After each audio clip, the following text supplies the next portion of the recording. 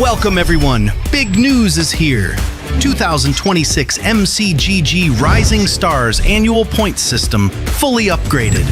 Prize pool updated at the same time. Listen up, top 2,000 in every division earn points.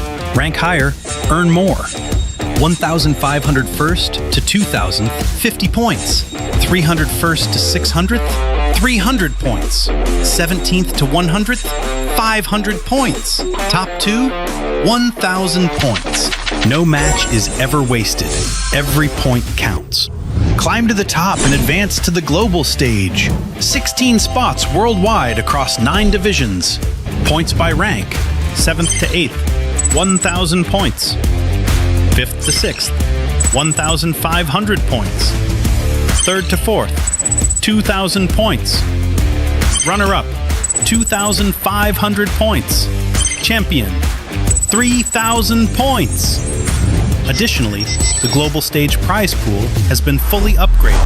The champion prize is boosted to $10,000, with corresponding ranking rewards for 2nd through 16th place. Earn an extra $250 match bonus for every single victory, plus a $3,200 special prize pool shared by players using the least seen commanders in winning matches.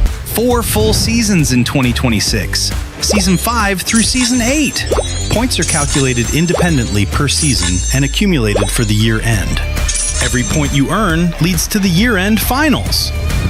Tap the leaderboards icon in the top right corner of the main screen and check your points in the Go Series points menu. Don't wait! The battle is fully underway. Start earning points and climb the ranks now.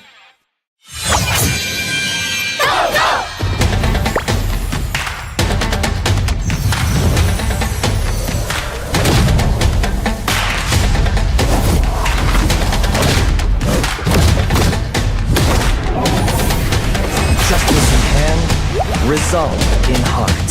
Let the mind be like water.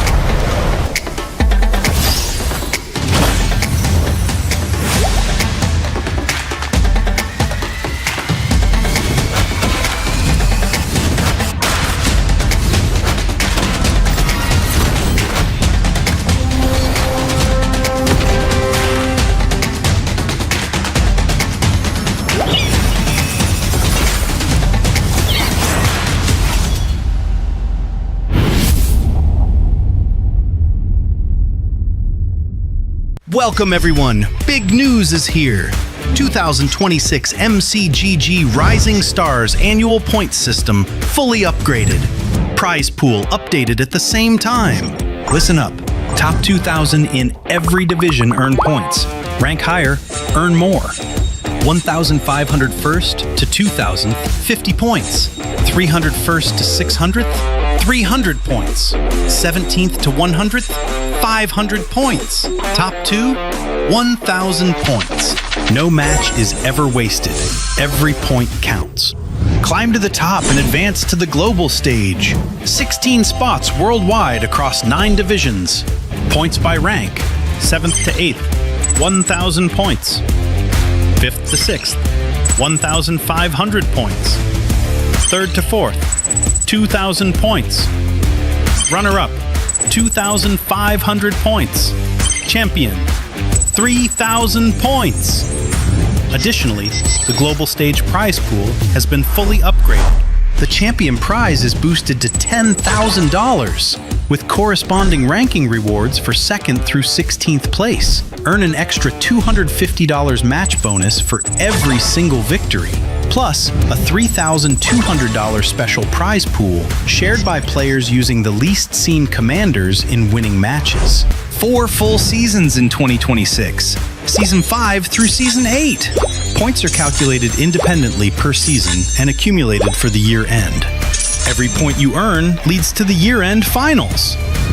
Tap the leaderboards icon in the top right corner of the main screen and check your points in the Go Series points menu. Don't wait! The battle is fully underway. Start earning points and climb the ranks now.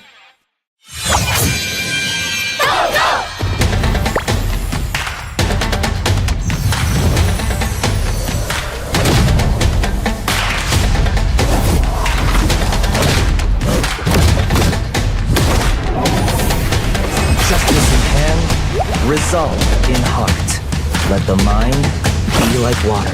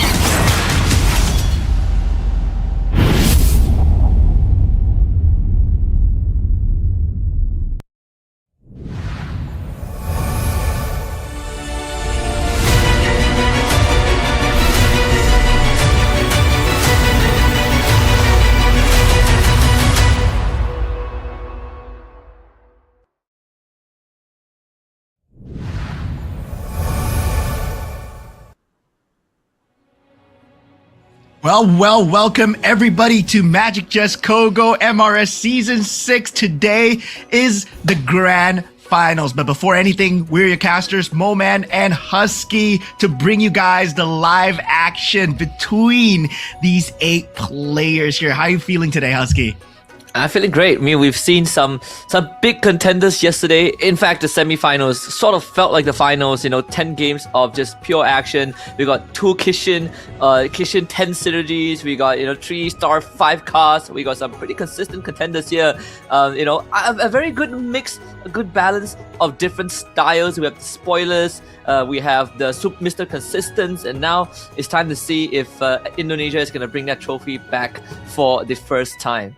Yeah, there was a statistic running yesterday, right? Who got home with the most money as well. So Mochi himself got away with $750 with the round wins. Of course, following close behind is Trong Tran with $500 himself. And sadly for Jerbin, who got eliminated, he will be walking away with 250 USD in prize profits as well. But for you guys as well, right, there will be prizes, there will be events, announcement. All these is available in our Facebook. Just follow us down on the QR code just below here. Remember to follow our Facebook account at Magic Chess Go, and you'll find the latest and most comprehensive game news, all the meta changes, every single event that's happening, all the competitive scene updates that are happening as well, and all the prizes that are here to be won. Yeah, there's going to be plenty of stuff happening down the road, and there's going to be teasers that will be posted as well. So do remember to not just follow on Facebook, but if you're someone like me who enjoys doom scrolling TikTok, make sure that Magic Chess Go is on your follow list. Do it on TikTok, scan that QR code, Magic Chess Go Global. You will again find the latest and most comprehensive news and updates regarding the game. So make sure you give that a follow and confirm that it's going to be on your algorithm every time you scroll your late night feed. Yeah, and if you are a fan of MCGG as well, you want to make sure your algorithm is full of MCGG. So make sure that follow the TikTok community events as well, right? You gonna watch the live stream, you want to stand a chance to win diamond rewards. Well, it's all happening in the TikTok community where you will have the chances to get free diamonds, free battlefields, free skins, a lot of things to be given away. And this is the grand finals, but we will have much more going forward in the year 2026 as well. Things are just heating up for MCGG as we have a next patch update coming in August. 12th of August, we will have the Chrono Echoes that will be coming in. Yeah, Chrono Echoes is the latest set update, and it comes with some pretty cool synergies, and even the name sounds cool. They haven't revealed much of the mechanics just yet, but you bet that more info will be released as we get closer to the release date. Just know that this is going to shake up the meta and perhaps bring some new life and some new innovative ways to play the game. For example, we are bringing in the Echomancer, we're introducing Starbell, Spectre, and also Mistbender. And on top of that, apparently two superfans named Franco and Brody are also going to be in the crowd. If you want to find out what that means, make sure that 12th of August is the date that you've locked in your calendar. And of course, for all of you guys that are watching, we would like to thank you guys for your time in watching MCGG and being a huge supporter of MCGG. If you want to see the community improve, if you want to see much more of your own valuable changes, well, do feel free to do the live stream survey here for MRS Season 6 on what you would want to see next, going into the next few competitions,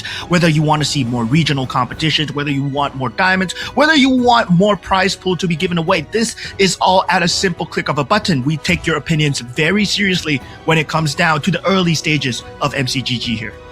Yeah, and just as a proof that we have been hearing your opinions and taking feedbacks seriously, even the overlays have been improved, right? We get better and better overlays every single tournament, and not only that, even the UI has also been improved as well. Now you not only get to see the total synergies that the players are running, but you also get to see the chess pieces, the star levels, as well as it's arranged by cost on top of having the items equipped, which we previously were not capable, do not have.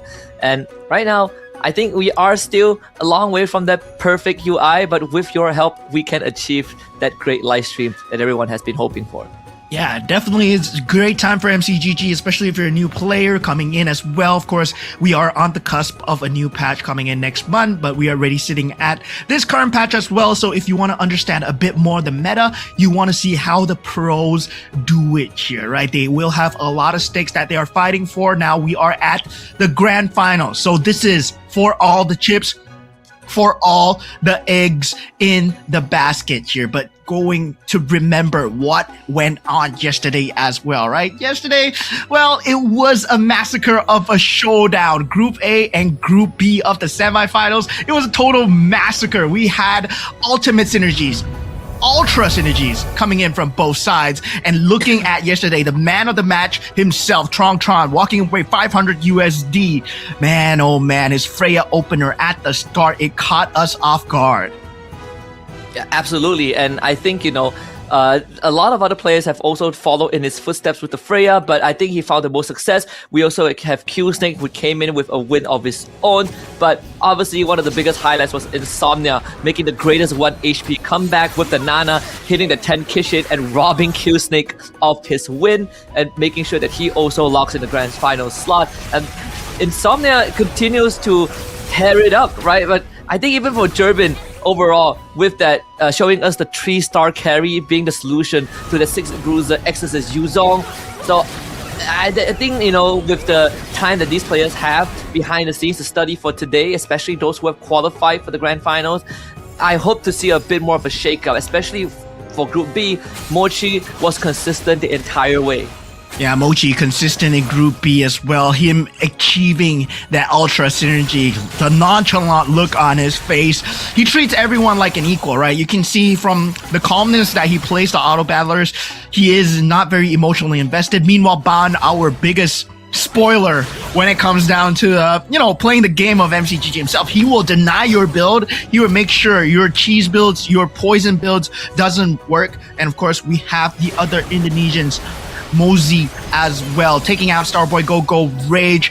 Sadly for us, we won't have any Malaysian representatives, but Starboy Go-Go does make it into that Grand Finals. And looking at the leaderboards right now, board ranking, win 17 and lose 11. Tron, man, yesterday just proving the power of that Kishin lineup, but now with the Exorcist built in as well, right? He was going for the Kishin lineup at first, rotated towards that Exorcist, proved him to be stronger because he got that 3-star Yuzong. Then at last, he managed to find that HP recovery at the end that led him to the win.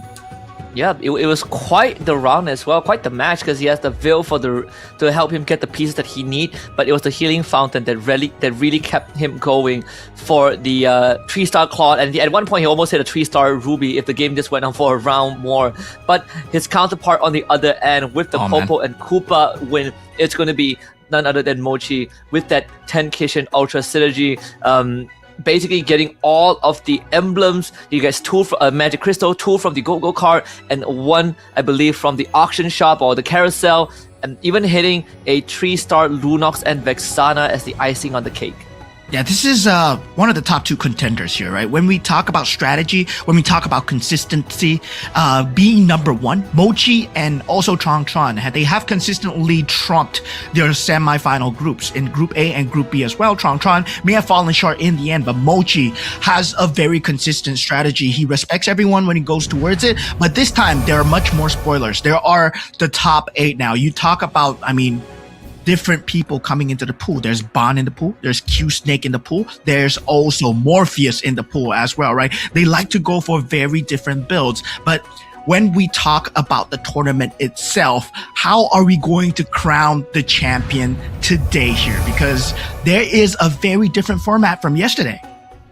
Yep, and of course we do have slot allocations for every single region leading up to today. Yesterday was the semi-finals. We have 16 players that we split into 2 groups, and then from both groups we look for the top 4, which will accumulate to 8 players that will be playing right now in the Grand Finals. And like you said, Mo-Man, the format is going to be different from the semi-finals. We are no longer just looking at the cumulative points or who has most points at the end of the finals, because the only way for the finals to end is if someone fulfills the condition to win the finals and then actually wins a round after that. Yes, and taking a look at the conditions that will be coming in right now on the screen. So for the finals itself, every point win counts, right? 8 points, 7, 6 as normal that we followed, but this time we will have a point champion. So whoever reaches that 18 points qualifies for the championship round, and this will be highlighted as well. So if they win the next match after they get that 18 points, they will be instantly crowned the champion of MRS Season 6. And wow, to be crowned the champion of MRS Season 6, there is a lot of prize money on the line. This time, the prize pool has gotten way bigger, not just in terms of overall prize pool itself, because the grand finalists, they will be walking away with $10,000 if they are crowned the champion. Round winners, they get $250 each. The second place, they only get 20%. Third place, $1,500. So everyone is fighting for that champion place. 10 Gs for being the winner, and again you get incentive for winning each round. And just looking by the point system and to reach the threshold of 18, the consistent players from yesterday are going to have a very good chance of meeting that condition, right? If you're top 3 for 3 rounds in a row, you're going to guarantee a minimum of 18 points. But we not only have the prize pool and the round win prize, we also have a special prize pool of $3.2k. And the simple way to explain it is that when the tournament ends, we will look at all of the commanders that is used, we'll tabulate the data, and we will take the commander that is least used with the fewest winning appearances along with the players who use that commander to win, and then they will split the prize pool of 3.2k.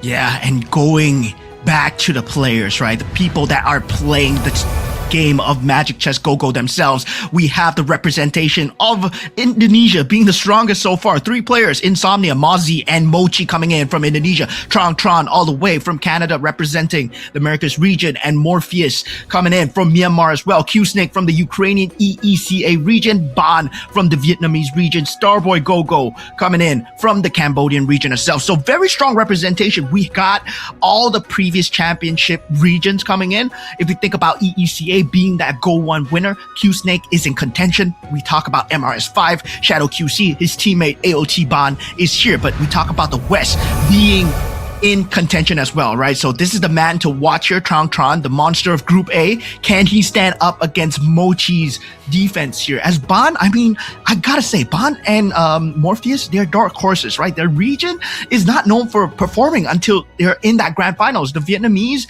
that Cambodian, that Burmese region, well, they always perform well in that grand finals as well. Yeah, when the pressure is on, right? When we look back at Go 1, when Floxy won that entire tournament, we had to go down to the wire, the absolute last game where he clutched it out with some very great late game pivots. At that point of time, it was the 4-star majors that really, prevail. I remember, I think it's the Lunox if I'm not mistaken. But in this case, we're looking at the 2 heavy hitters, where Mochi, of course, on the other end, him and Tron are going to be duking it out. And I feel like what separates these 2 players is how for Tron, he's going to be playing in his own bubble, right? For him, it's all about the economy. He's going to sack his health just to make sure that his bank is filled up enough for that late game. Whereas for Mochi, he has some incredible pivots when the chips are down. And it really, comes down to who has the better late game control. Is that surprise pivot going to give Mochi the upper hand, or is the economic play from Tron going to secure him a more consistent finisher? Going for the commander drafts as well, let us explain a bit of the commander draft. You won't have the choice of picking the same commanders twice, so everybody has one chance at one commander. But of course, priority goes random at that first round, so everybody's given a random roll, and it seems like Q-Snake going first picks up the Kagura, and Mozzie second with the Nana as well. But going with game number 2 onwards, the loser gets to pick first, and in order of their loss all the way down to the champion of that round 1, where the champion of round 1 goes last. Yeah, and that's going to be a very important information because it gives you priority of what you could potentially go for in the commander, like Ban taking that Freya for himself in the opening round. We did see Mozzie going first earlier on with the Nana, the Morpheus with the Alice, and Tron going for the Cho for himself. And I'm interested to see if that Alice is going to come up huge, right? Because he has had I would say quite the 50-50 rounds yesterday. Is quite the 50-50, right? A dice roll, and a lot of it hinges on the Go-Go card in the second round. Do you get the one that increases your 3-cost hero game by 10%? If you don't get that, then suddenly going into the Saber Hellcurt becomes a bit harder. Yeah, definitely. You do need to make sure that you get the Saber Hellcat very early. That Swift Blade composition does come in very early for that Alice as well. And despite the fact that you're going to be giving up a lot of that early game, that mid game is pretty much secured. If let's say you can get both the combination going, but knowing that there is Ban is in that game as well, Ban is going to play a lot of spoiler, right? He denied the entire Swift Blade yesterday, whether or not he wants to go for that same strategy, right? Because right now, they're not playing for top 4 anymore. They're playing for championship points. They're playing for number 1 here. 8 points will determine whether they get to go into that championship match point field. Yep, and of course, Ban, he is also running the Freya, so if he does want to play spoilers, we will have to see which composition he commits to, right? Usually, if you get a good bruiser start, that's where you will pivot to with your Freya ability. And we saw Tron did that, and he absolutely destroyed the entire lobby. There was no way to sort of recover from that. When Tron started hitting his pieces in that mid game, it was the Yuzong that was the tip of the spear. So we'll see if Ban gets sort of the same resources, at the right time to do it. But for the Go-Go cards, every single player, well, most of them going for the default commander Go-Go card, except for Insomnia, who decided to go for Johnson's power instead. Yeah, so being the Fanny, well, of course, you will have a bit of that toss-up, right? You have that extra board space as well, so given that you do go for that Go-Go card of that Johnson, I'm not too sure whether or not it will be in his favor, right? You get a Johnny in the shop, 2 random synergies. Well, this might actually be a synergy early on, where Insomnia might be planning to go towards that Weapon Master Astro Power synergy extremely early.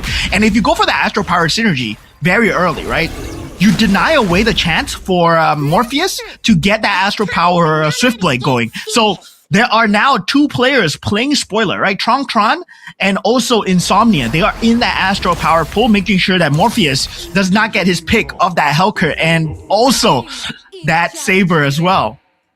Yeah, especially the Johnson power was also generated by the Valir exclusive logo card, so he basically rolled the dice and got a pretty good command ability here. And this Astral Power can also contribute to him even more to the late game if he's able to get a magic crystal, the Astral Power magic crystal, right? We've seen it empower the heroes like Lancelot, like Ling, and this could be, one of those games that we see that. But for now, the Bruiser is going to be what Ban kind of sinks his resources into. Morpheus and Starboy Go-Go having Scavenger as well. But most importantly, Tron deciding that the Neo Beast is what he's going to play with temporarily. So the economy is not going to be as good as the Scavenger players, but it is the Cho, so regardless, he will get economy no matter what. Yeah, Q-Snake already very early on, right? Activating the Mia and also the Fanny combo. So we'll have that Heart Bond combination going. He can rotate towards that Kufra if he wants to, but I don't think that might be the play here, right? Not an early poison build here, but coming in for Mochi as well, he will have the ability to go for that Scavenger Heart Bond combination if he wants to go for it. But a lot of players still not showing their hands. Scavengers will be the name of the game here. A lot of them are playing for the economy. As you guys know, I mean, in terms of top level play, where more money dictates the level of rotations. You have more choices, right? You can go for Exorcist if you want. You can go for Dragon Callers if you want. You can go for Kishin if you want. And generally, we've seen Kishin being the top choice yesterday as well. But generally, in terms of ranked games, right? Exorcist, Dragon Caller, Bruiser buildups, that is the pretty much standard cut and paste. But now, so far, we've seen different builds coming out from players as well, where Mochi goes for Heart Bond 6 initially, then goes for the Kishin 6. Now going into the first carousel round, any game changers there, only the Lunox is available. And I don't think anyone wants to lean into the Lunox super early. Yeah, not really. I think if you were Ban, you were hoping to see a Yuzong in the carousel, but no luck there.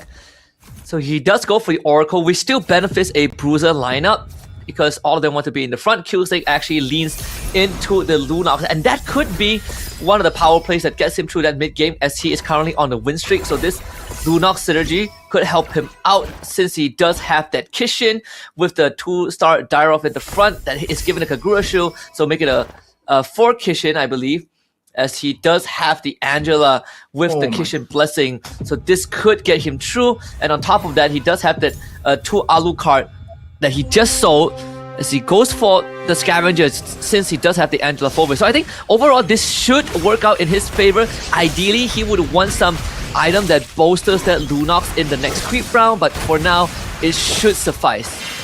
Yeah, and the crazy thing is, right, Ban, he already has a 2-star Yuzong at this early on. Before that first Go-Go card, already he has that 2-star Yuzong already. At level 5, and yeah, this is a crazy build-up where he will get that 6 Bruiser and he will be secure that mid-game for a very long period of time. So Ban is definitely 6 Bruisers with a 2-star Yuzong. Man, oh man, this is not good for anyone. He will accelerate that mid-game by a lot of tempo. Right now, it's about building the other synergy. Can he get that 6 Exorcist? Because that will be that dream synergy that he's looking for. If not, he can rotate towards the Scavenger just to secure that early game economy as well, because he's going to be definitely winning all these team fights. Look at this board right now. It's a 2-star Yuzong with a Sea Halberd, Heart's Claws, and Oracle.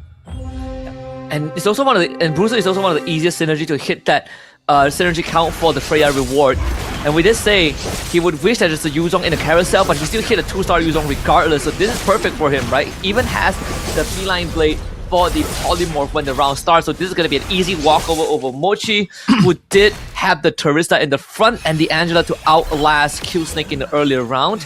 But from this point onwards, it really comes down to how much more Ban can speed up from this point onwards, and whether he's able to get a magic crystal which comes in the Exorcist in the Exorcist synergy, because that would help him get not only the 6 Exorcists but basically make this Yuzong even more valuable in that late game. Yeah, definitely. For Ban, the name of the game is to get that win streak going, because if you take a look at the board synergies coming in, right, as we look at the Go-Go cards coming in as well, there is 3 Neobeasts with a lot of Scavengers throughout the board. Ban, the only one not opting to go for Scavengers. He will go for Scavengers. He does have the pieces, but only during the creep rounds. But look at that extremely early crystal pickup coming in from Ban. It is the Defender's Badge and a Gato Kacha as well. So he's not going for Economy Badge. He's going for the straight up tempo. So it looks like a Bruiser Defender build coming out from side of Ban. Yep, very frontline heavy, and this could be good as long as no one is opting for that carry, right? Like that carry is going to be the biggest counter, the biggest answer to this.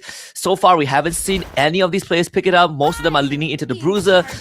2 main Bruiser main comp, Kill Snake and Ban. Kill Snake very understandable since he is running the Kagura, but there can be a pivot angle later on.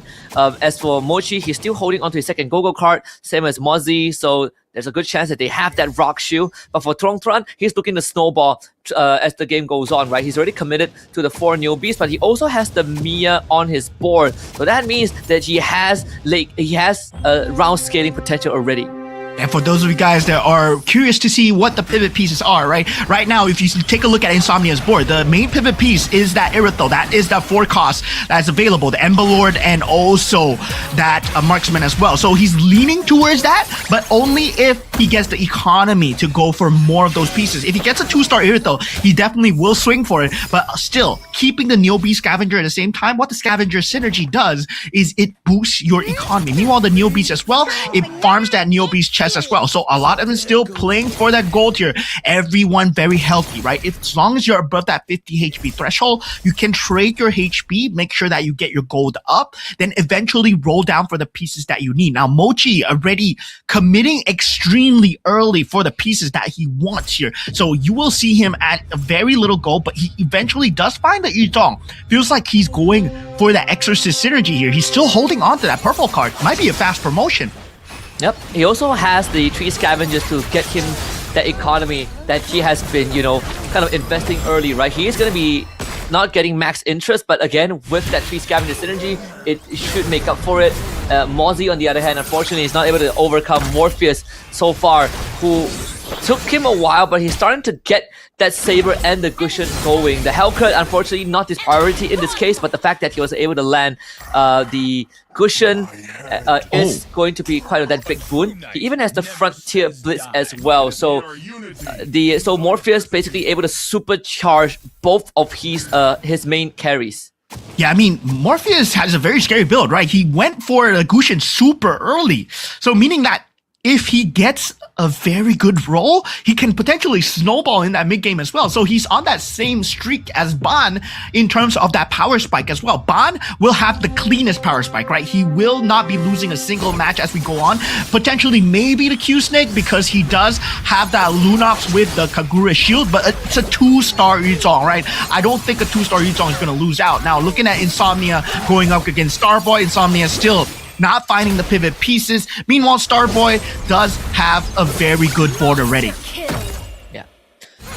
And Mochi is going to start taking a bit of losses from this point onwards until he can reinforce his pieces with, with 2 stars, as he is running low on economy. Unfortunately, we're going to the auction round.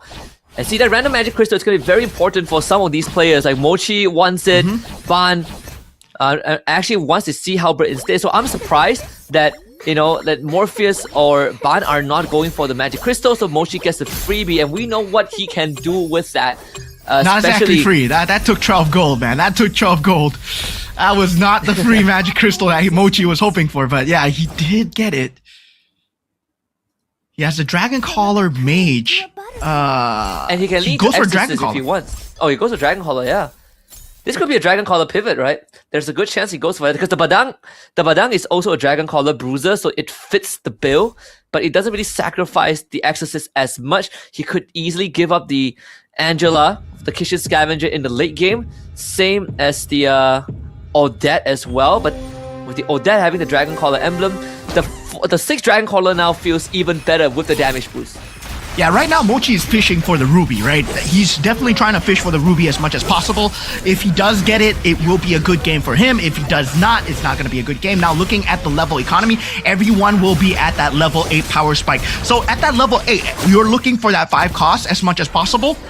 Right now, I hate to say it, but currently in the meta, that 5 cost is the most meta defining, as not with the previous metas, right? The previous metas, if you get a Claude, a Hanabi, yes, it can secure you into that late game, but right now you need that 5 cost. The 2-star 5 cost is the most meta defining, since you have a lot of defensive commanders out in the board right now. You have the Nana with the secondary life, you have the Kagura in the field, you have the Angela who takes reduced damage, and you also have an Alice which is playing extremely fastball as well. So at the same time, you want to rush for that 5 cost as much as possible. That's why a lot of people, they're still staying on the Scavenger when they cannot find that 5 cost, as we see Insomnia's board right here.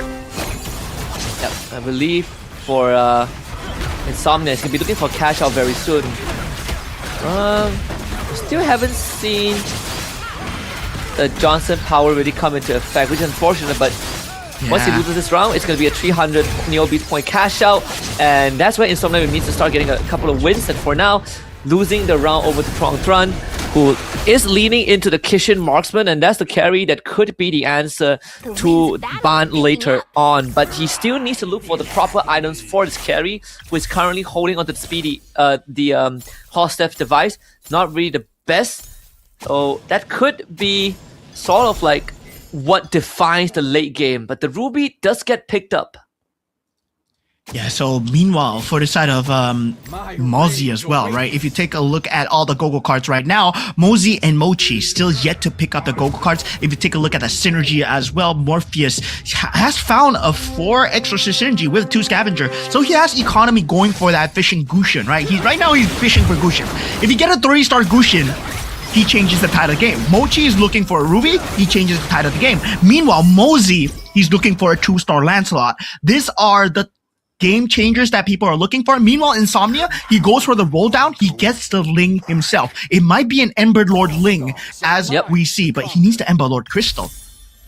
I think he had it, right? He got the Ember Lord Crystal. I assume it's from the Neo Beast cash out, the 300 plus point cash out. So, and he has a second Ling already. Now he found the 3rd one, and he gets the Swift Blade activation. So 6 Ember Lord, 6 Swift Blades. That's the exact power spike that we are looking for from Insomnia. So now he's in a good spot already, and since he's the Fanny, he can bounce that Link into the pool, which means that there is an angle for 10 Ember Lords if he can somehow get more crystals. He even has the Oracle in play, so that could bolster his front line down the road.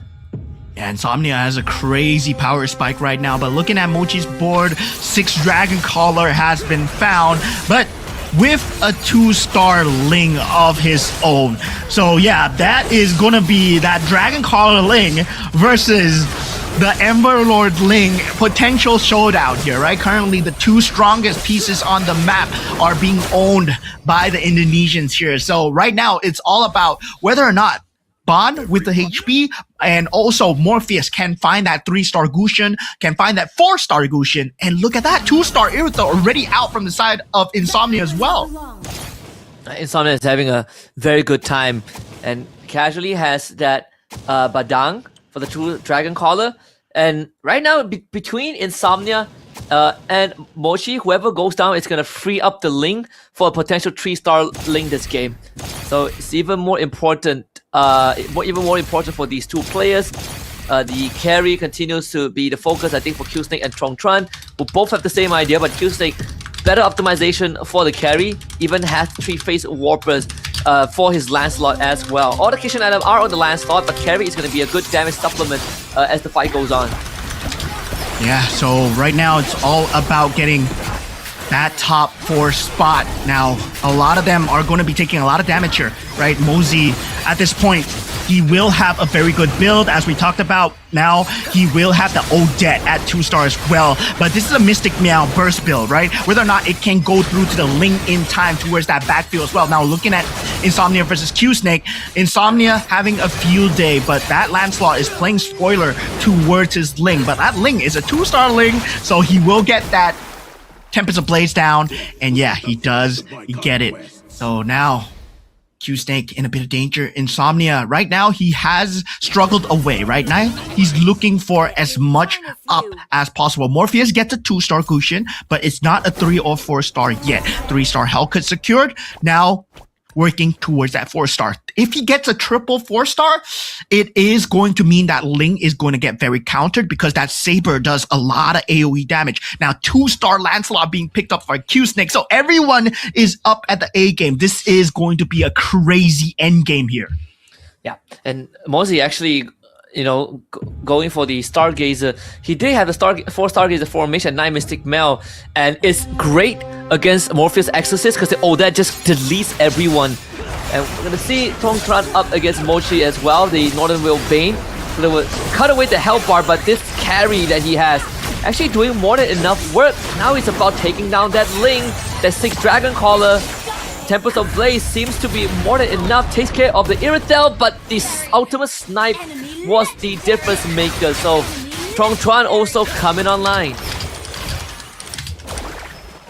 Yeah, definitely a lot of players coming online. Still, Mosey now in threat, right? But he is a Nana, will have that second life available. This is a spot where all 8 players are available in that carousel. This carousel means a lot because of 2+1 caps available. Morpheus instantly jumps for it. Insomnia will get the 2+1 caps as well. So that's the +1 cap gone. Mosey, on the other hand, goes for the Heart Bond Crystal. So this is a possibility of a chance of going for the ultimate synergy if he does get it on the board, but he needs a second crystal if he wants to go for it with that blessing as well. So Ultra might be coming out here, but still a lot of them are trying to up as well. Mochi gets a 2-star Gusion. That takes away Morpheus's chances of getting that 3-star Gusion. So yeah, there's not a lot of forecast in the pool. Yep. And the protagonist of this match is going to be the Leomord, right? Which is what Starboy Gogo has, but it's just a Leomord 1-star. He's going to be stuck at level 7, which only gives him a 10% chance of rolling for the Leomord. So a lot of it is going to hinge on this Kufra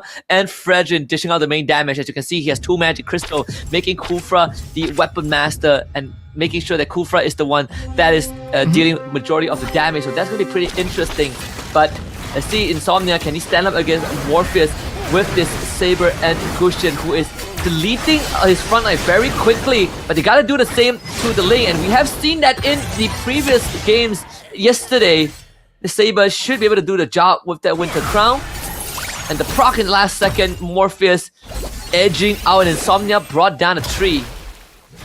Yo, that was so close. Morpheus down to the last sliver there, but he needs way more, right? That Ember Lord build is going to start racking up on him, and if he goes up against that Dragon Caller Ling, he will face the same problem as well. Now, Mochi gets a 2-star Bane now, Tron with a 2-star Ruby as well. He does get it. Oh no, the 2-star Alpha coming out. So it is going to be a toss-up in the air regarding the synergies as well. Now, this is where the itemizations become very important, whether or not you have the correct items, because every single one of them, they have the synergies, they have the 2-star 5 costs. It's now all about the correct itemizations. Do you have the items available? And looking to the further side of Insomnia, does not have damage, does not have a lot of damage, does not have a lot of tank ability, does not have the Dom Ice as well, so he is only relying on synergy for the Emberlord Ling at this point. Tongkan is gonna go with Mochi as well. Insomnia against Mochi. Excuse me. This is what we talk about, right? The 2 Lings, and only one of them is gonna make it out of this. So it's gonna come down to the Emberlord versus the Dragon Caller. Somehow the dodges the deadliest catch. The Bane does come back to life with the cloak, but is defeated by the Tempest of Blaze. Now it really comes down to who has the better iframes. The Emberlord! Just enough to give him another chance. Yeah, and with that, Morpheus gets taken out as well, right? This is, as I said, it's a very hard issue for him because there's someone else going into that Gushin pool as well. So his Gushin pool was being solidly taken out from the side of Mochi because Mochi was building towards that Gushin as well. Now, looking at Q Snake's lineup, he did have a Lunox. Now, Starboy Go-Go, 3-star Terizla on that field, Tron as well, building towards that 3-star carry. That will play spoiler to that Ling if you are able to keep the carry safe.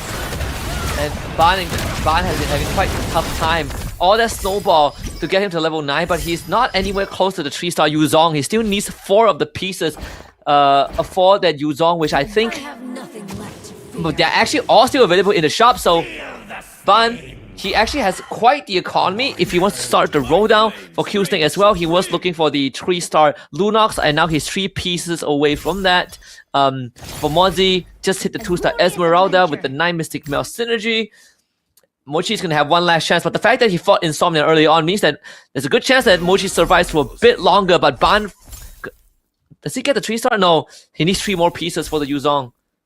Yeah, this is now about a case of whether or not you can counteract the Lings. You can get the 3-star Yuzong as well. So Ban is looking for the 3-star Yuzong, right? He's trying to fish for it. He does have 6 pieces so far, but that 3-star Yuzong is not enough against that Emberlord Ling, right? Yeah. Emberlord Ling, Dragon Caller Ling is going to be very strong, but Q-Snake does have that 6 Kishin synergy. So that's something that's going to be going towards his way. Now Starboy Go-Go unable to find any form of damage towards that Ling. That Ling is alive so far. It's now Fredrin versus the Ling here, right? That Heart Bond synergy, does it come into effect here? Yes, it does. It's doing work against the Emberlord. Dude, this Kufra hits so hard. And Mochi is saved by the bell as he did beat Ban's mirror. So now Mochi gets access to all of the Lings that is available in the pool. Everything going back in as well. So there's a chance for a 3-star Ling, but he doesn't have the economy to go for it. And that means Ling is back in it, right? Emberlord is now back in the pool as well. That was a crazy move coming out from the side. Oh, man. Oh, man. That Starboy Go-Go. He's playing a crazy game. Ban, he found a 3-star, but he needs 1 more go. Yeah, he can't sell anything. He's going to sell the Kagura. Yep. Full commit. 4 bruises, 5 exorcists. 5 exorcists? Is it enough? This is going to be very close for Ban. It's a gamble. And it's against Strong Tron, who does have the Leslie. And this could be a mistake. The Leslie could wipe his board here. Yeah, I mean, now it's all up to the Phantoms, right? And he does not have the damage on the Phantoms to deal it because he does not have the 6 Exorcists. And this...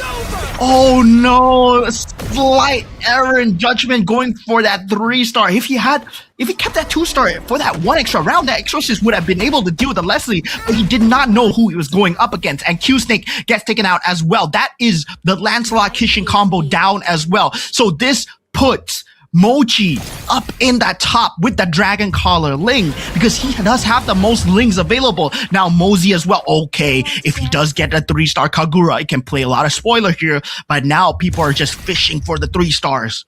Yeah, the carry 3-star almost coming through for Tron. He needs 2 more, and just now we saw Ban as well, hands on his head, because again, just a fatal mistake there.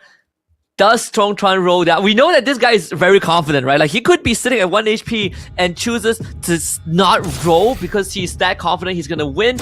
And this is one of the rounds where it could be everything. It's him against Mochi as we have Mozi against Starboy Gogo. Yeah, Starboy Gogo still playing this build. I mean, this build has been impressing me, right? Putting that Steel Halberd on that Kufra, but it's not an end cap build, right? It's gonna be suffering against that magic damage coming out from the side of Mozi. This Fredrin is not gonna be dealing enough damage. I'm surprised it did so well against the Ember Lord Link, but eventually is gonna cap out. This is not an end game build. And Mochi actually gets taken out by Tron here. So Tron's Mystic Meow build is actually doing a lot of work. I'm thinking that the positioning of the Leslie was just on point. Now going into the carousel here, that +1 cap being picked up by Tron here. That's important. Okay, Starboy Gogo is capped. Yeah. This is important for Tron because he's playing Mystic Meow, right? So there's another one more synergy that he can unlock if he can find the right pieces. But it's all about that carry. Can he find that 3-star carry? He's gonna start to roll right now. One more piece is all he needs. Does he completely roll down? That should be the play here. He's so close to 3-star Esmer, 3-star carry. He'll start getting rid of his board, and he finds both of them.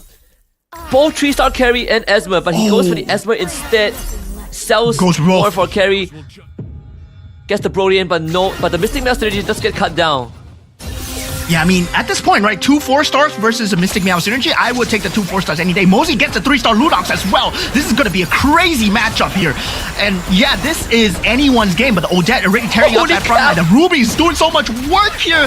This carry, man, this carry versus the Lunox. Wow. And Lunox, sadly, with no Winter's Crown. That Winter Crown could have changed a lot of things. Itemization matters here as Mozi gets taken out Tron with the last-minute switch. Yeah, and the mirror, Starboy facing Tron's mirror, they gotta somehow get rid of this Esmeralda, but with the Heart Bond and the Angela, they should be able to do so. So Starboy survives for one extra round. Okay, man, this Kufra Fredrin is something else, and he also has a Leomord. He's also holding on to Leomord as well, but Tron, he has 13 gold to try and build back up the synergy. 6 Dauntless. Guess that 6 Dauntless, 4 Marksman, 7 Mystic Meow. They should do it. And this is actually perfect against Starboy Gogo's Heart Bond comp because he has thickened blood. As long as the carry stays alive, then the carry would be the one piece that gives Tron the win here. Guys, take a look at Starboy's build, right? This is a crazy build. This is a build that is not in the encyclopedia. This is through pure instinct alone, where you put the Weapon Master synergy on Kufra with the Heart Bond synergy, making sure that he stays alive with the Alucard at the back. So he's got a throwaway unit. At the same time, the Kufra is just tanking up that front line. Meanwhile, that Heart Bond synergy is consistently going to keep that Kufra alive, but it's not doing enough against Tron at this point because the placement is slightly better. That carry has not been dealt with, but he survived till top 2. This is not a place where Starboy Gogo survives till top 2. So Tron, congratulations, gets the $250 from that round 1, and he does triumph in the grand finals with 8 points so far. Man, Tron again, this dude is something else. And the craziest thing was that he knew that there was a Dragon Collar Link on the other end, on Mochi, and there's a good chance he faces off against him, decides to commit to a gamble, right? Doesn't roll down at all, and convincingly wins the round because he believed in how strong that 2-star carry build-up was. And alongside his Leslie, never really got to 2-star, I believe, but had enough burst just because he has the Mystic Meow and the thickened blood. Just, again, brilliance. We knew that Tron is going to be one of the front runners here, and he is a third of the way there to 18 points. Yeah, and that was the crazy thing where positioning started to matter, because for Starboy Gogo, he was playing a very weird lineup where he was going up against Ember Lord Lynx, he was going up against Dragon Collar Lynx, he was going up against Lancelot Kishin, and they will have a standard lineup where you want to put the Ling at the back, you want to put the Ling at the back to deal as much damage as possible. Meanwhile, he always puts the Alucard at the back to draw the aggro of the Ling to make sure that the Kufra and the Fredrin stays alive from the initial burst of the Ling. So the initial burst of the Ling was not there at the the main party, right? Alucard took the brunt of the damage. So yeah, I believe Starboy Gogo, he played that extremely well in terms of positioning alone. That was just superior positioning, top tier class in that top 2 from that Cambodian representative alone. Yeah, I mean, yesterday he was also the one that knocked out our Malaysian representatives, right? Just by edging, putting himself in that top 4 in the final round. And once more, it's also with a composition that we didn't really expect to get him that far. I remember that I can actually look back into the history of what Starboy Gogo did in the previous yesterday's game. Last game, Starboy Gogo, he was playing, I believe, the Layla or the Kagura, and yeah, he went with the 6 Dragon Caller, Northern Veil, and Swift Blade as well, with a 3-star Terizla that also went with the Dragon Caller Ling, right? That got him 2nd place. So Starboy Gogo is also one to watch out for. Yeah. Taking a look at the game itself as well that just happened. I mean, well, positioning was so key, right? A lot of position spoilers here where everybody was playing a very strong lineup. There was an Ember Lord Ling in the field, 2-star Ling for the side of Insomnia. There was also a 2-star Ling for the side of Mochi as well. Meanwhile, for Tron, right, he was playing a different build. He was going for a Mystic Meow build into that carry, into that Kagura, into that Lunox as well. Then suddenly he found that 3-star and swapped it out for the Esmeralda. So yeah, that was a very good swap coming in from the side of Tron. Meanwhile, for Morpheus, I gotta say, sadly for him, all his pieces were being taken up by Mochi because he was playing the Gushin at the start.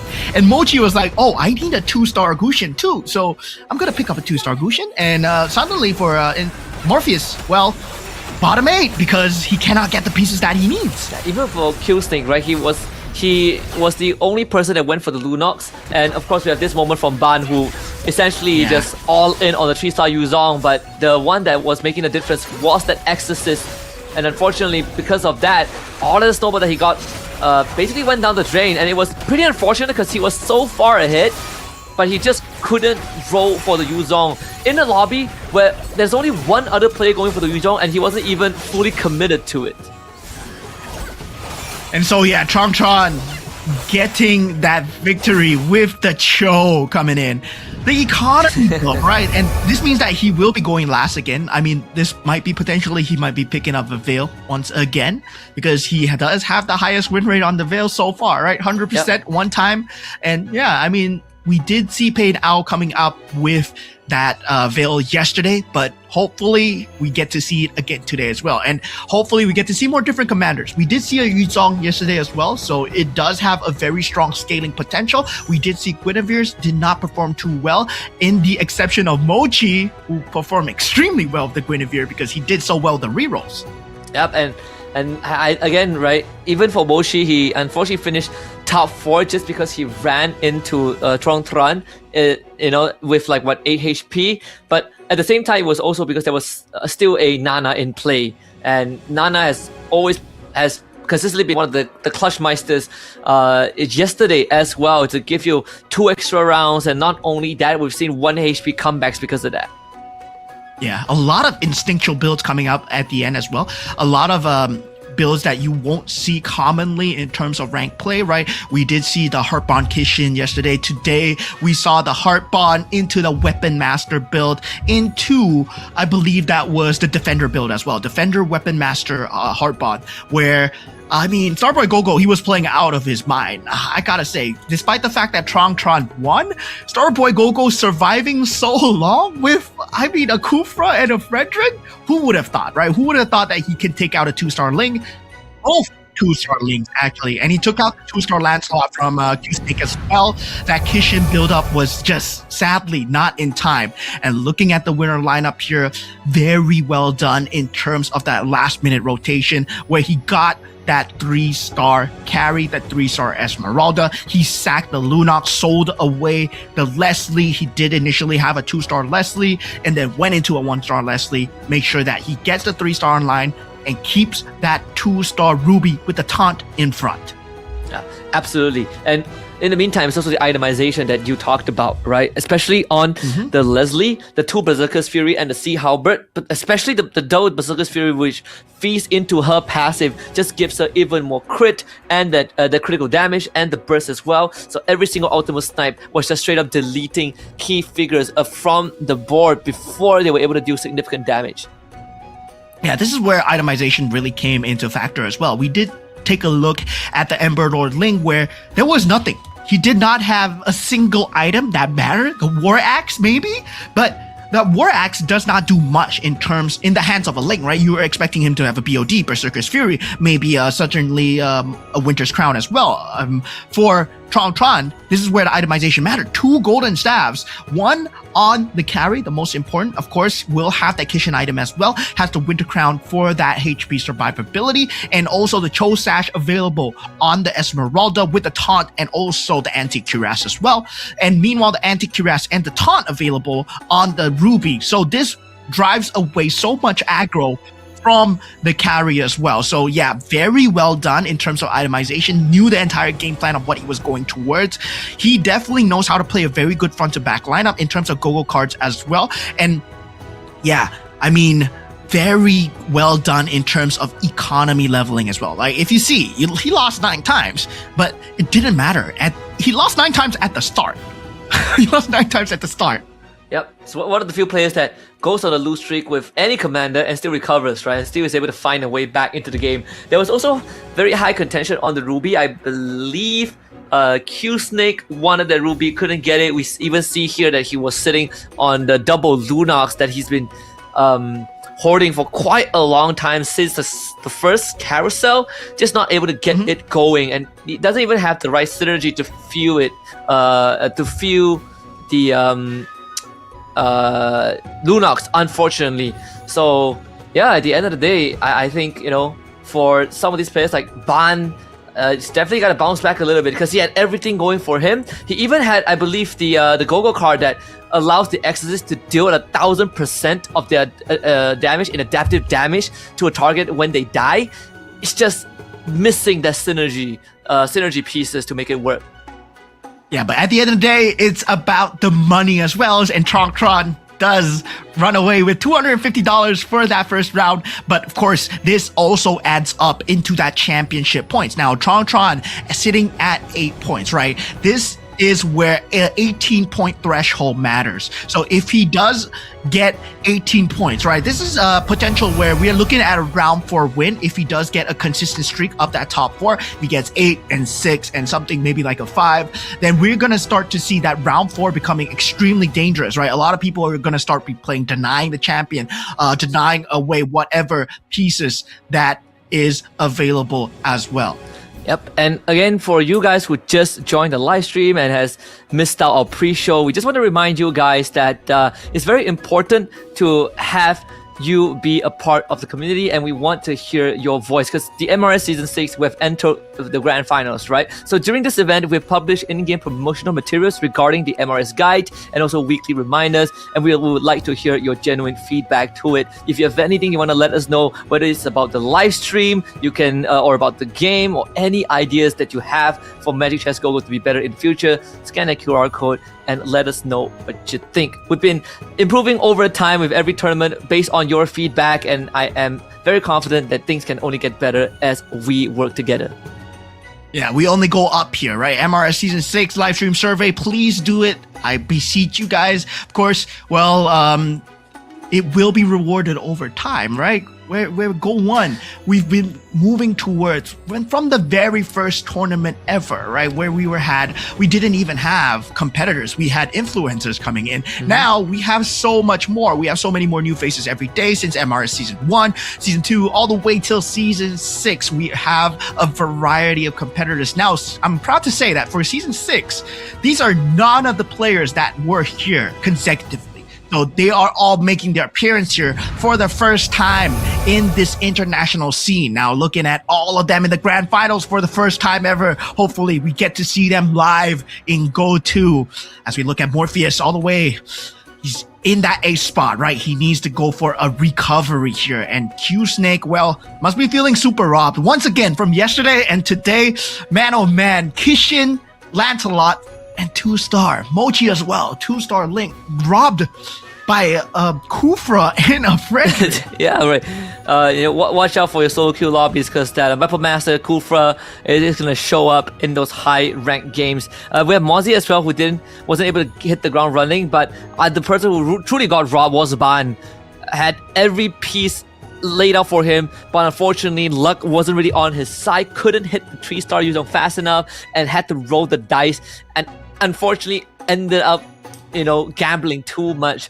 Starboy Gogo came in the last second yesterday to qualify for top 4 and finished second in the first game. Now let's see if our consistent players are gonna keep on being consistent. As usual, Tron is gonna go last because he did finish first. But we will have Morpheus getting first pick, and it will be the Minotaur opening. Yeah, Minotaur will be the pickup from Morpheus here. So Minotaur, right? Generally, you do have the enhanced items. Hopefully, it always comes down to a roll of the items, right? Where if you do get an early Golden Staff or Berserker's Fury or something to do with attack speed like a Demon Hunter Sword, you do want to go for that Minotaur into that Kufra build as early as possible. But if you don't get it, what if you get a Holy Crystal or something like that? Then yeah, it becomes slightly different. So there is a bit of RNG involved when it comes down to the itemization, but well, knowing that these players are at the top of their game as well, the rotations, the pivots need to come through in time, right? Whether or not you want to go for the Lunox if you get the Holy Crystal as well, whether or not you'd go for the Gushin play. And yeah, there is a lot of different gameplay that can be potentially interrupted by all these players as well. So yeah, there is that chance with that Cho being picked up from Mochi as well, going for the same style that Tron wants to go for. Now Tron with that last pick does pick up the Angela. So a lot of defensive picks here. Insomnia with the Nana. We do have Q Snake going for the Ruby as well. So we might be seeing the Gushin Swiftblade combo with that Ruby Cloak and Scythe. And also Mozzie with the Fanny as well. So I believe the Commander card does come into play there. Yeah, no Alice this time. Starboy Gogo obviously going for a switch up in the playstyle, moving from the Angela to the Freya. So let's see if he can accelerate the game pace, right? So the Angela gives you a very steady progression throughout the game just because of that natural healing that you get as during the entire battle. But for the Freya, once you hit the ground running, you generally don't want to stop. So contrary to game 1, it's going to be a slightly faster pace for Starboy Gogo, at least on paper. But for Tron, same thing, right? Sure, you're not looking at economy with someone like Cho, but you have Angela that can get you through the rougher patches of the game. Yeah, going into the game itself, we are in game number 2 already, and looking at the points, right? Tron sitting at 8, Starboy Gogo sitting at 7, and now it's a race to see who gets to the 18 mark first. Now, already at the starting very early on with a double scavenger is Q Snake as he finds that early game economy here. And on the Ruby, even more so important because he will be needing that gold to roll down to potentially that Swiftblade combo with that Cloak and Scythe as well. Now, first Gogo cards, anything out of the ordinary here. Mozzie does go for the Freya power here. So yeah, he will get that reward available, but he does not have the synergy buff that the Freya has. Yep, both Starboy Gogo and Mozzie going for the Freya card. Mochi as well going for the Nana power instead. So he's going to basically omit the Cho Sash and just play with the extra life, right? Play for the late game. In case things go wrong, he has a way back. So we saw that yesterday as well, where the Nana card actually did contribute to some late game victories for commanders that are not Nana. But my eyes are going to be Ban on this Kagura, and at the same time, Tron again, right, playing that Angela, who I believe got himself the Hard Bond and the Stargazer. Yeah, Stargazer definitely not a combination that we see very often here especially in pro play.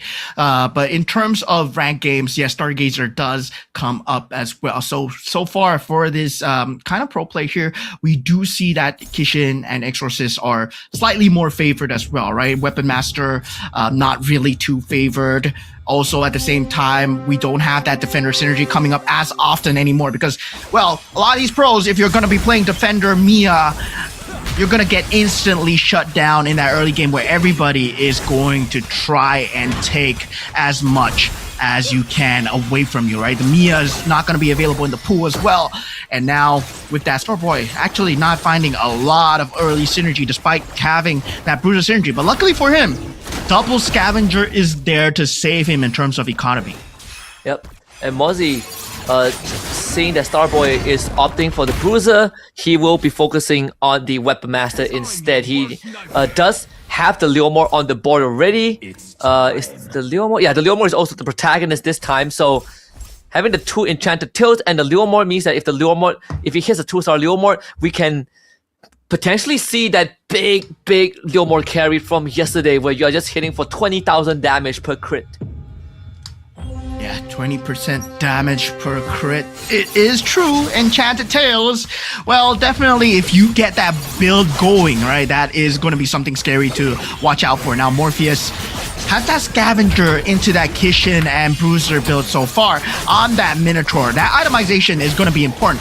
Now, meanwhile, taking a look at the items that he did enhance, he does have the Oracle, the Sea Halberd, and the Dom Ice. So very good combination of physical damage, a very good combination of defense as well. So he can't go for the tank build, he can go for the Bruiser Defender as well. But sadly for him, unable to find the 4 Bruiser early on. Now Mochi going into that carousel round, that carry is available. That's the biggest bait if I've ever seen one.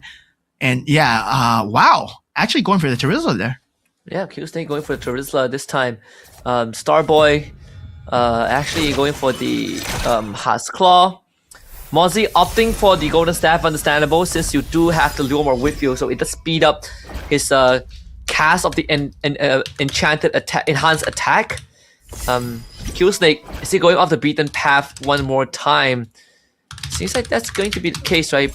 Puts the Terizla in for the double Dragon Caller, but more importantly, he's leaning into the 3 Scavengers, so expecting a loose streak coming through for now as he builds up his interest and his bank. Yeah, definitely. Now it's all about the economy, getting that Neo Beast, getting that Scavenger all the way in. Mochi still sitting on that. You know he loves to play this, right? Where, yeah, going for that loose streak very early on, despite, not having the capability to just have that gold lead, but he does have that Nana card, right? Mochi actually went for the Nana card. If you look at the glowing HP bar, he does have that immortality. So Insomnia and Mochi will have that double chance in life here as they want to play for their HP into gold as much as possible. So we can see the playstyle that they're going for game number 2 so far. I haven't seen, right? In terms of ferocity, Group B yesterday, when we went into game 3, game 4, nobody went for the Scavengers. Nobody went for the Neo B so far. And then everybody just started playing for the win streaks. Yep. For Group A, we're seeing a lot more of the Group A DNA here. In fact, both Insomnia and Evo's Mochi, because they both have the Nana card, they are going for full econ, right? We're seeing four newbies, triple Scavengers sitting at the bottom, just trying to make sure that they keep their loose streak going. But eventually, one of the loose streak is going to break, and I believe for Insomnia, yeah, his one was broken earlier on. Only sitting at a 2 loose streak, so at some point in time, he did beat Mochi, I would like to believe. Starboy Gogo does another fat 12 to him. Q-Snake able to get it going with that Terizla, and on top of that, I believe he's just having the Heartborn Mia and the Clint to dish in that extra damage. Yeah, looking at the next Go-Go cards coming in, Glittering Jewels coming out from the side of Mochi as well. And for Bond, it'll be a Steel Front because he is going for that Bruiser Front. But with that Neo Beast as well, he's trying to just hold on in terms of that economy game. I didn't think he'd get that in any economy card as well. So Morpheus gets a payday. Well, He did have an Irithel, and he did sell away the Irithel for the carry. So I'm surprised that he's not going for the Marksman super early. He's still banking on the Scavenger here. And yeah, it looks like he is not going for the poison build. He will be going for that carry Kishin build into that late game as well, right? Given the fact that he has the Exorcist to swing into as well. Now, taking a look at Tron's board here, he is still Scavenger Heartbond, nothing shown yet, and everybody at level 7 now starting to fish for their 5-cost heroes here. Yep. I think for the side of Mozzie, he actually went for the dimensional shot. So, but he's running a full melee comp, right? So the value isn't really there, but this also could be a premonition that there is a potential pivot angle for him. Again, if you have the Freya card, you can technically assign any of the synergy to be empowered in the late game. So there could be an angle where he goes towards the marksman if he wants to, or it could just be for the fact that the Leslie is something that he is considering that will benefit from the dimensional shot no matter what, as long as you have the right items to work with. Morpheus being able to overcome Q Snake again, and so far Q Snake still trying to find a bit of a ramp up. He did get himself the Leomort, but unfortunately, if you want to talk about Leomort synergies, the one that is doing better is it's gonna be Morpheus, and Mozzie. Morpheus, Mozzie in terms of that Leomort synergy. Now going into that economy build, right? It's now about finding that 5-cost. Now the Claws have been found by Insomnia and Mochi as well. So yeah, there's a possibility of that heart bond, but Claude is generally not the endgame build that most people like to go for, unless they do get a very early heart bond or a marksman crystal onto the Claude, right? Claude is not the same anymore.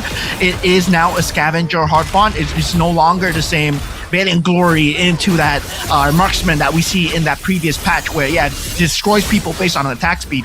Now, Claude is much more of an AoE attack hero where it's no longer just about shredding through that front line. It's just about getting that burst damage into that back line as well. Now, when we go into that scavenger build, a lot of them still keeping that scavenger, the newbies online. Morpheus, he still has that carry, unable to get that 2-star going in. Now, the Heartbond build with the Kufra and the Mia, that might be a potential swing here. Yeah. And I think even for Insomnia, still holding on to the Econ build. I believe it should be the same as Mochi. Yep, one has Clearing Jewel, one has Payday. So yeah, so making sure that, I mean, basically almost have the same pieces, but with the Claude and the Odette on Mochi's side, he's definitely gonna have a second wind once he eventually commits to the cash out, as Insomnia will most likely be expecting another loss here against Starboy Gogo, who does have the Claude and the Irritel. But that should be enough damage unless his Claude can make a difference. This could be a bonus for Insomnia if he wins this. Yeah, this is a huge bonus for Insomnia if he wins this. But the Bellaric the heal. dealing so much with the heal. Oh man, that could have been bad. That could have been bad. Yeah, Insomnia now holding on. This is a huge bonus here. Insomnia with a win that he should not have had. Now going into the auction round, a lot of them getting the gold here. Now looking at the random magic crystal and the mirror device, that will be most contested here, and the plus cap, actually Insomnia gets it for Charles. Will anyone contest it here? Random magic crystal for 6, mirror crystal for 6, and so far Mozzie's spending that 9 gold on the random magic crystal. Hopefully he gets the synergy that he needs, right? A lot of random synergy involved, but at the same time, it can pay off very well if you do get the synergy that you're looking for. Yep. Now we go into the I think Saber 2-star available in the shop right now. The magic chest, magic crystal for Mozzie. Some important decisions to be made there. I think Mozzie has a choice: Ember Lord, Stargazer, or Defender. Seems like Defender could be what he's going for. He already has 6 Weapon Master with the Blessing on the Martyrs. Cashes in on the 2-star Leomort, gives him the Ember Lord instead. So the Ember Lord, Leomort is a great pivot angle that he could go for with the alpha that he will eventually aim for the 5-cost, but most importantly, 3-star Leomort on the way. Yeah, the Weapon Master that build is with the Enchanted Tails, that Leomord can be a potential late game carry as well, right? From what we see, that generally the carry does with the Ling last time when we had that Astro Power build, that is that similar kind of playstyle with the Enchanted Tails. Now, Q-Snake taking a lot of damage here as we take a look at Starboy Gogo. So far, Starboy Gogo, can he handle that carry? He does. He still has that Bruiser Ember Lord build. I believe he will try and rotate it towards that Exorcist build in that late game as well. So yeah, he's looking for that pivot right now. Meanwhile, for the side of Insomnia, still keeping the Scavenger, the Vixana, and the Kagura now starting to come into play. Right now, he has a Lunox. It's gonna be the Mystic Meow Stargazer into that Mage build. Again, continue to cycle through his board as well. Needs as much Mystic Meow synergy as possible. Then make it 7. You only need 2 Mystic Meows to make it work. And with the Leslie in play, see Insomnia is going to face off against Morpheus this time. Morpheus is pretty decked out in his lineup, right? The Irritel and the carry, but this Mystic Meow Odette alongside the Leslie could be the difference maker. Can he get one more Swan Song off? Odette very close to the full mana. The Heartborn brings her back. He does get taunted up, so the Swan Song didn't go off. Another revive coming through is the Esmeralda, excuse me. It should be enough time. Yep, has done it. Buys enough space for the Leslie to clean up. And this should be the win streak beginning for Insomnia. Okay, so yeah, does get into that creep round so far. So now going into that Gogo cards, it will be that purple Gogo card coming in. Now we will have that reinforcement available for Starboy Gogo and Q-Snake as well. So customized recruitment actually coming out from the side of Morpheus here, right? So he has an increased chance of finding 4 gold heroes, while decreasing the chance of getting 1 to 3 gold heroes as well. So this increases his chance of 5 gold overall, but does not increase the operational chances unless you level up. So 4 gold is increased, meanwhile decreasing 1, 2, 3 gold. Basically, like making sure that he gets the pieces that he needs for the end game. So yeah, does not go for the economy card there. Most of them actually. Mosey as well, going for the Blood Claw, so he will have the House Claws as well. And this on the Leomord Emberlord, this is actually a very scary build. Yeah, even for Mosey, he hit the jackpot. For Morpheus, he hit the jackpot, right? Because the pieces that he needed are 4 costs. Carry, Esmeralda, Irithel. So the 3 stars are now looking a lot more probable for him. Mosey still at 100% win rate. The Freya enhancing the Weapon Master.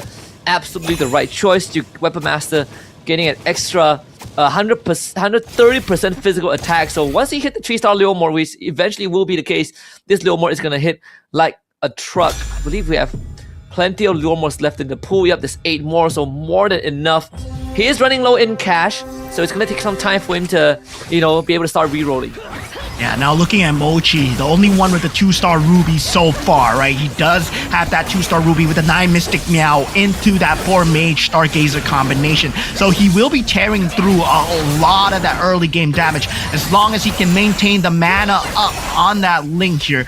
And yeah, with that Ruby coming in very close, luckily for him, that's still a 1-star Link. That 2-star Link could have played spoiler to everything that he wanted to do there. Now, a lot of players falling below that 50 HP threshold already. Starboy, Insomnia, Bond, they gotta keep it close. They gotta try and find their main pivots here, right? Weapon Master still being that carry of choice for Mosey. Oh, Insomnia does go for a 2-star carry. Meanwhile, Starboy Goku does get that 2-star Badang as well. So this is where the builds start coming in. Whether or not they do have the itemizations, it's time to do a quick check on the items coming in. Ban is already all in too. He even has a Peerless Valor. So 4 and 5 gold heroes gain 25% attack speed, which means that we're looking at the Lancelot and carry as sort of the main damage pieces. He also has a Lunox there, which slightly benefits from that. But the Steel Front is going to be the main source of defense to keep this Lancelot online as the fight goes on. As he goes up against Mochi, does get the initial stun off, so this will buy space for the Lancelot to hit that backline and erase them as fast as possible. Yeah, there is a Bond I mean, he's gonna have a very bad time here. It's really dependent on this. Lancelot doing crazy work here. Oh, it's a 2-star Lancelot, the Swan Song. Oh, the face rush. Yeah, just in time here. Now going up against the Ruby Swan Song into that Winter Crown. What a combination coming out from the AI. But Bond holds on with the 9 kill coming out from the Kishin Lancelot. And this, he needs the items to get enhanced way faster than ever before. Yeah, saved by the bell. That face rusher really giving the Lancelot a second chance in life. But also the initial stun at round start with the nether. Was it a nether claw? Wait, no. Yeah, with the nether claw, excuse me. It gave him enough time, right? Like, the Lancelot was eating the full Swan Song from a 2-star Odette and was still able to pull through. Yeah, the extra 50% HP, right? That was just coming in clutch. And meanwhile, it seems like, wow, they were playing MLBB there. Like, he was trying to stun with that nether claw, and then suddenly the Odette popped the Swan Song as well. So yeah, it looked like, wow, crazy plays with that Winter Crown coming in. Now going into that next few team fights, 2-star Pradangs, 2-star Leslie's coming out, 2-star Pixana on the side of Mochi as well. Starboy Go-Go not going to have a good time with the Tempest of Blades. That Mexana still at very high HP here. Oh man. Our Cambodian representative who got that second spot will be the first to go out here, as he will end his run at 8 points on game number 2. Now going into that carousel round, we still have 7 players left. Tron will be the first to go. Not a lot of game-changing pieces here. Whether or not he wants to go for that Odette to play spoiler, he does go for the Dauntless synergy actually. Yeah, Q-Snake going for the Ling as well. This is bad news for Starboy and great news for everyone else who is looking to catch up. And Tron as well, he opted to go for that level 6 reroll for the Kufra and the Fredrin, and now he is at the brink of getting sent packing in 7th spot as well. So this grand finals could go on for a bit longer if that is the case. See the Bane in the Tron doesn't hit the 3-star Fredrin, does not have economy, actually rolls down and finds it. Yeah, he's gonna sell his board to achieve that, but now only has 4 Weapon Master. Needs to find 3 Weapon Master, needs to find a 4th, but not gonna get it. Yeah, this is a common build, right? The Fredrin into Kufra, it is a common, but it is not the same level as Starboy Go-Go, where he did have that Weapon Master synergy on that Kufra, the Alucard at the back to help him with the Heart Bond. This is going to be suffering in terms of that AoE damage, especially when the Odette gets the Swan Song off on the correct target here. Now Tron in a lot of danger here. At Swan Song, well, Fredrin being the only one alive, that Dauntless synergy not enough to save him here. So he gets taken out. Ban also got wiped out as well. Tron, I believe, did finish in 6th spot. So the top 2 finishers of the previous round finish bottom 3 this time, which gives everyone else a good chance of now basically keeping themselves close to the front runners. Mosey still looking for 3 more Leomord pieces. Does have the economy, but he also has 69 HP, so he's not in a rush for the roll down just yet. Nice, 69 HP indeed. So all at level 9 with the Swiftblade Dragon Collar synergy going on. Now they all have equal chances of rolling into the 5. Morpheus so far so good, and now for the side of Q-Snake, looking at his board, he will be going up against Insomnia's Mirror here, right? Q-Snake with that Swiftblade Dragon Collar combo, still that Cloak and Scythe coming in very clutch, but can he deal enough, right? That Scythe is gonna need to do a lot of work, and he does eventually find it. This Ling with that Ruby combo, that Swiftblade combo is just so scary on that Ruby. Yeah, the Tempest of Blade hitting the right target too, taking out the Leslie, because one more Ultimate Snipe would have shot him down from the skyscraper. And Momozi continues to roll as long as he has enough gold for the interest. He's going to try rolling for all of the possible 3-star. Going to find another Hanzo in the bag. This is all about the Ember Lord. So the more Ember Lord that he has, with a higher star level, the better it is for their Leomord when they go down. Yeah, I mean, currently he does have quite a lot of Ember Lords going in, right? He does have the Irithel as well. Mosey has been keeping a lot of Ember Lords in the back of his pocket. Now, looking at Morpheus as well. Morpheus might not be prepared for this Ember Lord switch. He does have that 6. Oh, the triple Lunox being found by Mochi as well. That's a 3-star Lunox forecast coming his way. Mosey now does get that 2-star Irithel as well. And it feels like Mosey might be going for a synergy play here. It's just missing shy a few of the synergy. Okay, does sell off the pieces. Okay, now taking a look at Morpheus. Does have the 2-star Leslie. Will have that enhanced Sea Halberd as well. Will it be enough? Especially if he goes against Mochi here, who does go for the Ember Lord synergy. Yeah, he needs one more Ember Lord. One more Leomord to make it a 3-star, I think. Or 2 more, excuse me. Yeah, 2 more. He gets 2 more, 6 Ember Lord, 6 Weapon Master, and a Winter Crown Leomord that is absolutely supercharged. And when the other Ember Lord goes down and Leomord is the only one remain, he's gonna be one-shotting almost everyone who is not a tank. And even now, against Morpheus, this Leomord is doing so much work. And remember, this is just a 2-star Leomord. Imagine if he's 3-star, the heal from the Heart's Claw is so much. This Mosey cuts through Morpheus' entire board. Yeah, this is the power of the Enchanted Tales, and also choosing to put the Golden Staff on that Ember Lord Leomord as well. This is a 2-star Leomord, as we mentioned before. Now he goes for the roll down. He does not manage to find any more Leomords in that pool, so is currently denied away so far. That 2-star Alpha also doing a lot of work in that front line. Now Morpheus, on the other hand, looking for that 3-star carry, right? Unable to get it so far. Does not have the economy. Rolls down to 0. So he will be capped for now. Now, Mochi, on the other hand, has that 3-star Lunox that we talked about. So this is something that is going to be extremely scary to deal with as well. So Mochi looking like he wants to go for the $250 so far. It will be a great recovery for Mochi if he wins out this round. And see Morpheus' board, this 8 Mystic Males, 6 Marksmen. We're going up against the 3-star Lunox, so it all comes down to how much damage can the Leslie do. She is aiming on the Lunox, but just not doing damage fast enough as the Vexana Eternal Guard knocks him out. There goes Morpheus. We're down to top 3. Yeah. Morpheus gets taken out at the top 4 spot there. I'm sad for him, right? The carry was being sued up by Insomnia because he was going for a carry of his own. And now taking a look at Mosey's board, does go for that 2-star Masha.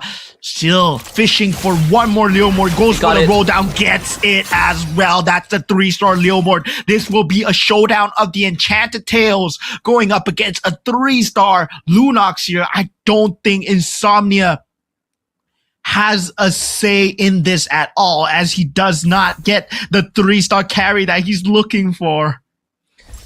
Even if he does, if the Leomord so much so as touches her, she just gets deleted. It will just erase her from the board. It Wait really a minute. comes out to Leomord right now. But Insomnia is a Nana, right? He has 6 pieces of Irithel. So if he gets a 3-star Irithel, that is a potential game changer for a 3-star 5 cost. This will be the first 3-star 5 cost that we have seen in a very long time.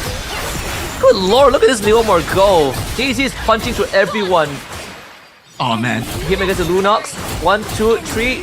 Oh, the Heart's Claw hitting him up. And the enhanced basic attack towards the end. That's gonna be in some Mochi's extra life, I believe. Oh, Mochi just getting beat down by the 3-star Leomord. Now going for the final carousel here. Mosey does take the +1 capacity. Marksman synergy crystal being picked up from Mosey as well. So we do have crystals all about. Okay. Finds another Irithel here. Insomnia.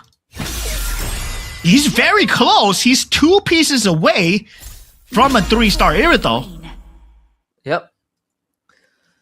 I believe that Mosey, he was 3-star Vexana now out for Mochi. So 3-star Vex is 3-star Lunox, the same as what we saw yesterday.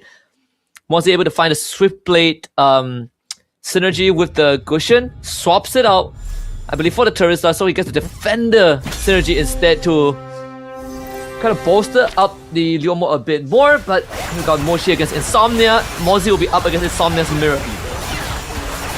Yeah, this is going to be a very tough fight for the side of Mochi and Insomnia as well, right? Both on that sliver of HP. Meanwhile, Mosey sitting at the top with that 3-star Leomord already. That Lunox still doing a lot of work against Insomnia. And yeah, that 3-star Vexana now being found from the side of Mochi as well. This will be a very big spoiler. 3-star Vexana, 3-star Lunox versus the 3-star Enchanted Tails coming out from the side of the Leomord, from the side of Mosey as well. This is an all-Indonesian top 3 here as they are going ham at each other. Last roll down coming in from the side of Insomnia here, trying to find the carry if possible, trying to find... Does pick it up. Won't be taking the Franco here, I believe. Looking for the Irithel. He still has one more HP that he is working with. He is a Nana, so he does it. If you think about it, if Insomnia and Mochi didn't have the extra life, Mozzie would have 100% won everything. We'll see that 3-star Leomord, the Ember Lord, is coming online. It reaches the backline, so it really comes down to the 3-star. Can they do it? Oh my goodness, the Lunox deleted. Can the Beyblade do it this time? The Eternal Guard, the enhanced attack. One more hit, this might be the difference maker. The Eternal Guard drops down, but the heal is too much, man. Oh man, the 3-star Leomord with the Haas Claws does eventually take out Mochi as Mosey finds the clutch so far. Now Insomnia going into that Lord round will have one more round to breathe here, and he's also at a potential of going into double 3-star himself, but going up against that Leomord, which is such a monster. Man, oh man, can he do it here? Does he pick up the Claude here? He picks up the Claude, actually. You're gonna need a lot of bodies to withstand this Leomord. And even have, and not only that, having to go through his Winter Crown as well. But like you said, this Lord is going to be sort of like the resting point for these two players. I mean, even for Mozzie, right? He doesn't really have much on the board. He's just waiting on the econ to work with. There's almost no shot for a 3-star 5 cost. He has already hit his peak. So now it's all about the roll down to see what else can he get. He's gonna start holding the 4 cost. Look at that. He found 2 carries already. And he's gonna sell his piece to roll for the Irithel, and he gets 2 Irithels on his board to deny from Insomnia. Oh man, Mozzie and Irithel. I mean, Insomnia, he does get it. The 3-star Irithel. Eventually, the carry, he needs one more. Is there any more in the pool? There is still a few in the pool as well. There are 4 more carries in the pool. Rolls down with the last 9, 7 gold, 5, 3, and he does get it. He needs to sell off a piece. He gets a 3-star carry. That is the gamble right now. Is it gonna be enough? He has the right synergies, but he's missing one Dauntless. Is Leomord about to come online? He needs to pop the Winter Crown as fast as possible before the Leomord gets to the back line. He does get taunted up. Now the front line immediately cut through. The Leomord swinging away. That's the Winter Crown out. Absolutely destroys the carry. Now looks for the Irithel and then converts it. This Leomord, man, tramples through everyone. Oh man, Mozzie is in disbelief himself, right? That Leomord he had since the start with the Enchanted Tails, it just went ham into that late game as well. He's able to secure that late game. Oh man, it felt bad for everyone to watch. They went into 3 stars, get the 3-star Lunox, got the 3-star Vexana, got the 3-star carry, got the 3-star Irithel, but it didn't matter because you're going down against a supercharged Leomord with the Enchanted Tails. Yeah, and and it was something that was written in the books, written in the stars, right? We literally saw that Leomord and the Weapon Master with the enhanced Weapon Master with the Freya Go-Go card, and we're like, yeah, there's a very good chance he's gonna lean into the Leomord, goes for Weapon Master, he gets the Ember Lord, and we sort of saw the angle, but we also said when he hit that 3-star Leomord, he's gonna reach a critical mass where it felt like it's impossible to stop him. He ran with it all the way, but the Haskell also made quite the difference. The extra lifesteal that kept him alive just enough to finish off his targets. Yeah, definitely. For all the targets as well. I mean, as we said, right, that Leomord is going to be very scary on the Ember Lord synergy. And yeah, you talked about the Haas clause. It came in clutch. It came in clutch indeed. That Leomord 3-star Haas clause, man. It was just a disgusting matchup to have dealt with. There was a lot of calls where, yeah, they could have gotten the 3-star Ruby, but they were securing the 3-star 4 cost instead. It felt like the only out was either to get that 3-star 5 cost, where I believe at that point, right, that Leomord player Mosey, he did not have the economy to roll down, but I really like what Mosey did. He tried to deny away the Irithel. He tried to deny away the carry on his side. He bought 2 pieces of Irithel, 2 pieces of carry. Still, didn't matter. That Leomord just came out too strong in the end. And Mosey, man, oh man, what a run through. It felt bad for the Morpheus player though. Morpheus, him getting that carry was denied away by Mochi as well. And in the end, got denied away by Insomnia as well. Yeah, and pretty unfortunate, towards the very end, if Mozzie didn't hold the carry, then Insomnia wouldn't have had to sell his units to buy the 3-star carry, right? He had to sacrifice a bit of the synergy to make it happen. He was sitting on $5 because I believe $6 would have been what made the difference, would have stalled out the Leomord enough for the carry and Irithel to take him out, because they did pop his Winter Crown midway through, but he was already on his way to the back line, and he just needed a bit more time, which would have been achieved if he had $6. Yeah, I mean, that was very close, right? He was forced to go and sell away the Dauntless synergy as well. Man, that just hurt. That just hurt because he did not have the money to do so. And taking a look at Ban just being taken out extremely early.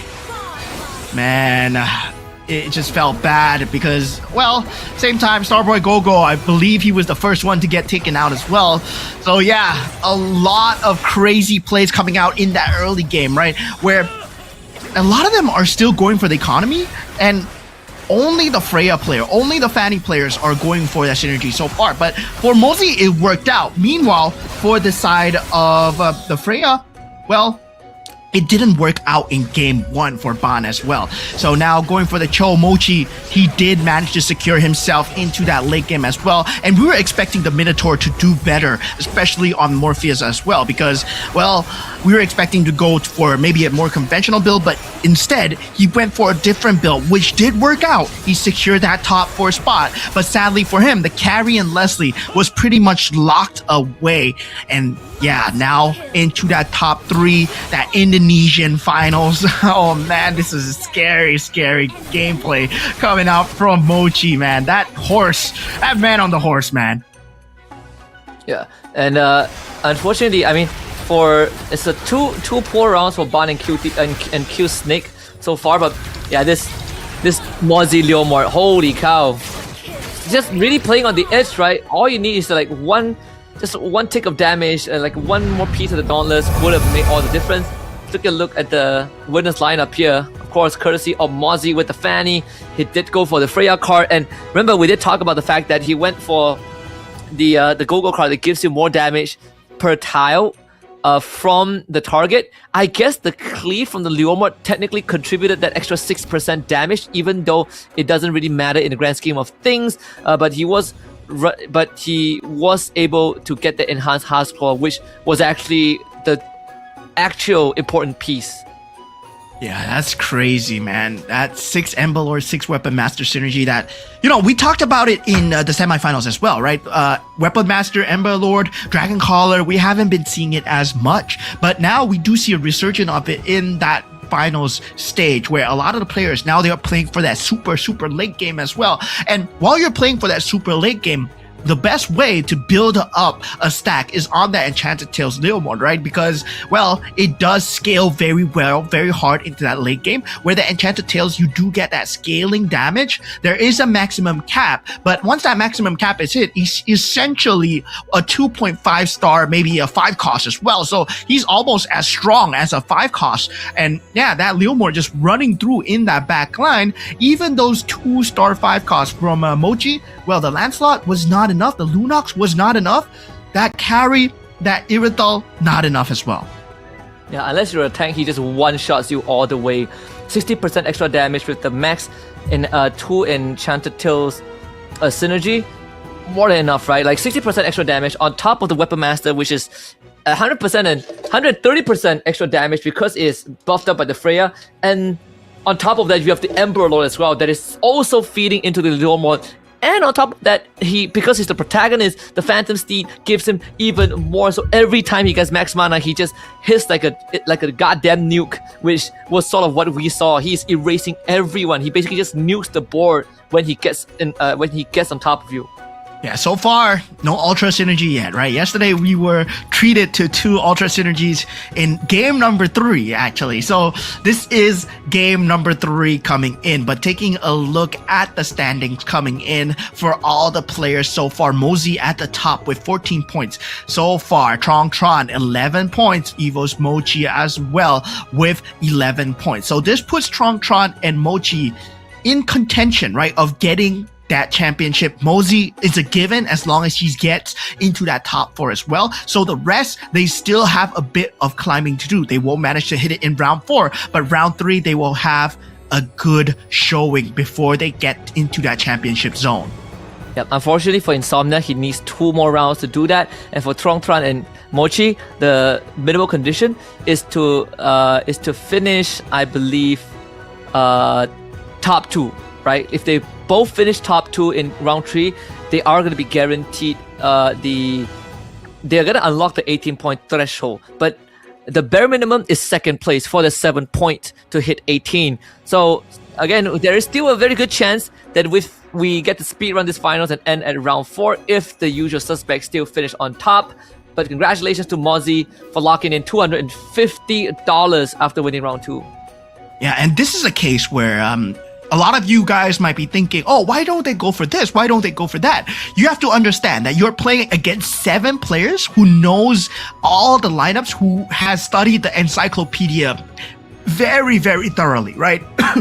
If you go for this, they go for that. And yeah, definitely, if you want to go for the endgame lineup, you want to go for the 6 Kishin, everyone is going for the 6 Kishin as well. If they see the possibility that you are going to get a 3-star, they're going to call out to the lobby and everyone is going to start denying you. They might even go for that lineup themselves. And a lot of times, you are going to have the pool taken away from the players as well. Yep. And once more, we just want to remind you guys, if you just tune into the live stream or you've been here from the start, it doesn't really matter. We want to hear your opinions based on what you witnessed so far, especially the live stream. We have a survey which you can join by just scanning the QR code. It's not going to take long, just 30 to 60 seconds. We want to hear your thoughts on what we can improve for the upcoming live streams. Over the past few broadcasts, we've been able to implement not just synergy counters, but we are able to show you the board state, the hero pieces, alongside with the items that they have arranged by the hero cost. And we want to know what else you feel like you want to see more on the broadcast. And trust me, things are only going to get better. We're always listening, and your feedbacks are always welcome. Yep, I remember when we first casted MCGG, well, there was a very bare bones production, not a lot much to do with the UI. We were wondering what's going on themselves, and we weren't even in the games observing ourselves, right? We were wondering what the go-go cards were, and we were like, oh, Observer, can you please pull up the go-go card, please? Observer, can you show us this player, please?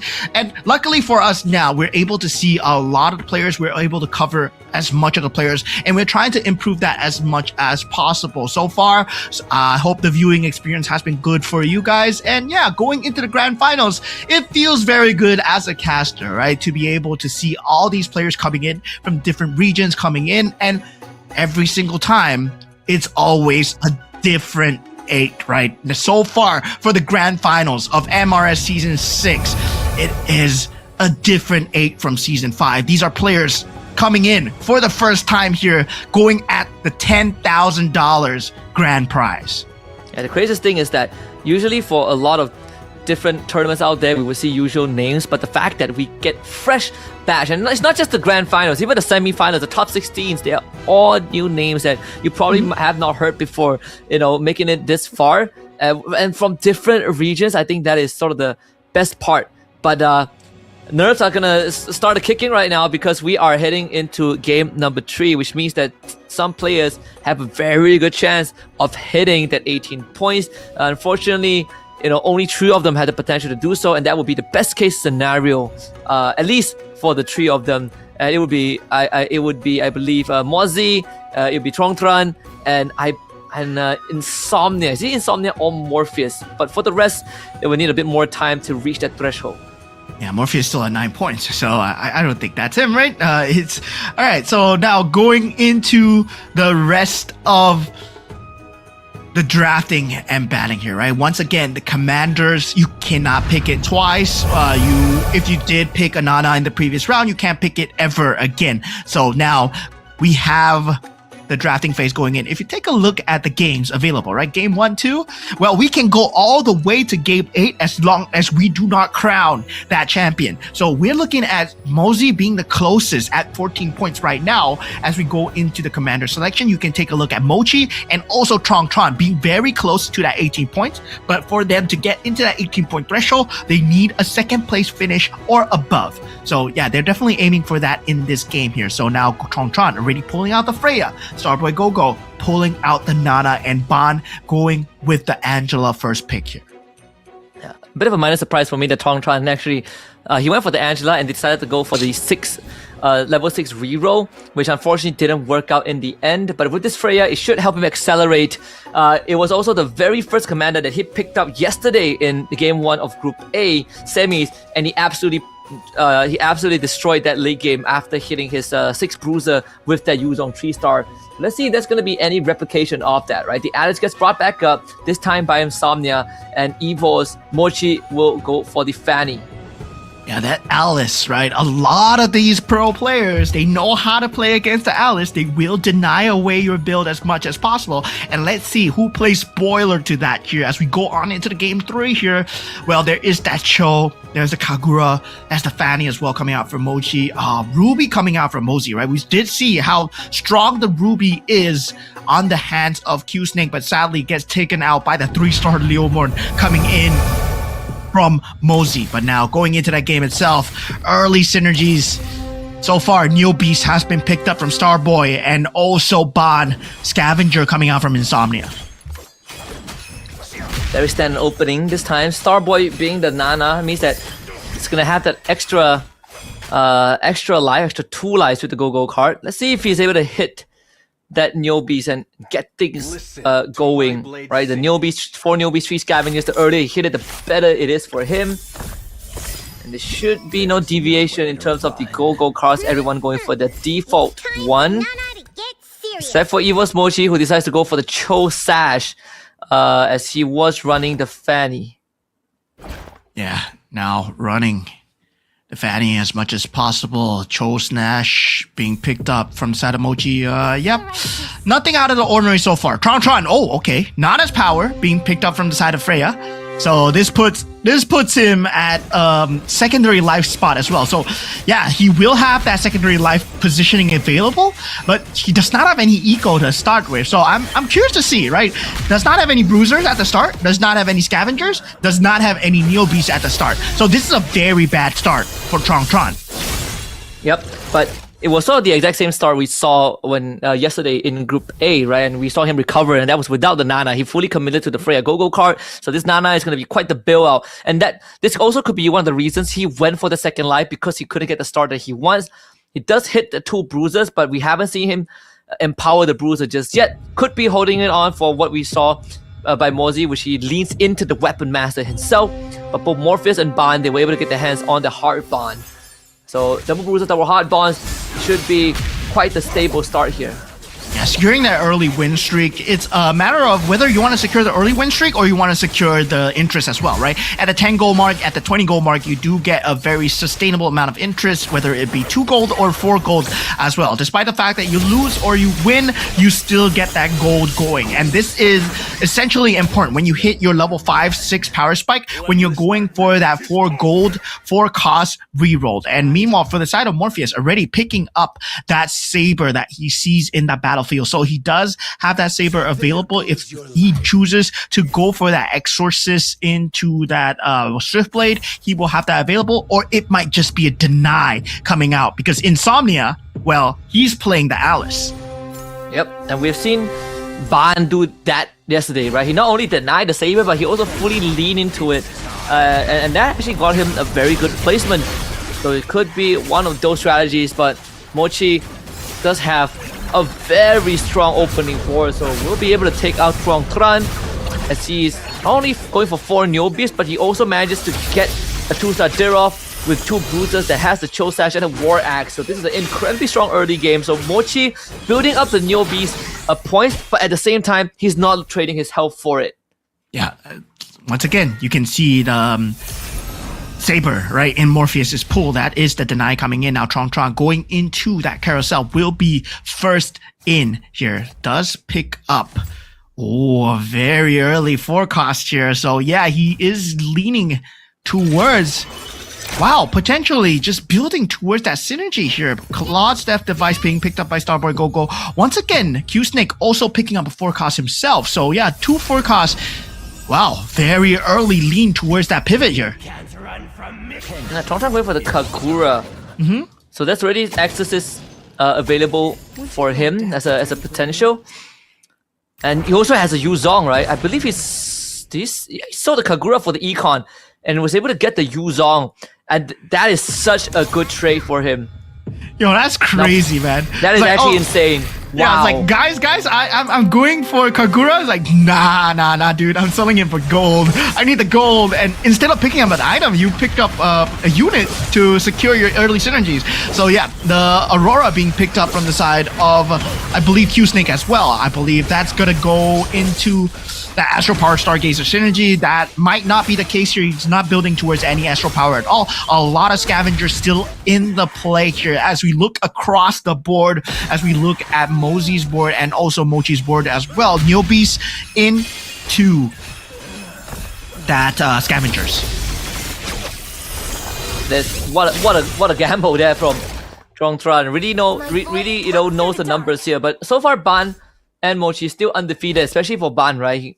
Sort of like game 1, 3-face Warpers, the Hard Bond, and the even the Dragon Collar. So bit of a ragtag composition that actually deals incredible amount of damage. Should go up against Mochi in the next round or the start of after the creep round. But Mochi's board is still solid. The fact that he hasn't lost a single game but has 4 Neobees, this is one of the dream start that you could have. But now he goes up against Ban. Yeah, Insomnia now up against Q-Snake as well. Both of them going for that triple Scavenger. Insomnia yet to find any piece that he wants to enhance, right? So far, only the Hellcurt is there. The Saber has been denied constant turns coming in from Morpheus, who has denied away that Saber available. And also for Ban as well, he has that Gushin already very early. So Q-Snake actually playing that Aurora. Not too sure whether it's going to help him out because he does not have the Astral Powered Stargazer as well.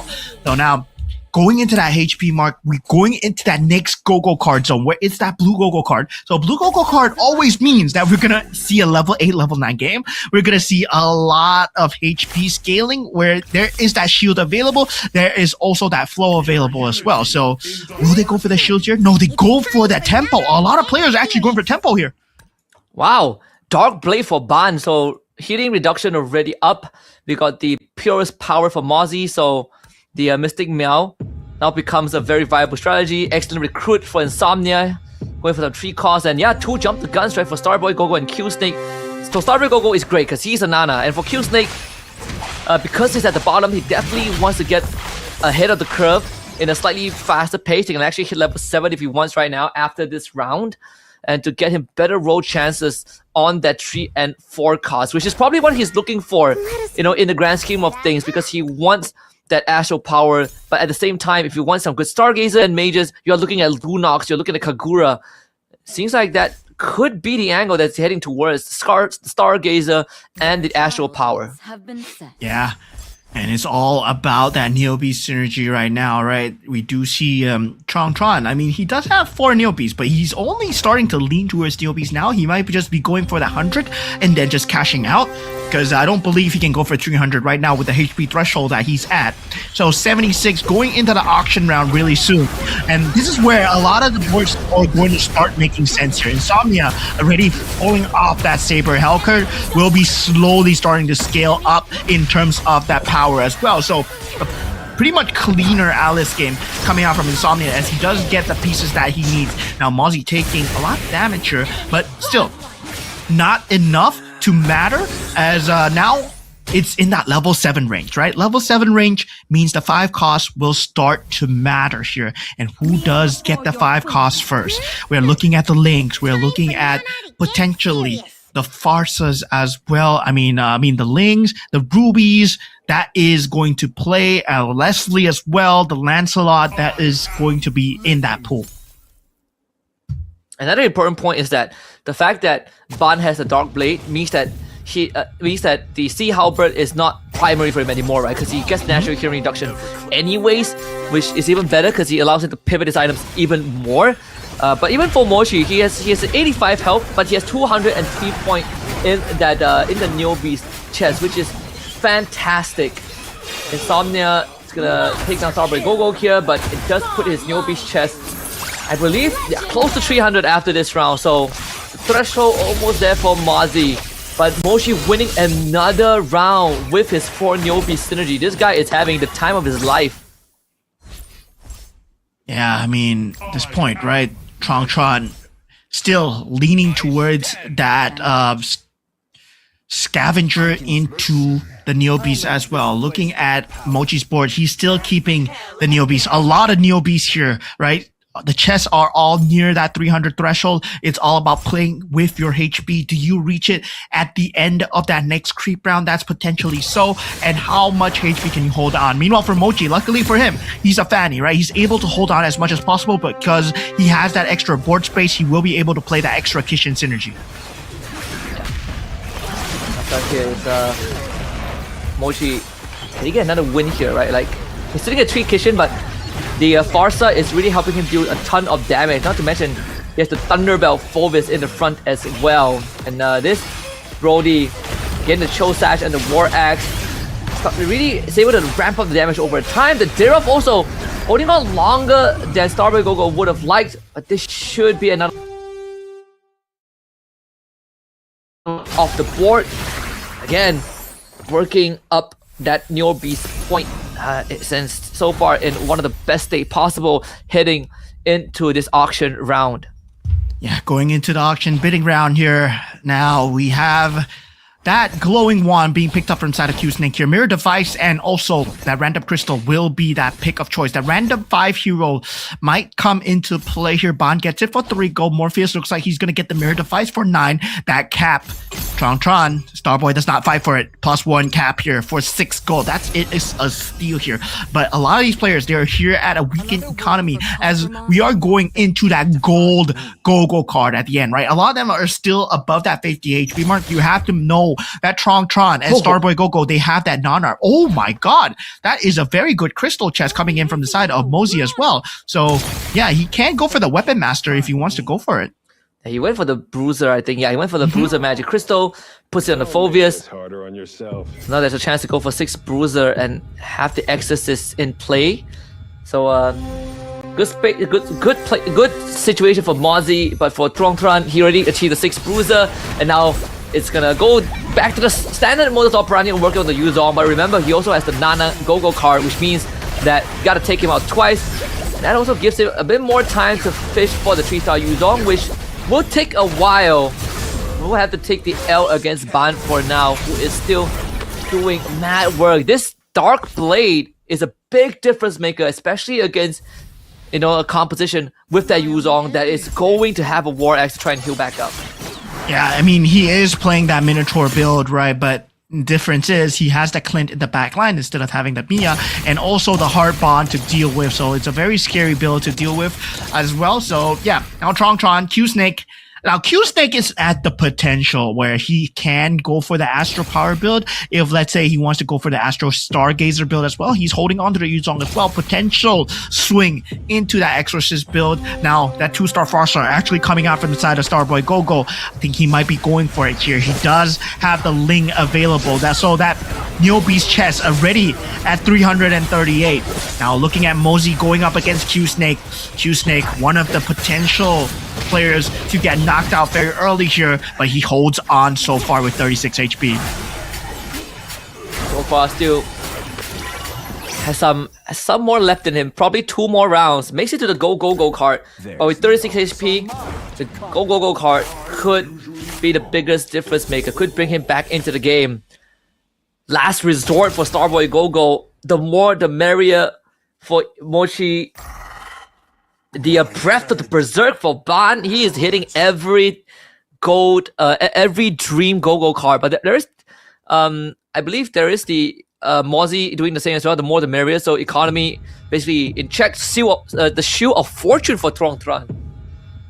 Yeah, Tron, we saw him going this as a last-ditch effort, right? So he will have that Shield of Fortune, and also at the same time, this translates into economy. He has that 6 Bruiser. He will have the economy game going up with his Freya as well. So yeah, he will have a lot of gold to work with. Morpheus at this point, 63 gold on the Kagura. His build so far, still at the Scavengers level, has not rolled down to anything as of yet, waiting for that level curve because he's still at level 7. Meanwhile, Mozzie, Q-Snake, already at level 9. Now, Saber 3-star has been picked up from the side of Insomnia. This is where things start ramping up, right? There are 5 level 9 players and only 3 below that 5 cost. No, so those 5 costs will be only contested by 5 players right now.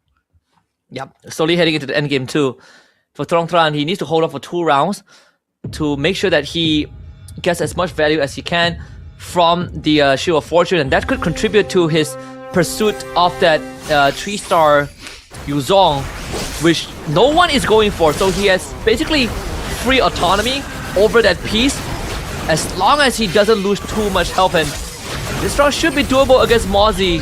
As long as the Link doesn't one-shot the Yuzong, he still has the enhanced attack, Tempest of Blaze. Is it enough? The Phantom can't do it.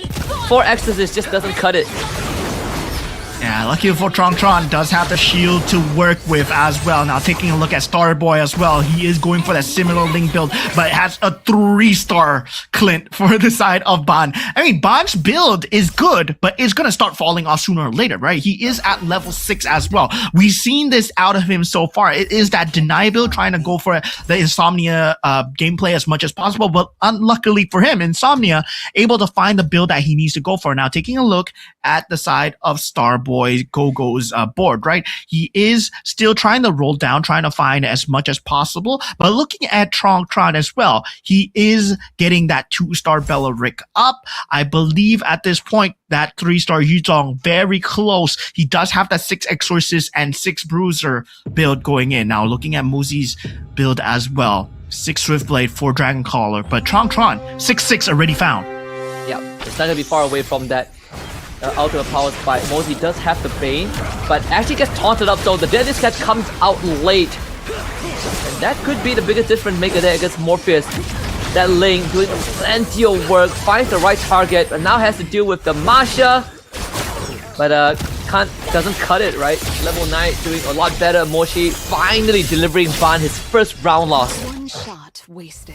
Yeah, Ban at this point starting to fall off in terms of power, right? Now that 2-star Gushan being picked up from the side of Insomnia, Esmeralda being picked up as well. Now Irithel, Mochi actually finding a crazy build here, but that 3-star is still needed coming in. Vexana being picked up from the side of Q-Snake as well. Now looking at Q-Snake's board here, he does not have the economy to go for more. That 2-star Lunox is their main character, will be on the Vexana as well. And yeah, this is a situation where he needs 1 more Odette, right? He needs 1 more Odette and 1 more Lancelot to make it work. He does get the Lancelot. The Odette does not have to go for it so far. Yeah, but he still has rounds to work with thanks to his health bar. Q-Snake gonna unleash a Swan Song, trying to melt through Mochi's front line. But this 1-star Odette is just not good enough. The Irritel and the carry doing way too much damage. Needed a 2-star Odette, and then that's all she wrote. Q-Snake just not having the resources to pull through, so it's another underwhelming finish for ECA rep. Yeah, the ECA rep, I mean, sadly for him, hoping for that 2-star Odette, did not find it. And yeah, just unlucky days here. Tron now going first. Gets the Exorcist synergy here. That is potential. He has 6 Exorcists and also 6 Bruisers. Mosey goes for the Dragon Collar. Insomnia +1 cap. Starboy Go-Go +1 cap as well. Mochi jumps on the Leslie. Morpheus on the Haas Claws as well. Now finally Ban has the highest HP, but does not have a very good build. The fact that there's an Exorcist Magic Crystal means that Tron can actually open himself up to give the Exorcist synergy to the Badang if he wants to. Badang's still sitting at 1 star, unfortunately, but if you can get a Badang 2 star, then that value is gonna go up. Who is gonna sacrifice though? You could sacrifice the Saber, and then put it in another piece that kind of bolsters your board. I think the Dragon Collar could be one of it, but yes, Exorcist put onto Badang. 7 Exorcists now, which means 1 extra Phantom that could make the difference in that late game. He also has the Kagura on the board, but he needs 1 more for the 2 star. Yeah, so far, I mean, that Dragon Collar synergy is still not being found, right? 2-star Ling not being found from the side of Mosey. This looks like it's the beginning of the end for him if potentially Mochi takes him out here. And Mochi has a very good build as well with that 6 marksman. So yeah, that's 17 damage. I think it's secure as long as Ling does not do a lot of damage here. Yep, Mosey will be out for the count. Did not find the Ling in time. Q-Snake was there, and a lot of the builds were close to fruition. But this time it matters because Ban and also Insomnia, they were playing such a fast pace that they were taking by Mochi. Yeah, with Mosey being knocked out, he just needed to finish top 4. But since he finished 7th place, so no 18 points for him. But for Tron and Mochi, they are 1 step closer. Another Yuzong being picked up here, but I believe it's being picked up by Morpheus, who is actively denying the Yuzong. So this is gonna be a bit tough for Tron, who needs 2 more Yuzongs, and there's exactly 2 more Yuzongs in the shop. Yeah, Tron at this point rolls down, does not find the Yuzong needed. He has the synergies to work with, but is it gonna be enough, right? Badang is still at level 1. Luckily for him, he's going up against Ban with a pretty weak build, I would say, but he has a 3-star Clint, and the lack of a 3-star is gonna mean damage, and oh man, Tron gets taken out. I can't believe Ban survived so long at level 6 on the Angela, and Insomnia being taken out as well. Now, this puts us in top 4. The only one who is able to get to the championship is Mochi here. Now, a lot of them will have to play spoiler. Mochi needs 2nd place and above. It's up to Morpheus, Starboy, and also Ban. And Morpheus actually screwing over Tron and denying him that 3-star. Pretty unfortunate situation there. I believe, yeah, like Insomnia also has a Yuzong, also holding on to Yuzong. So Tron basically getting royally bent over this match. So I mean, Morpheus has been doing such a good job of playing spoiler, right? Early game, he denied Insomnia with the Saber, and now in the late game, he denied the Yuzong. 2 of the players who have a chance to reach 18 by the end of this is now gone, and that puts Mochi in such a good spot because out of the 4 players, Mochi has the best shot at 18, and he's still holding on with 51 HP with the Fanny. And not only that, his board is developing at such a good pace, and also all he needs to do is to finish 2nd. It doesn't really matter. He doesn't even need the round win. I mean, he can get 250 if he wins again to make it 1,000 in total, but he just needs to finish 2nd, and he is in the clear, and he will be the only player that reaches 18 points and can end the finals by the next round. Yeah, looking at Mochi's board as well, 2-star Ruby, 2-star Alpha. Man, oh man, they are stacked in terms of items as well. He does have a carry with that Golden Staff and also that DHS. So itemizations are on point. Now going up against Starboy Go-Go, who does have that 6 Swift Blade build, will have 1 more life to work with for Starboy. But can this Swift Blade, Sea Halberd, Retribution do enough for this Link here? I don't think so, right? This Alpha just tearing through the front line here, and now the ultimate snipe is available. Oh man, he doesn't get that iframe. Yeah, the Winter Crown made the difference. There goes Morpheus removed by Ban. Starboy down to 8 health. Top 3 finish. Mochi, they just need Starboy to go out, and Mochi is in the clear. Yeah, Man, this looks extremely scary, man. Mochi might be able to do the round 4 speed run here. If it's possible. Okay, there is a 2-star Ling available. Oh, he sells away the Ling. Not going for the 3-star here. Starboy diffuse the pressure. Yeah.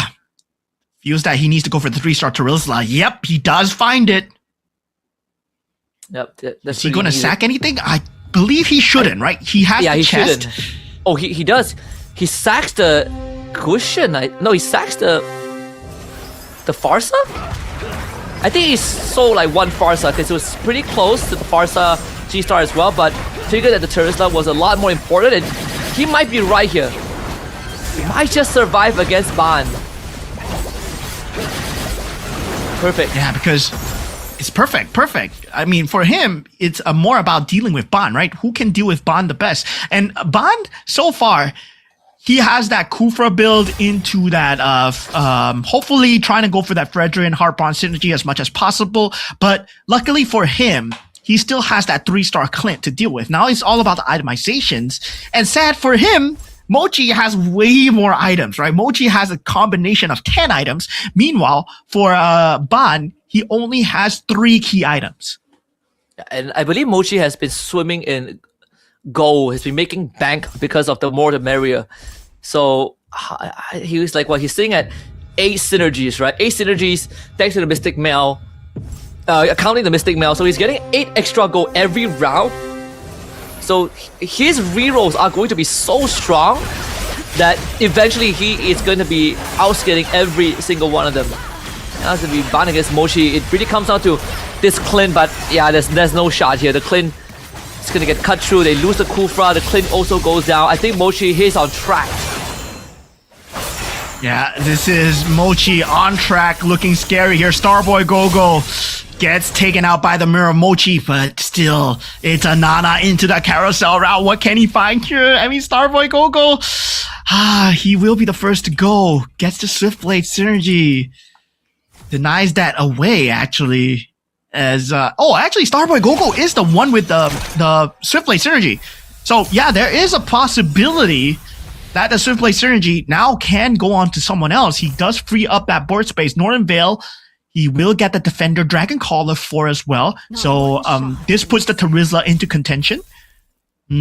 Hopefully it's enough to deal with Mochi here. Oh, 3-star Esmeralda. Yep. That should be. That's what I was saying, right? Like, yeah, it's enough to deal with. No, 3-star Esmeralda. Oh man, that's the nail in the coffin there. Yeah, there's no coming back from this. Unless like someone hits like a 3-star 5 cost, or maybe Starboy hits like a 3-star cushion and 3-star Farsa that just jumps the carry, jumps the carry and erases the backline, then maybe yes, we'll see. I mean, Starboy Gogo, his mirror is going to be up against Mochi. Starboy himself will be fighting Ban, and Ban should be the weakest out of the top 3 right now, as he is completely skilled off. This lineup is bound to hit its limit. Oh, Ban still another shot in here, but yeah, Mochi winning against Starboy Gogo's mirror with the help of the Esmeralda. Yeah, Ban just playing for top 3 at this point, right? Securing the points, and now 3-star carry being picked up from the side of Mochi. I mean, we were talking about him swimming in gold. Now 3-star Irithel is on the cusp as well, so can potentially go for it. Okay, it is in the shop. He just needs to sell off the alpha, and he gets it, right? Sell the Gushin. Sell the Gushin, sell the alpha. Okay, sell the alpha, 3-star. right? Starboy Gogo wants the Gushin. He got the 3-star Gushin. Yeah, I might as well sell the Gushin. You can't hold on to it anymore. Just sell it. Yep, he sees it. Yeah. Such timing. All right. So this is a 3-star Gushin. Let's see the itemizations on the Gushin, right? Yeah, Gushin has does not have any magic damage, only Thunder Belt and also the anti-cuirass. So it's not enough. The itemizations on Mochi is way better. So going up against Mochi's and Starboy Gogo's mirror, I'm not too sure why we're looking at Ban's fight here. Ban is gonna lose for sure. And yeah, it's about Starboy Gogo and Mochi. It might be a double KO here, as Mochi. Yeah, that's a double whammy. Bam. Yeah. That's it. Yep. Mochi is in the clear now. The only player that has a chance to win by round 4. We were literally joking about this, right? Like with how consistent he has been. He got off to a rough start, sure, but he was still in the top 4, right? Top 4 all the way. And now by the end of round 3, Mochi, he's sitting at a comfortable 19 points. He has hit the threshold. So by in next round, if he gets the win, that's it. That's the grand finals, and we will get the shortest grand finals in history of Magic Chess Go-Go, just because of how good this man is. Yeah, Mochi has been a very scary threat so far, right? Especially coming into all these games coming in. Man, oh man, he's just been destroying every single ladder, every single bracket that he's been in. And we saw that same level of tenure coming out from the previous seasons where Go 1, MRS5, we did have Shadow QC, we did have Floxy as well, right? But it was never dominant in this way because there were people taking turns. Meanwhile, Mochi, he has been on top every single time and nobody has been able to contest him so far. Tron, in round 1, he was there, but afterwards, Mochi figured out the pattern and he's been there ever since. Yep, he has. I'm just gonna start following all of them because I don't want to. I don't want to lose these people when the comp ends. But yeah, again, like this is some incredible performances from our players. Like of course, being at the top of the food chain is one thing, but being consistent through and throughout and continuously finding top 4, that is a different level of consistency. And only Mochi so far has demonstrated that. He has never fallen out of top 4, even since yesterday, I believe, right? He's always in top 4. Yeah, now this puts us in that match point situation. Mochi is now at 19 points. So everybody in the lobby is versus Mochi, right? At this point, it becomes a very different situation where, yeah, Mochi, now he needs to circumvent a lot of these strategies really carefully. He needs to think about his commander pick very carefully as well. Whatever commander pick, luckily for him, he is going last. So yeah, he will get a last commander pick, and that might be putting him in an advantageous situation because he can go for a cheese pick. He can go for something like maybe pull out the Harley, maybe pull out the Yuzong. I'm not too sure. Maybe Moskov even. Like we haven't seen a Moskov, and yeah, maybe a Lancelot as well. Yeah, there are a lot of other commanders, but the meta commander so far has been the safer commanders, right? Nobody likes to go for the gamble plays. And we see so, right? Everyone goes for the economy at the start, make sure they can get the rotations going in, goes for the Dragon Caller, goes for the Ember Lord, and also the Kishin as well. Yeah, and in this game, there actually wasn't much Kishin, right? We're looking more on the spellcaster of the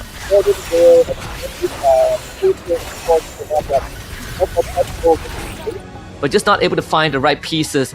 It's a bit of a headache because he's the only one that is sort of the deviant, the entire grand finals, who is not following what everyone is doing. He's trying to go for the least pick synergy in hopes that is going to give him a better chance, but it hasn't been working out because he's not able to make it to the stage where he's going to get those pieces to 3-star. And they're pretty expensive because you're looking at synergies that only work when you have 3-star forecasts. Yeah, 3-star forecasts. Sadly wasn't found, right? In terms of the highlights, you can see the disappointment there. He was playing such a good spoiler as well, right? Morpheus was kind of denying away the Alice, kind of denying away whatever Mosey wanted to do. But sadly for him, didn't deny away what Mochi wanted to do because Mochi went for that Mystic Meow combination, and it's very hard to deny away the Mystic Meow because, well, at that point you can go for almost anything. But now, looking at the winner lineup coming out from the side of Mochi, who is currently sitting at 19 points, he is going to be a crowd champion really soon if he wins this at 3-star carry, 3-star Irithel at the last point. But that build-up, right? What was the build-up coming in? He went for the Alpha, he went for the Franco. The Mia was actually just there as well as a bait, and he was just like, oh, okay, maybe I can go hard bond if I want to. But in the end, he found the Ruby, and then he decided, okay, this is it. Once I get the Leslie, I go for the Mystic Meow. And luckily for him, he got the Go-Go card that went so well with Mystic Meow because, well, the more the merrier, gives you more gold, the more synergies you have. Yeah, and on top of that, is that the more the merrier, basically a game changer in that late game that fed into his reroll, right? He already has Glittering Jewel for the early reroll, but getting the more the merrier means that he has to worry less about his economy. He basically worries less about the interest, and he's guaranteed a basic of 8 gold every time around ends, regardless of the result. And the fact that he's able to hit that 3-star Esmeralda as sort of like the first piece of the puzzle to get him winning those late game rounds, gave him a lot more leeway to start going for the 3-star carry and eventually the 3-star Irithel. Yeah, taking a look at the match overview as well, right? You can see what the other lobby players were trying to do here. Sadly for Q-Snake being eliminated first. And this is like a very high elo lobby where nobody's getting eliminated before they get into the 5 cost, right? We did see Tron trying to go for that 3 cost Yuzong, and well, look at who is holding the other Yuzong, right? It was Morpheus and Insomnia. They were holding the other Yuzongs, and yeah, they finished 5 and 4 because, well, they were trying to deny him as much as possible, and Insomnia at the start was trying to go for the Hellcurt Saber. Morpheus denied that as well. He went for the Saber himself, and then he sold it away eventually. Then meanwhile, Starboy Gogo, well, he held on to the Hellcurt to make sure that Insomnia does not have a good game at all.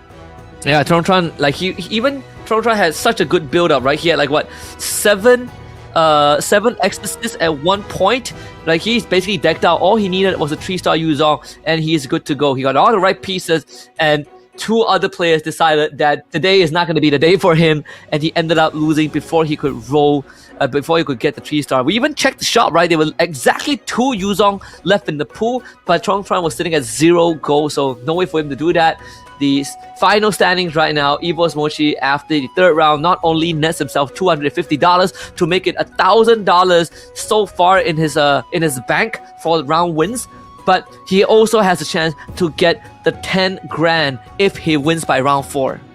Dude already got the equivalent of the 4th place prize while just playing the round wins. Man, oh man, 19 points. Now, why is his name highlighted in pink? Well, it's because he is on the cusp of that championship. If he wins this round coming in, round number 4, every single player is going to try and go against Mochi here. Now, no one else is at that 18-point threshold, so it's going to be easy. But at the same time, right, Mochi, last pick commander, reminder. So he can go for a cheese build, an ube build, like you might call it. But definitely, if he does go for it, it might get stopped very early. But looking at the money going in, Tron, then Mosey, then Mochi as well. Yeah, Mochi definitely in the most comfortable spot. He basically has 1 round to make a mistake, 1 round of leeway, right? This round, if it ends, there's a good chance that even if he doesn't win, he has round 5 to make up for it because he's the only one eligible to win by round 4.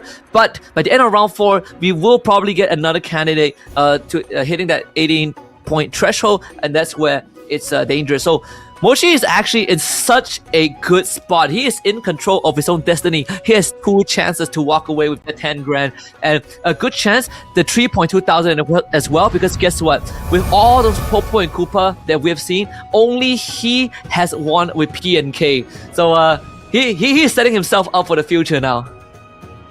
Yeah. So going into the prediction for the winner here, right? Number 1.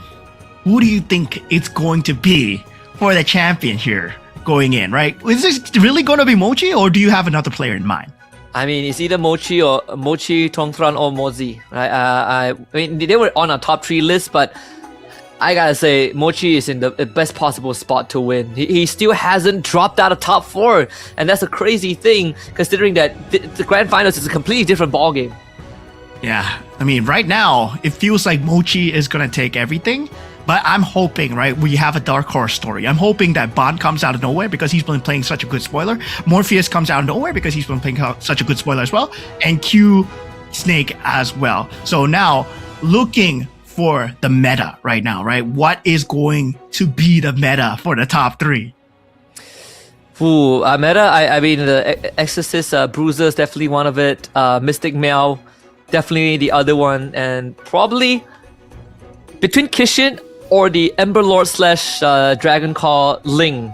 I think those are like the primary ones for me. But if you want like your pop stomper, just go for Bruiser Exorcist. It almost always gets you into the top 4. Yeah, meanwhile for me, I'm just hoping, right, that we are going to see another Ultra Synergy, maybe hopefully another 10 Synergy as well. And also, I would like to see the resurgence of the Ember Lord Weapon Master Enchanted Tales into that Leomord, right? That 3-star Leomord just beating down everybody.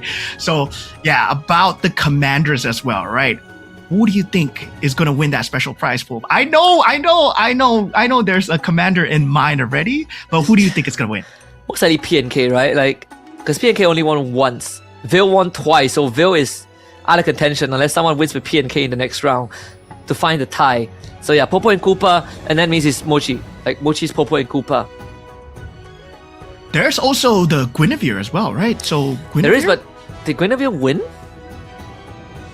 Yeah, I think the Guinevere won. Guinevere won.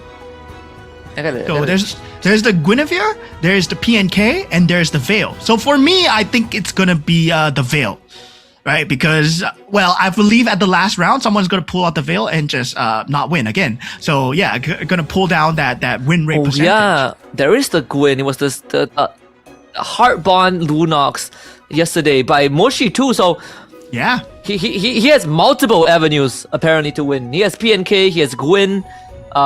Yeah, overall Mochi still the crowd favorites. I think everyone in the chat are banking for him to bring it back to Indonesia. But of course, if you're watching this broadcast, again, we would like to ask for you to submit your answers to this survey. Scan the QR code, let us know what you think we can improve down the road. So far, we've been able to, show you guys more information during the live stream. But if you have any more inputs, do voice them out. We're listening.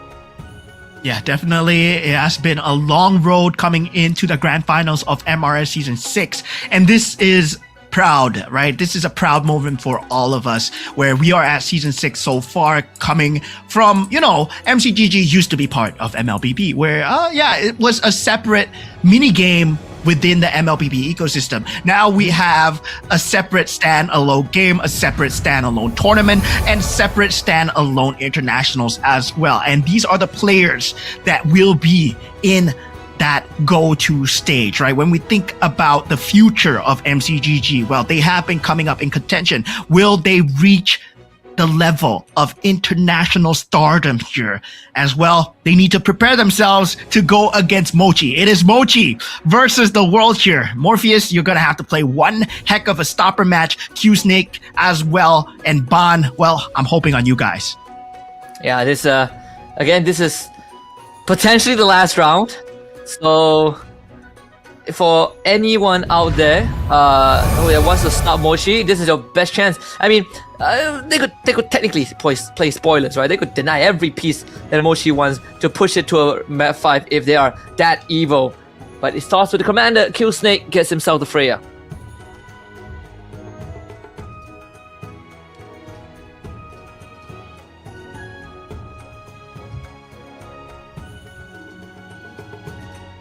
Show coming through as well for Mozzie.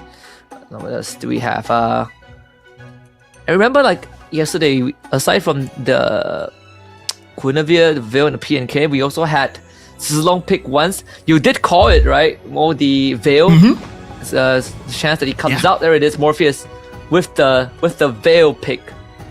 Yeah, that Veil, was gonna expect it. So now the most curious thing to see, okay, Zilong does come out for Ban as well. Like you called it as well. Great Dragon Spear is there.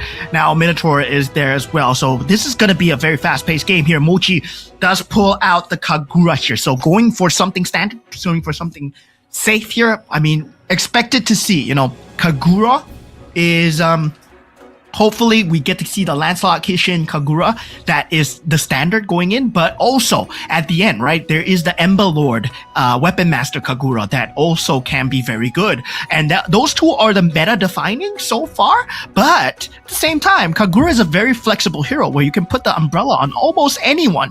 So Mochi, same time, throwing to a toss here.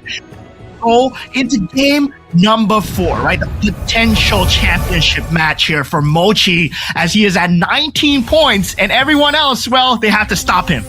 Yep. Let's see how this one is gonna pan out. All eyes are on Mochi. Evil's fans looking to rejoice as he pulls out against the Kagura. A very safe pick. that is almost guaranteed to get you into top 4. And he starts with the Darov as well. The Darov, Angela, and the Minotaur, a solid start.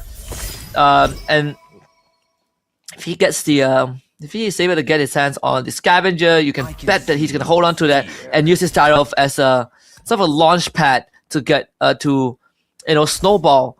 Everyone going for the default Go-Go card so far. Let's see if Morpheus and Ban are going to do the same. Yep, Great Dragon Spear for Ban.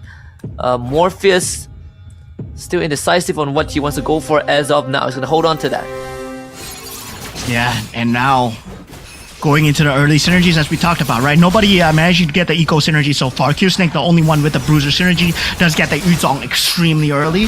So level 4 in already with that Yuzong synergy. So with that Freya's power, able to make use of that bruiser synergy as much as possible already at that level 4 state. So yeah, gonna be a crazy situation to deal with that Yuzong extremely early on coming out from the side of Q-Snake as well.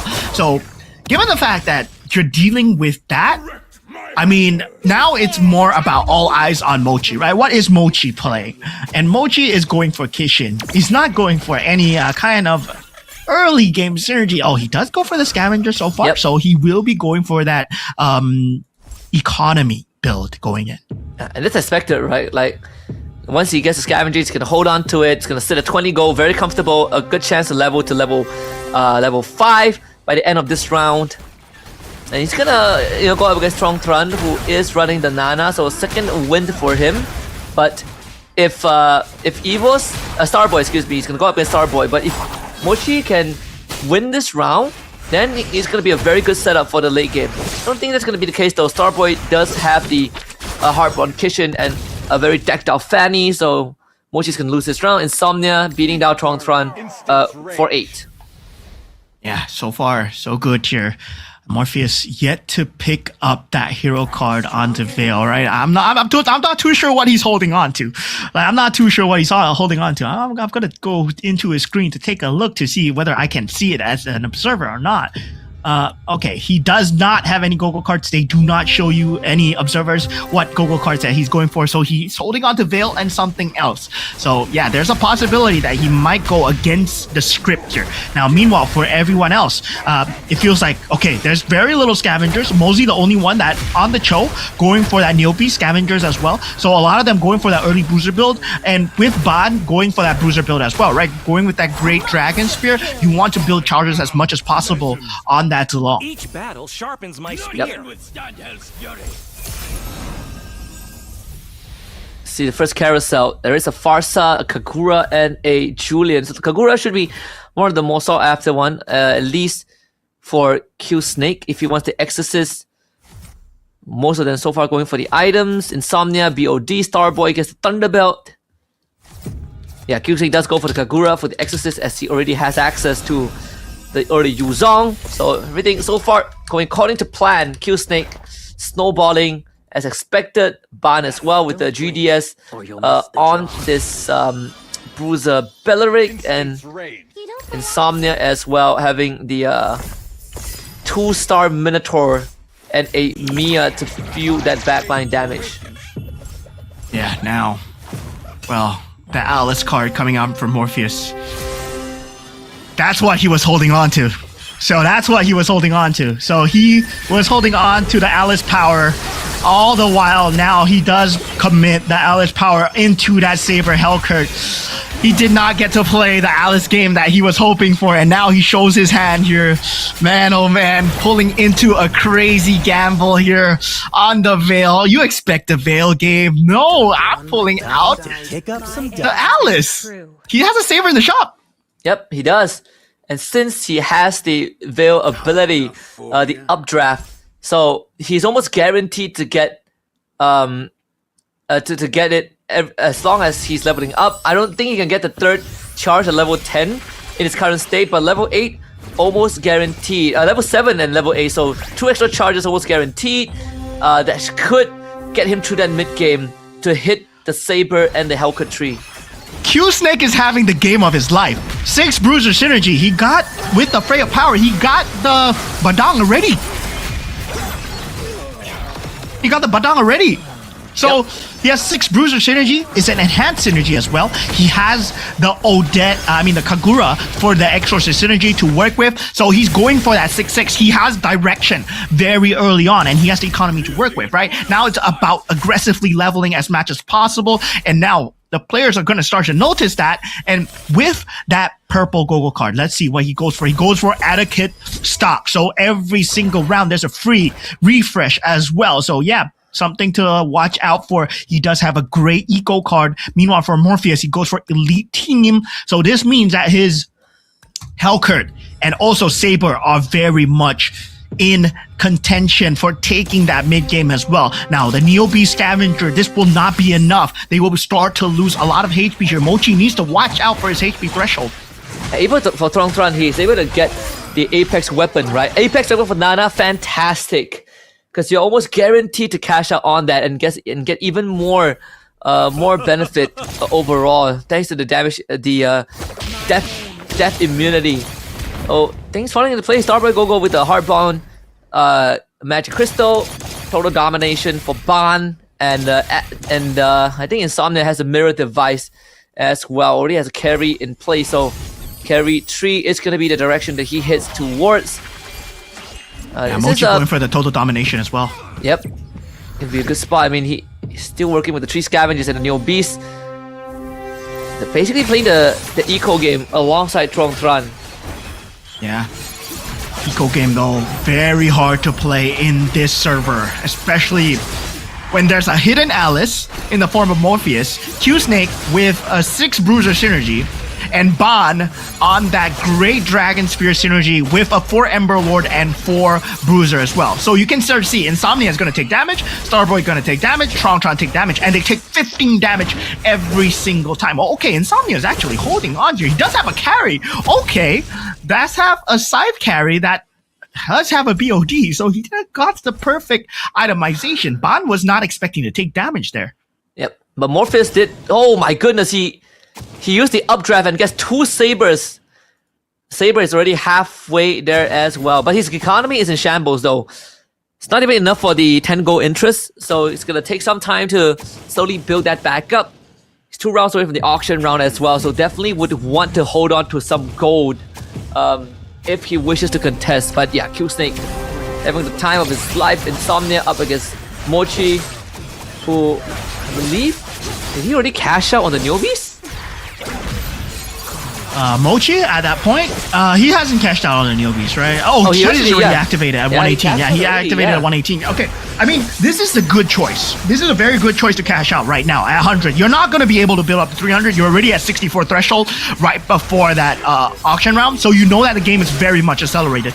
If by the auction round you're at 70, you know that you can play for the level 8, level 9, but if you are below that 70 threshold, right, that becomes a case where you know everyone else is playing a very scary lineup where the units are just surviving. So you're taking 15 to 13 damage each time. So 15 to 13 each time, this is going to be extremely scary to deal with because Morpheus is playing a very scary game. And also Q-Snake as well. He's managed to roll for an extremely scary board. Right now, he's building up into that 4 Exorcist. He does have the Scavenger and the Kishin synergy build up already. Remember Starboy early on, he did have the Heartbound Magic Crystal, so the poison build becomes even more viable, right? Because you have 2 marksmen that is hard bonded. That means more options, more damage in the backline. If he gets the carry, that is going to be what defines that mid to late game. And he could also put that onto Celeste as well. But for now, it should get him over the line against Mochi, Morpheus. Also, no problem against Ban here. That Masha actually gets the shield back up.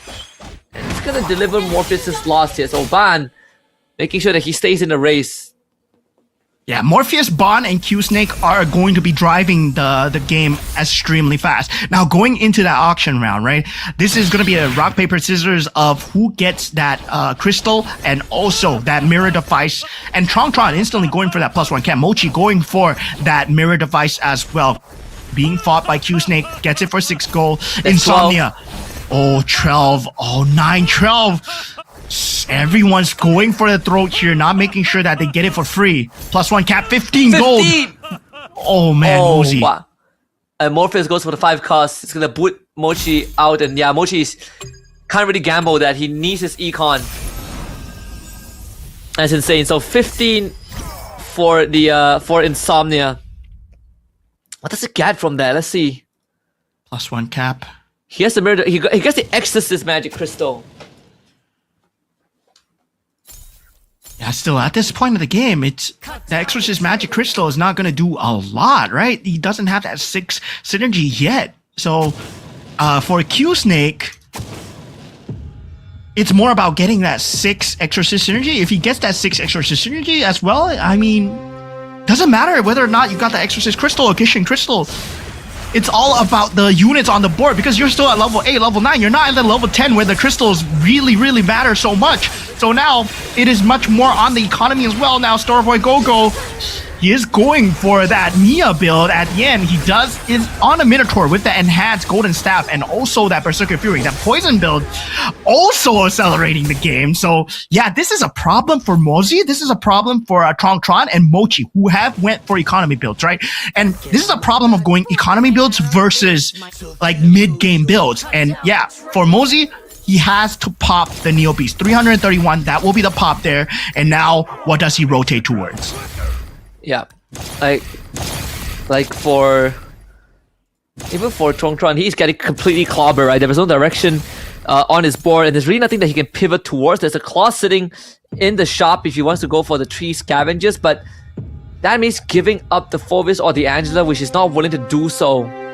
The only one he can trade out is the Phovis, but then he also loses the Exorcist. So this is a horrible spot for Tron. For Mozi as well, he's sitting at level 9.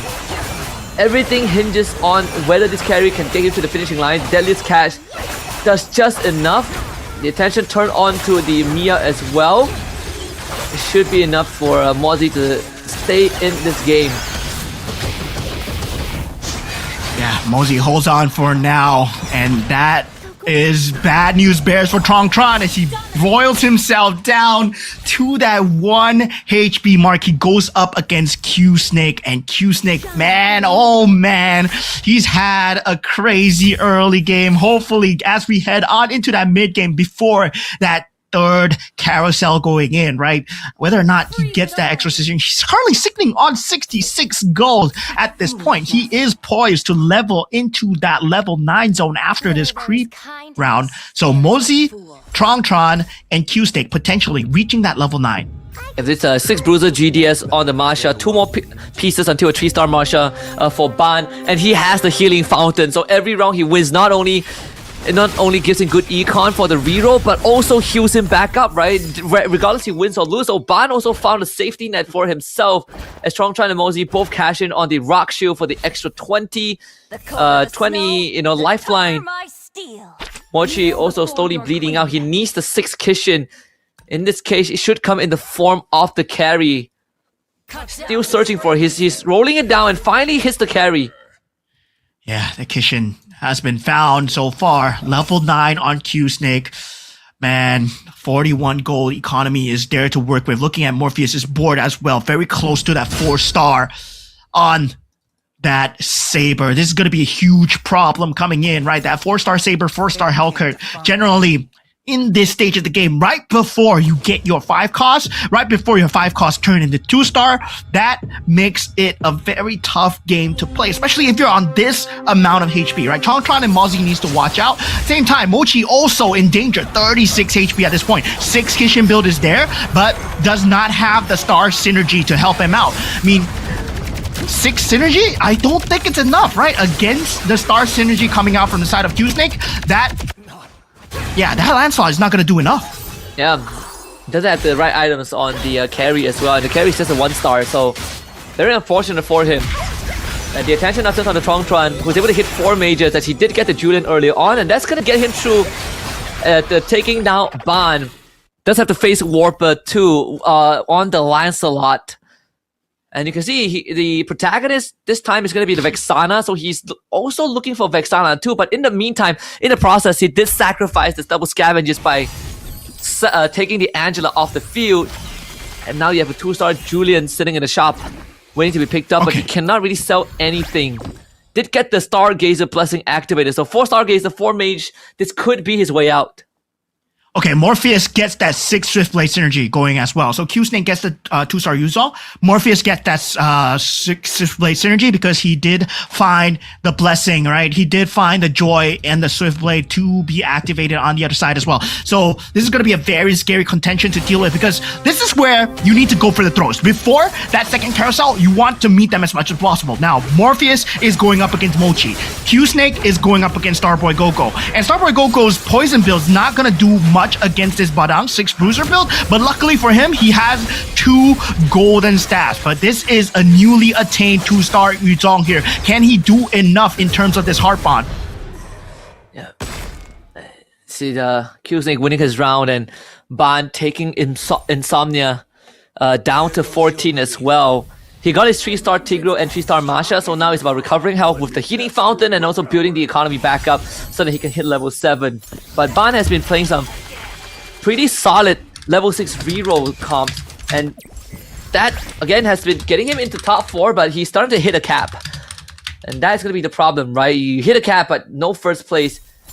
Starboy, 3-star Mia now out. He also has a rock shoe to work with, so you have 2 reroll comps here, but Starboy does have the extra piece. And remember early on, he did have the Heart Bond Crystal, and guess what? It's on the Tigreal. But luckily, but unfortunately for him, 3-star Tigreal is going to be very far away. There's only exactly 6 pieces left in the shop. So if anyone just takes 1 Tigreal away, he's going to be denied of the 3-star.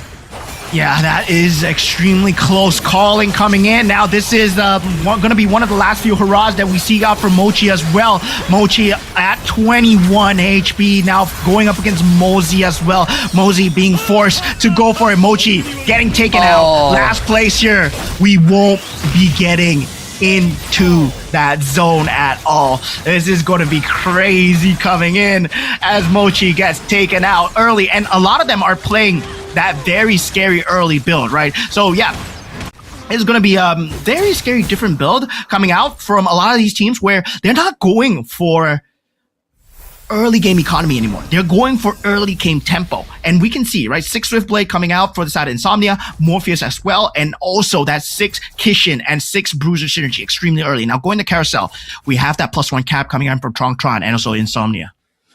Yeah, pretty unfortunate that for Mozzie, he just needed his last slot to take down 1 extra piece and he would have had made it to the Carousel, because he took 22 damage when he has 21 total life points to work with, including the rock shoe that he actually got from the Go-Go card, but it just got completely shredded through. So we are guaranteed to get 1 more round after this, but down 2-star for Q-Snake as he did take his first loss earlier on. Tron still in it. 9 Synergy Mystic Mail, 4 Mage, 4 Stargazers. Vexana is the protagonist, and the main items on both Vexana and Lunox. 2-star Ruby coming through. Yeah, 2-star Ruby. This point, Mystic Meow as well. Tron on potentially his last legs here, right? So we do have the build that is going to be scary from Morpheus. Q-Snake has reached his cap. Ban has reached his cap as well. So the shields, all the heals will be starting to come into that gameplay here, where is the shield enough, right? That 2-star Ruby, is it enough to carry him through? And luckily for him, he's going up against Starboy Gogo, who went for this Mia build, and luckily for him, well, that Eternal Guard lands in the correct spot there. Now Ban taking a lot of damage from Morpheus there. Yeah. Tron low in economy. Most of them basically rolling as much as possible, except for Ban, who needs to stay afloat in terms of money. There is a window that he can hit level 7 after this round.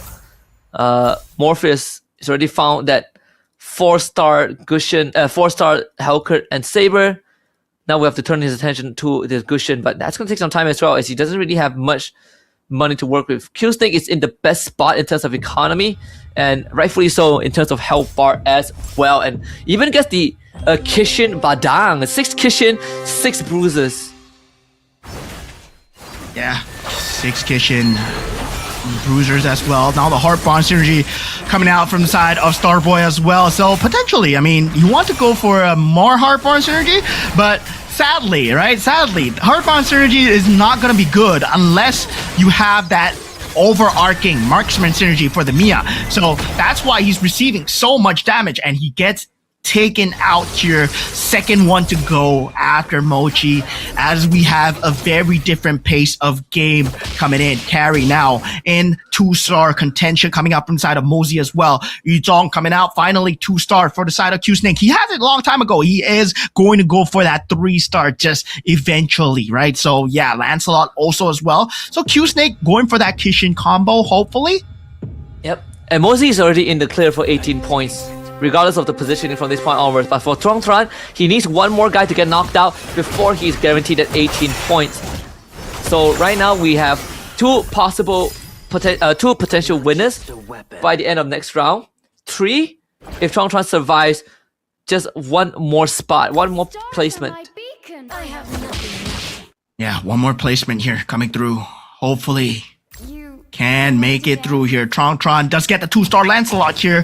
He is also going for that Kishin build, but the difference is the 6/6 is coming out for the side of Q Snake really soon. Now gets the 2-star Yu Zhong on the side of Insomnia. This means that it is slightly denied for the sake of Q Snake as well, right? Who is going for that 3-star Yu Zhong, but he has that 2-star Padang. So with that Bruiser build, with that 6 Kishin build, that 6/6 combination looking like it's the strongest in the map, but Insomnia also has that Swift Blade into the Exorcist build, and that Exorcist Ling is going to be extremely scary to deal with. Yep. Not too bad. Let's see. Can Tron survive this? It seems like, yep, he can. Q Snake's draft doesn't really stand much of a chance. The Lancelot eventually does go down though, but the Beyblade drops down. It's gonna take out the carry. One more drop onto the Badang. The fist crack. Actually, more than enough. Tron ends up going down and misses out the threshold. Insomnia also falls, so it really comes down to the position on who gets knocked out first, I believe. Oh, it's Tron first. So him and Insomnia both sit at 17. That is unfortunate. Mozzie means that Mozzie is the only person that gets to 18 by the end of this, and it's going to be him and Mochi. Morpheus has a chance as well. That too, if he finishes at least second place. Him and Ban. Yeah, him and Ban, they have a very close contention here. So yeah, we're looking at the next round where Mosey, Ban, and Morpheus are potentially going to be in that championship zone as well. So yeah, this is anyone's game at this point. Morpheus able to secure that 4-star Hellcurt and Saber. Now working towards that 3-star Gushin as well. Does have the Ruby to begin with. And he went for a very early spoiler build, right? He did not reveal his early Go-Go card. Now going for that Veil into the Alice as well. Now Mosey still trying to hold on strong against Q Snake. Q Snake unable to find that 3-star Yu Zhong for now. Ban now going up against Morpheus. This Saber extremely hard to deal with, has that Winter Crown and is able to deal damage towards Ban. One more instant and Ban will get taken out. Yeah, so now Ban and Ban and I believe Mozzie are the ones, and Q Snake starting the one on a lose streak. Mozzie having the greatest of times now. 2 more Yu Zhong until the Yu Zhong 3-star for Q Snake. Make it 1 more. Are 3 more Yu Zhongs in the pool? 10 more go. Does he roll for this? Because I feel like he can. I feel like he can continue rolling, right? Because there's no more Yu Zhong. I mean, there's one star on the side of Ban, but that's pretty much it. Ban doesn't really have much to work with because he was focused on the Masha. So that means that Mozzie actually gets a free pass to the... Sorry, Q Snake actually gets a free pass to the 3-star Yu Zhong by the end of this round, regardless of the results. Yeah, so this means that this is going to be a crazy round that determines, right, whether or not we get 3 finalists into that championship here. Now Morpheus, well, does go down. This is a good matchup, right? As you mentioned before, free pass into that carousel round. And yep, this means that Morpheus will be going first here. Does not see anything that he needs. Swift Blade synergy, potentially just to replace boards, just to replace units on his board here, and maybe going for that 10 synergy as well. Now this is a spot where Q Snake, this means he gets a 3-star, right? That is the 3-star Yu Zhong. Yep, Q Snake finally hits his 3-star Yu Zhong. And he has the extra capacity as well, so he could throw in a Dauntless just for the extra defense. Either that, I think the Dauntless is probably the one that he's looking at right now. The Exorcist kind of works with the Ruby, who is also a Dauntless. So Ruby is the best possible piece that he could hope for, but does not have the money to buy it just yet. There's a Ruby sitting in the shop right now. The ideal piece for Q Snake. Yeah, so far, we're taking a look at Q Snake's board. Yuzong, 6 Kishin, 6 Bruiser as well. Going up against Morpheus here. Morpheus, sad for him, right? The last moment where he needed to take out Q Snake, is it gonna be enough against that 3-star Yuzong here? That Phantom, is it gonna be enough here? That slight bit of damage? No, the 3-star Yuzong prevails and Morpheus gets taken out. Oh, that was so close. He was going to be in that 18-point threshold, but now he finds himself just slightly out. And now at 16 points. Ah, man. This puts Ban and Mosey in contention here. Ban, now he's secured that 18 points, right? Now going into that game number 4. Man, oh man, game number 5, we're gonna see Mochi, Mosey, and Ban potentially getting the championship. Yeah, and for the rest of this match, the only thing that matters is who walks away with 250. And I mean, Q Snake is in the best position to do that, right? Like, he hits such an early Yuzong, such an early Badang, gets a Kishin Magic Crystal, and makes this Yuzong a one-man army. So if he wins this, unfortunately, he's going to be 1 point short of the 18-point threshold. But this match is as close as it can be. We have like 270 points, 216 points. And by the end of next round, if these 3 players that qualify, Mozzie, Ban, and Mochi, they do not win by next round, we are going to have everyone qualified to win by round 6. So round 6 is the final round, mathematically. Yeah, round 6 will be the final round. We're nearing the end, baby. Yep, nearing the end indeed as we go into the Lord round here. Well, Q Snake and Mosey the only one left here. This puts Ban at 18 points. Q Snake, he can put himself at 17, but Mosey is secured, right? Mosey is secured into that grand finalist, but now it's all about the $250. Yeah. Let's see. It's the Lord to be taken out right now. And see of the items, right? Because more importantly, for Mozzie, can he find a turnaround? Again, this is for $250. Nothing else matters. Q Snake's not gonna make 18 no matter what. The ideal situation for Q Snake right now is that he finishes in first place. So even if he finishes last, next round he's guaranteed 18. As for Starboy and Morpheus, they will have to finish at least top 7, which isn't really hard to achieve, right? So again, there's a good chance that by round 6, we basically get a winner. It's quite the development. Last time it took us 8 rounds to do it, but right now, round 6 seems to be the cutoff point. It's gonna be tough. The 3-star Esmeralda in the hands of Mozzie, doing mad work, the 3-star carry as well. We know that that is the answer to this Bruiser comp. And Mozzie ends up prevailing in the very end, taking out Q Snake. So Q Snake also sitting at 16 points by the end of this. Good stuff for Mozzie. He's going to be walking away with $250 off of this round win. Again, the biggest difference maker is just having the carry and the Esmeralda, right? Which was shown yesterday to be a very effective method to deal with the Exorcist Bruiser, in this case the Kishin Bruiser from the side of Q Snake. But again, round 5 coming in, 3 out of the 8 players are eligible to win, and all we are waiting for right now to see if those 3, one of them can close it out, and if not, then we are guaranteed to end by round 6.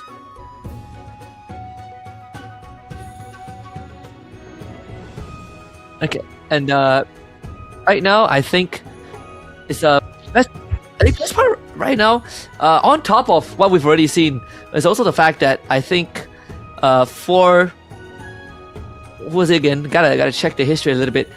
For the side of I think Ban still going for a lot of the eco, the early rerolls, right? And that sort of has been the strategy that our Vietnamese rep has been gearing towards. Unfortunately, still not close enough to win, but again, guaranteed a chance to actually close enough to make it to 18. But now we are looking at the round 5 results, right? 3 of the players need to just finish top 7. So let's say if one of the players in 17 points gets knocked out first, or any of the players except for them gets knocked out first, then we are guaranteed the whole lobby of being at 18 points by the end of round 5. Yeah, so this is a very different case where, well, we do have that game 8, but of course, there is that potential for that round inflation, right? The point inflation that we were talking about. And now at this point where, well, the maximum rounds suddenly become, maybe we will end potentially at game number 6. But still, game number 5 going into it, game number 4, where we saw just now, a lot of people were playing spoiler against Mochi as well. So Mochi as well, he could not play a game because same time, Morpheus was playing a crazy build, right? He went Veil, he took that Alice card, and then he went Saber into that Hell card. And nobody was expecting that. Everyone's like, oh, okay, this guy's a Veil. And then he used the updraft, he found double Saber, as you said. And then afterwards, well, it started becoming a mid-game domination. Meanwhile, on the other end, Minotaur was playing a poison build. And also, Q-Snake was having one heck of a game with the Bruiser and the Kishin build as well. So that is going to be like the mid-game is just doesn't add up because who can survive the mid-game is going to win the game because everyone else was going for economy. But these 4 players, the Zilong, the Veil, the Minotaur, and also the Freya, well, they weren't playing for late game at all. Yep, not at all. Honestly, if it's not for, if it's not for the 3-star carry and the Esmeralda, Q-Snake would have been at 17, right? Again, 1 point away from being eligible at the threshold. But either way, this is an incredibly close game because, again, we had 2 players who were literally 1 point away from winning. Trong Tran, unfortunately, playing one of the slower games with the Nana, that 2 extra lives were just not enough. Yeah, gonna be a tough game coming in for all sides here, right? When we go into that round defense coming in, well, you can start to see this early game. Mochi, Mosey, Trong Tran, Insomnia, Starboy, Gogo, all at very low thresholds of HP here. Their HP was extremely low. Mochi being the first to get taken out, and yeah, there goes his championship chances, and there goes his extra $250 if he was hoping for it. But now, the same time, right? Starboy Gogo be the next to get taken out. So this is going to be extremely crazy. Trong Tran, meanwhile, on the other end, not able to hold on against Q-Snake as well. We talked about Q-Snake, we talked about Ban, we talked about also Morpheus playing a very good early game. But the scariest thing is, Mosey was playing for late game, and he survived that early to mid game. That's why his board looked as it is. That's why it looked extremely scary to deal with because he was able to jump into that 5-star pool. Now, the only one that was in that 5-star pool was Q-Snake as well. So he was able to play in that pool because Q-Snake had a very good flow, right? Into that 4-star, into that 5 cost as well. Yep. And again, right, even for Trong Tran, he had quite the pivot, right? From full econ into the 4-mage for Stargazer, got the Vexana protagonist as well, but unfortunately just not enough in the face of Q-Snake's Badang that, was almost impossible to take down. But Mozzie's winner lineup on your screens right now, 3-star Esma, 3-star carry, the standard answer to that 6 bruiser Yuzong. Yeah. So yeah, there is very crazy lineup. He managed to get that 3-star carry, 3-star Esmeralda as well. And that Mystic Meow build going into hand in hand, right? But the most important thing that you need to see here is the Go-Go card. The Go-Go card that is rock solid. the last go-go card that was available that led him to survive that early skirmish, that 20 HP that led him to be able to survive everything. And now he got an extra $250. He was secured that round win no matter what. Now this puts Mochi, Mosey, and Ban in that battlefield of getting into that championship, right? Now we have, once again, are we going to see another upset? Because the same way Shadow QC came out of nowhere, well, this might happen again. Now taking a look at the match overview. Yeah, and it was something that we saw from Floxy as well during Go 1, but now that almost half the lobby have a chance to win, this is going to be crunch time for them. And if Ban takes this away, it's going to be 2 back-to-back seasons that a Vietnamese has won the Rising Star. The match overview, again, Mochi just finding nothing this game, unfortunately, getting knocked out first. A Starboy Go-Go going for the poison build, even having the Heart Bond Magic Crystal. I believe he put it on his Granger, which he put it as Granger. It probably swapped it out afterwards onto the Tigreal. That didn't pay off as well. Even his 3-star Mia with a double golden staff can only do so much. Yeah, 3-star Mia, man.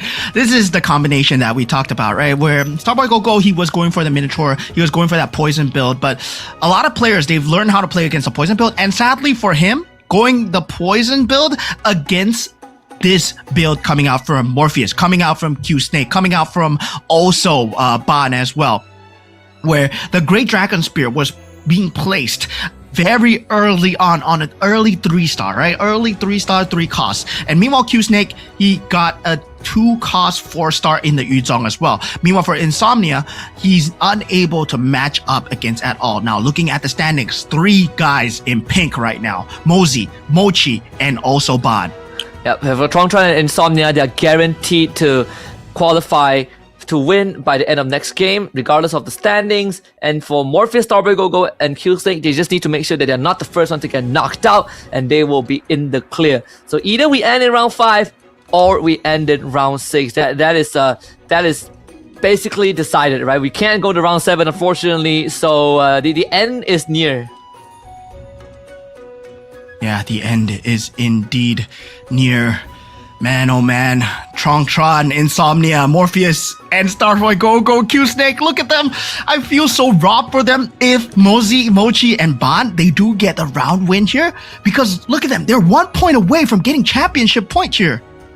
Even for Tron, right, he's been having a rough finals, right? He finished first, and afterwards it's just 6th place, 6th place, 6th place, 3 rounds in a row. Really couldn't get things going. And the craziest thing is everyone else is accelerating the game.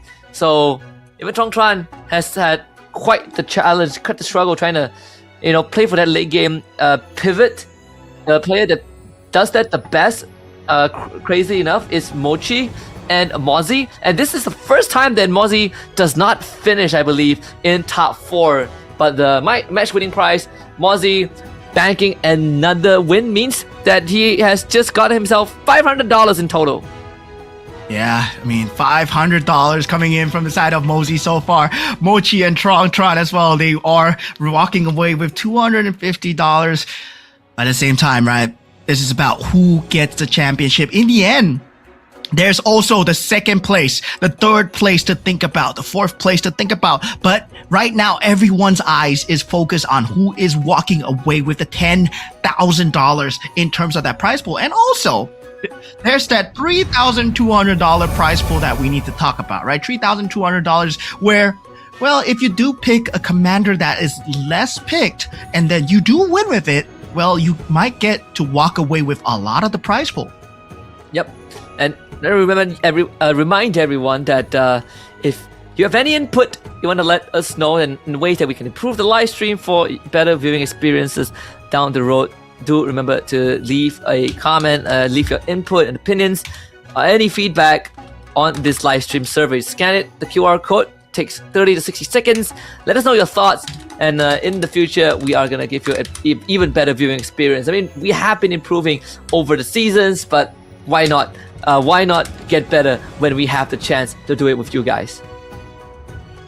Yeah, I mean, this is a very crazy situation here right now for Magic Chess Go-Go in general, right? We are already at season number 6. It has been a crazy ride of one of few years where we came from just a little standalone game where, yeah, we were just part of MLBB's ecosystem. We were in the game itself, and now we are a standalone game. We're a standalone title. Now we have a PC game. We have international tournaments. We have representatives from all over the world. And this is all thanks to you guys as well in the audience seat. Of course, thank you to our observers. Thank you to whoever that are watching, the audience, the live audience as well, right? I gotta give a huge shout out, you guys. Without this, MCGG would not have been possible as well. And I mean, every single time, new bunch of players, new pool of players coming up. So I'm looking forward to who's coming to the champion of MRS Season 6 here. Yeah, absolutely. This is, again, fun times for Magic Chess Go-Go. And for those who were expecting Mochi to win, he has used up his extra life. It's going to be crunch time. And the game, if it's not on already, it's now truly on. And on your screen is Ban. Just now we saw Mozzie as well. The players who have a chance to walk away with that 10 grand. Then we also have Starboy Go-Go, who came very, very close, and one of the few that is almost guaranteed to be eligible after the end of this round, regardless of the result. Tron as well, missing out by 1 spot in the previous game. Yeah, I mean, same time, might be the last round that we might be looking at here, right? Somnia looking pumped up, trying to defend, as here, Morpheus still at 16 points as well. Man, every single one of them could be the champion here. Remember, this is not a team game. This is all for yourself here. And this is about a difference in just the luck of the board, right? What does the game give you? Where does the synergy point you toward? And what is going to be the winning synergy here as we go into game number 5? I mean, the draft.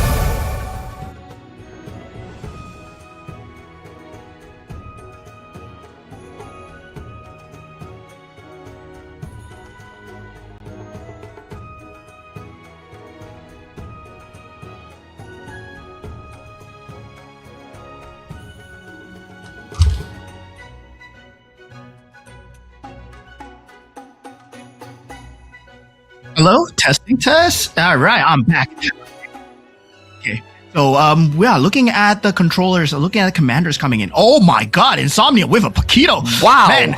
Oh, okay. I'm all coming in from Tron as well. So this is everybody's pulling out all the stops here. This is something that we have not seen. Okay, Insomnia is like, maybe if I can't win the tournament, I'm gonna win the $3,200 prize pool, right? So hopefully he wins this here. A Lunox coming out from Ban as well. So this is a very different commander look. No one is going to the pool here.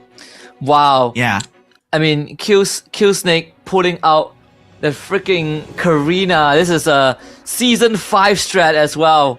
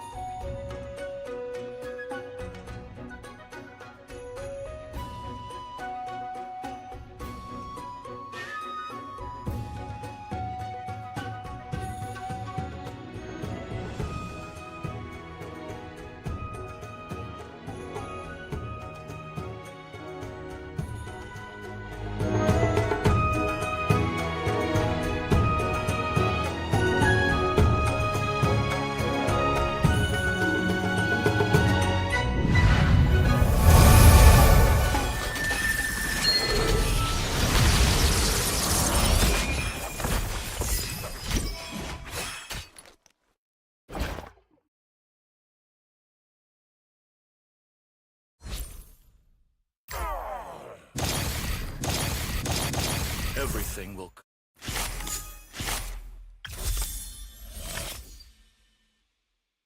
Let us bloom brilliantly in battle.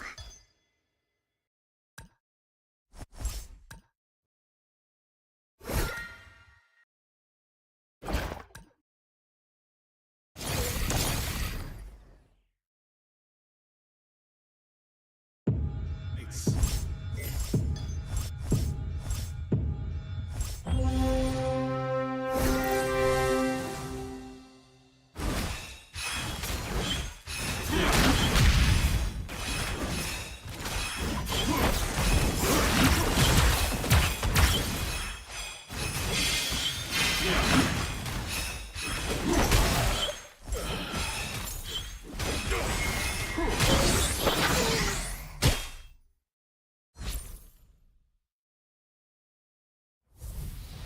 for the real challenge? Of light. Everything will come to an end. From chaos, The could use new some dawn cupcakes now. rises.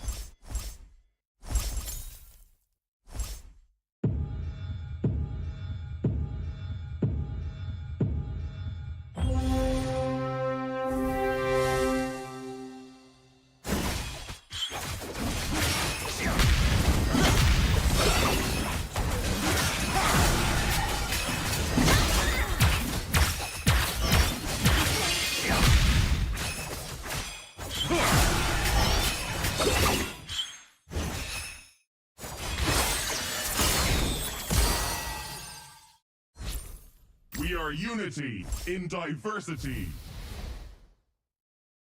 Kenshu, it's time. Again.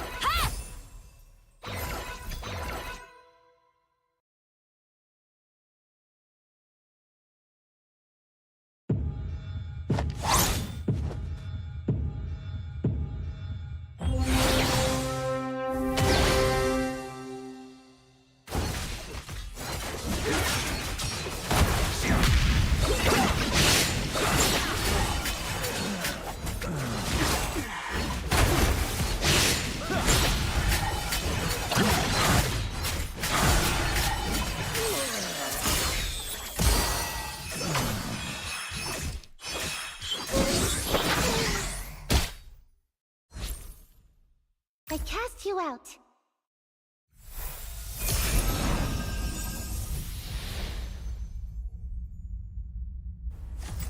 Okay, I mean... Oops, sorry about that. We're back and just in time for the first carousel. So it's gonna catch up. Don't worry, we actually haven't been missing much of the action. At least we were observing the game. But yeah, back on live here. And just a quick catch up onto everything. Ban heading to 4 Exorcists already. And everyone going for their respective Commander Go-Go card, except for Q-Stick, right? Actually goes for the Kagura power. So even though he's running the Karina, but he does have the Karina Twin Blade either way. But Ban is going to be sort of like the difference maker, right? Because she does have the chance to go for those big rerolls, and this could help her contribute to the Swift Blade synergy that he's been looking for. And on top of that, she also has the 24 gold waiting for her when she hits the 6 synergy. So Starboy gonna have a good tempo going if he's able to make use of that. Yeah, surprisingly, right, when we saw that they were going for these commanders, we thought, oh yeah, this is going to go ham, this is going to go crazy. Meanwhile, Insomnia on Paquito, right, goes for the Ruby power, and meanwhile for Q-Snake goes for Kagura's power as well. So defensive cards, but on offensive heroes. Now Mosey, on the other hand, goes for Kalea's power. So yeah, roll the lucky dice. Well, you can get rewards of up to a lot, right? But he managed to get 10 gold with the Kalea's power, so there's a very early acceleration coming in from the side of Mosey, so he will have the capability to go for that Yuzong and also the Kagura extremely early. So the Exorcist Bruiser combination already up extremely early. Meanwhile, for the other side, well, we have a very different look where everyone is going for scavengers. And not only that, Insomnia has very specific power spike timings, right? With the Paquito, especially with the boxing glove. So the 3 cost, 4 cost at stage 2 and 3, and then in round 4 as well. So overall, if Insomnia doesn't lose too much health, then he's gonna start hitting his power spike and take over the game, especially when you're gunning for those, you know, 2-star 5 cost, 3-star 4 cost for Chongtran. Definitely with this Amon, we're looking for the economy for every 2-star that he hits, so he's gonna be investing gold in that as well. But he does get himself the full throttle and is able to go to 6 if he wants to. Has the mirror device to work with as well. The mirror device. So this is great stuff, right? On top of that, also has the 12 extra gold whenever he uses the mirror device. Another late game econ commander that can suddenly turn the tides. Yeah, very different look coming through, right? You talked about the mirror device coming in, and now with the creep round as well, it's about what the itemizations that they're going to get for this time. And now also, right, going into that later stages of the game, they are all scavengers at the moment. There is no kind of pivot being found here. Unlike previous game, there's no Alice, right? There is no Freya to talk about. There is no synergy destroyers. So at the same time, a lot of them are going for scavengers. It's all about the HP threshold. Different look going into that auction round as well. A lot of them are keeping above 70 HP. So we are assured that Neo Beast chest, it's going to be that 300 that power threshold for the Neo Beast chest. So Mosey, Mochi, and Ban, once again, we gotta keep into the back of our heads that they are the championship contenders here. Yeah, absolutely. Yeah, and this is going to be super important for some of these players as well. Like for Morpheus, Starboy, and Q Snake, as long as they are not the first one to get knocked out, again, they're guaranteed 18 points. But also, you have to make sure that Mozi, Mochi, and Ban, they do not win this so that everyone gets a fresh shot by the end, by round number 6. So far, Ban unfortunately has to take his L here against Mozi.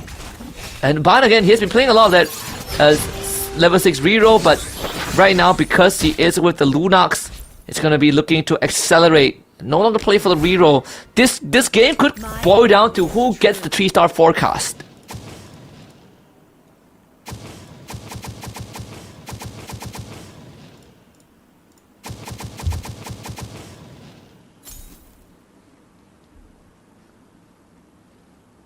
For newbie still up there.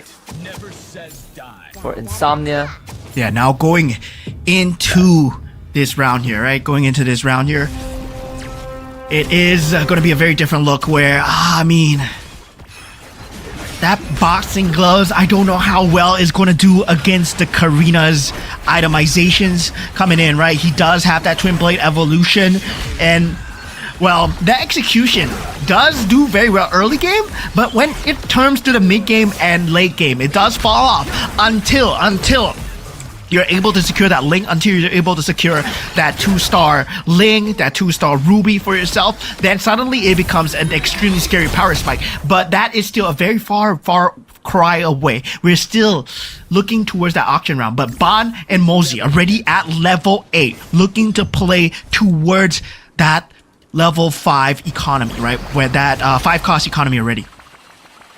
Yeah, it's also worth mentioning that right now that Starboy, despite running 3 scavengers, he is 1 piece away from the Minotaur 3-star. He just got it.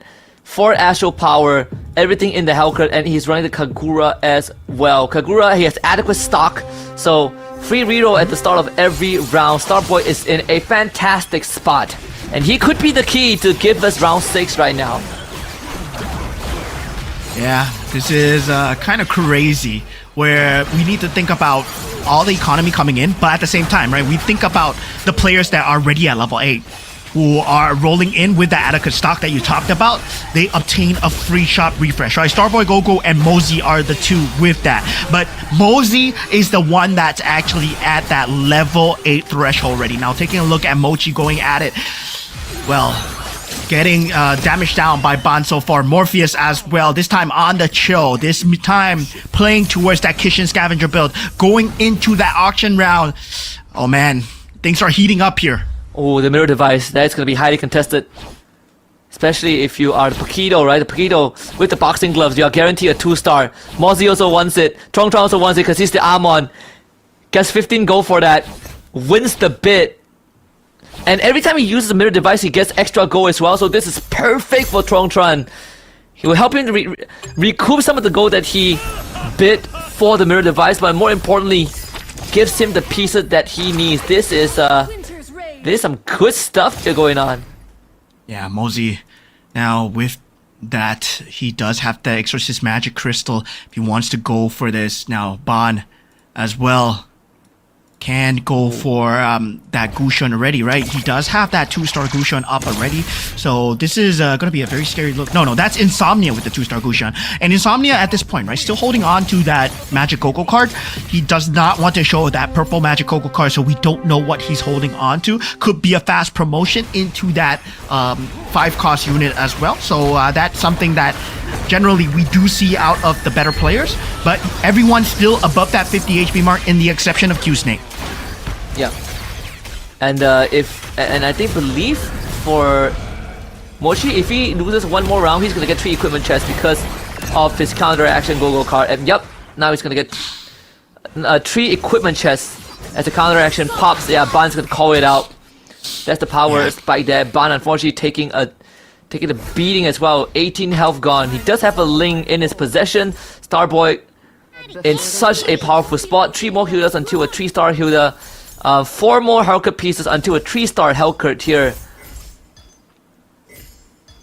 That Hellcurt not looking too strong in this current stage of the game, and going into the last Gogo card as well, right? This is an extension Gogo card where we are potentially seeing a blue Gogo card. Blue Gogo card means that there is the ability to get your HP back. There's ability of the Rock Solid to get the shield value as well. So this is an extension. We're going to be seeing a level 8, level 9, 10 unit lobby from all these players, unless someone gets taken out right now, which I don't think this is the case. This is a damage threshold of 15 to possibly 20. So yeah, there is still a chance where we're gonna see very crazy synergies coming out. This is gonna be one bloodbath of a game. The hard bond just enough to keep Mochi afloat because the Mia died earlier on, so the Deadly Cash actually didn't take her out, because that could have been in one fell swoop. So slightly unfortunate circumstances. Strong Tran loses the round to Ban, but remember, he did spend 15 gold at the auction earlier on to get that mirror device. It helps him recoup some economy, but also helps him hit very important pieces. And it could be the missing... Wait a minute, he doesn't have the Yudong just yet, but he does have the Lancelot. So a 2-star Lancelot is almost guaranteed, because he has 3 mirror device available, right? So that's 36 gold just passively sitting in the bank for him to cash in on.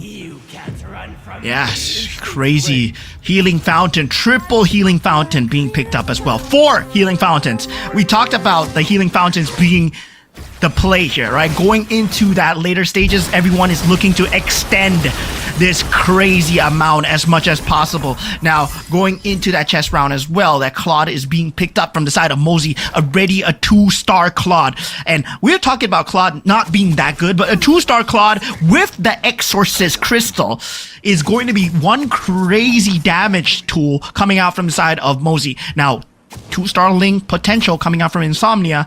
Looking at Insomnia's board here, yeah, still not being found here. Yeah, and remember, for this Amon, for Chongtran, all he needs to do is to hit level 9, and level 9 he just needs 2 2-star 5 costs, and he's guaranteed a 3-star 5 cost.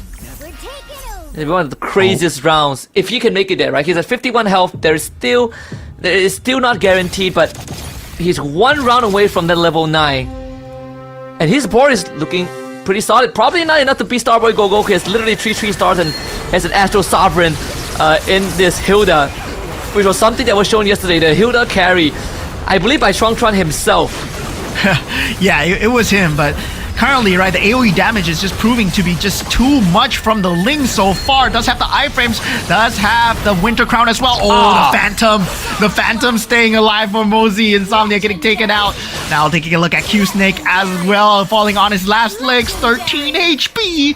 Q-Snake did go for that healing fountain, but he needs some time. 16 HP might not be enough. 2-star Irito being picked up here, but now this is where all the 5 costs start to come into play. Mosey, at this point, will have a lot to work with. Chongtran as well, looking at that Ruby, but that Ruby is being locked up by a lot of different players right now. Yeah, this couldn't access the 6th Swift Blade, sadly. The Angela has no value here. The 6th Swift Blade is eluding him, and that's the Hellcurt, which most of it has been taken away by Starboy, and maybe because of that, he's He's not gonna win this, right? He has the Ember Lord Link setup, but the Link is also 1 star. And remember, if Q Snake finishes last, then he is the only hope of extending this to round 7. Very tough predicament to be in as he's up against Morpheus. They gotta somehow take out this Mia in the back line, but he just is not dealing enough damage. Yeah, Tron as well, falling low, 9. Do you know? Monster kill. Godlike. Legendary. Holy cow. Legendary. Q Snake gains a 2nd life. Just a sliver, right? Going into the carousel. That puts him with that You can't run. healing fountain. Every round 3 HP coming up. Now Mosey secures that 2-star Badang. Insomnia as well. 2-star Bane. This is where that 5 cost becomes a huge issue. This is where itemizations actually start to matter. Bond with that 2-star Ruby as well. Now Morpheus also hell? looking for that 2-star Ruby and the Leslie. I never What? falter. Lancelot. Yep. Tongtran is rolling for the 5 cost. He's rolling for the 5 cost. You gotta be quick. You got 3 mirror device. He needs 1 2-star 5 cost. He's not gonna make it in time, is he? No, Tongtran gets the face whopper, blessing activated, but he doesn't have enough time to use the mirror device. Tongtran on his last legs here, up against Mozzie. Is this gonna be enough? Is the Lancelot face whopper gonna get him out of this? I don't think so. I think Tongtran is gonna be out here. Vanish into the He waited too long. But he is guaranteed 18 points. He is going to be in the threshold no matter what because he had 17 points to begin with. All he needs to hope for is the other 3 that the ones who are eligible don't win. And that's it. And then he's in the clear. Legendary. Man, this is tough spots coming in. Dude, he's set up for success but just did not have the right pieces. Yeah, that was extremely close. Now Mochi will be the first to go in the carousel here.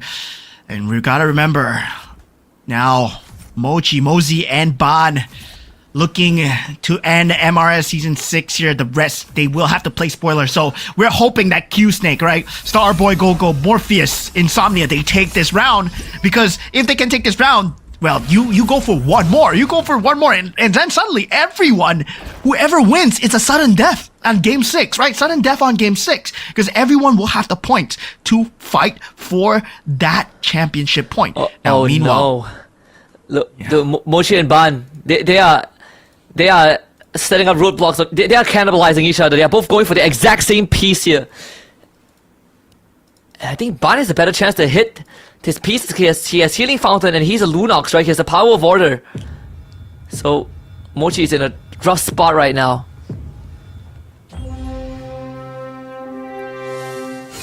yeah. This is kind of crazy coming in. Insomnia still going with this build, right? 6 Swift Blade, 4 Dragon Collar, but up against Mochi so far, this Ling isn't gonna be enough. This Leslie's ultimate snipe needs to fall into that timing, and yes, he does get it. Winter Crown still available, and that ultimate snipe could have played spoiler, but oh man, Mia was still alive, able to deal damage. Insomnia gets taken out. Look at this Hilda, holy cow, the House Claw. Oh my goodness, coming out on top. Just with a sliver of health. The Kagura shield helping out as well. Mochi losing his first life, 2 more to go. So 3 players out of the 6 players are going for the exact same pieces. Mozzie, I believe, not Mozzie, Ban has the carry as well. Morpheus and Mochi. So no way we get a 3-star carry on any of their board unless one of them gets wiped out. Yeah, this is 3-star carry search, right? Everyone's looking for it, but it's not available. Now 2-star Ruby being picked up from the side of Mochi at this point. Now this is a fight for synergies where the Mystic Meow, Morpheus currently has the best Mystic Meow synergy, but Astro Power and Exorcist are playing spoiler to him. Now he goes up against Mosey and Morpheus on the other end, right? So this is the Exorcist versus Mystic Meow. If he can take out that 2-star Leslie with the Badang is still on the Leslie in the back line. And, oh man, Morpheus's Leslie gets taken out. Now, with that Irithel, is it enough to deal with the Badang here? No items on the Irithel, and still the Phantom is there. And Morpheus survives for now, takes out Mosey. Holy cow. Yeah, we are guaranteed sudden death, right? Everyone is eligible because Strongtry is the first one to get knocked out. So yeah, this is the dream scenario, I guess. But more importantly, the three players that can win are still in the lobby. So all we need to do is to have them be the last 3 standing, and we are guaranteed a Season 6 winner. Mochi on his last legs. Ban still doing pretty well, 32. Mozzie at 36. Starboy finally taking his first loss in a long time. And Q-Snake is the one who is snowballing. 7 Ember Lord and a 2-star Ling. 7 Ember Lord, 2-star Ling. Indeed. So we go into that orange creep round where the itemizations become even much more important, right? The switching of the itemizations. Right now, it's about equipping your 5-star units, your 5-cost units with whatever you need right now. And the people with the 5-cost units, we're taking a look at Mochi. We're taking a look at Morpheus. Morpheus right now, he does have that 2-star Leslie, but that's going to be the only spoiler that he has. Meanwhile, for Q-Snake, he will have the Alpha, the Ling, and the Mosey as well. He will have the Claude and the 2-star Badang. Now, looking at the synergy though, Morpheus, he was able to hold on, but he does not find the itemizations on the Leslie so far. He puts the items on the carry. Nice, Kagura tree. Mozzie hit level 10 now. Those 5 cost rolls are gonna be good, and he has the +1 cap, so 11 pieces. But he able to get the 6 exorcists. I was worried that he's gonna miss out on their synergy. Now Mozzie is gonna be going up against Q-Snake, who has been on a win streak with the Ember Lord Ling. Is this 3-star Kagura enough? That's the important question, because this Ling basically supercharged, has a Karina Twin Blaze as well, absolutely bursted. Yeah, Morpheus 1 HP. Man survives for now. Okay, remember what's at stake here, right? Mosey and Mochi and Ban, they're still in this. And Starboy Gogo has to play the game of his lifetime here if he wants to deny any chance of the championship there.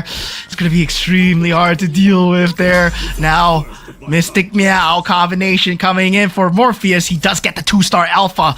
It's just going to be enough. It's just going to be enough. Yo, Ban has the level 3 protagonist Vexana. I feel like he's almost in the clear already.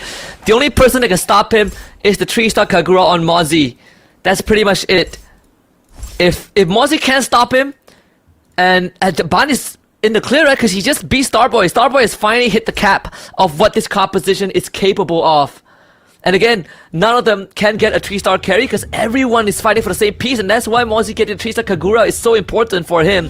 But Ban Mai has found his way out here. Q-Snake against Mochi.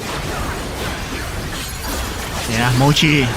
Tough straights here. That carry unable to get activated here. But if he gets taken out, it's good news for Morpheus. But now with Q-Snake actually on the other side, the Ling is not dealing enough in the back line. He's actually jumping in the front line here. Now with the Mia still being alive, that's going to be a problem. But the Ling, right? The Ling has the problem. And Ban takes out Morpheus as well. So Morpheus no longer in contention here.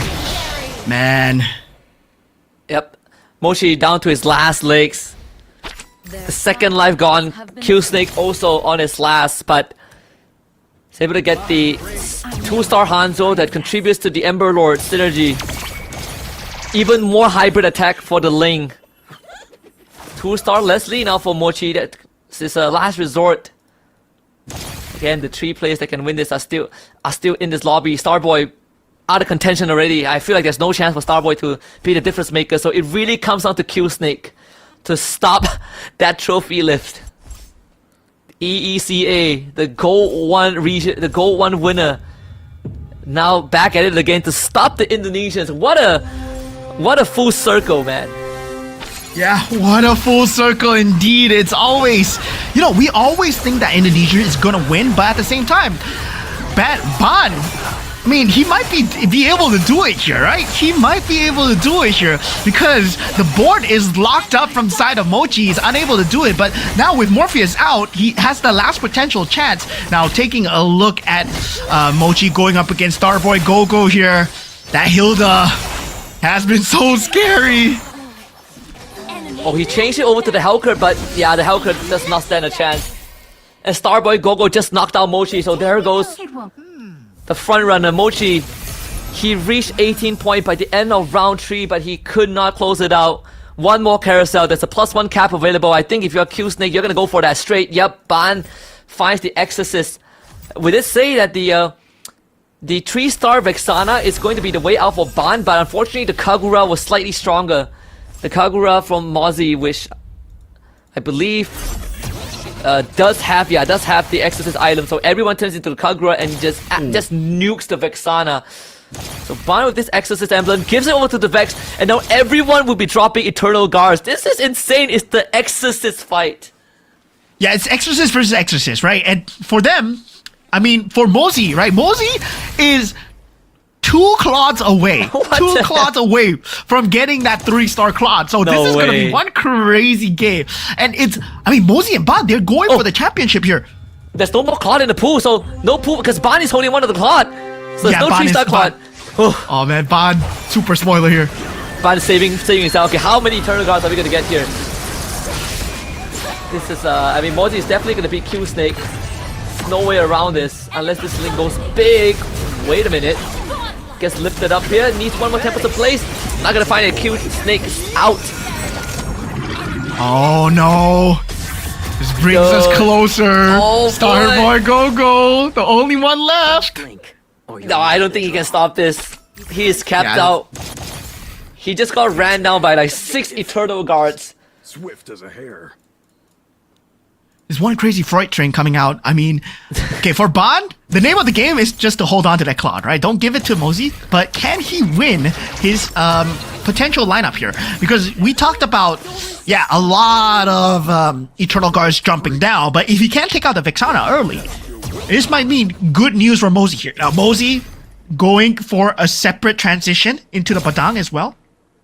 So for 6, the Claude.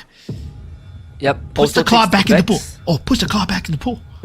He also takes the Vex. He's trying to roll for other 5 costs. In this case, it's gonna be the Badang. I don't think we are gonna make it to a 3-star 5 cost. Starboy, what else does he left? 6 defenders, 6 astral power. I still don't think it's gonna be enough here unless the Hellcurt can go big. But the Hellcurt doesn't really have big offensive item, only the golden staff, and that is just not good enough. It's gonna be staggered to oblivion by all the spells coming out from Mozzie's side. And Ban just bit Mozzie's mirror with the 3-star Vex. With the Exorcist Vex, excuse me. Yeah. Man. Exorcist Vex. I'm gonna do a run it back.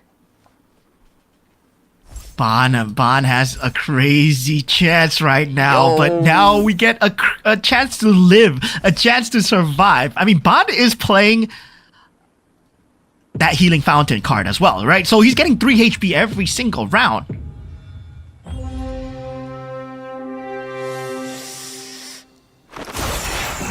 Man, I believe the extra blessing count that he added probably on the Fulvius too, right? That's why he got the Exorcist.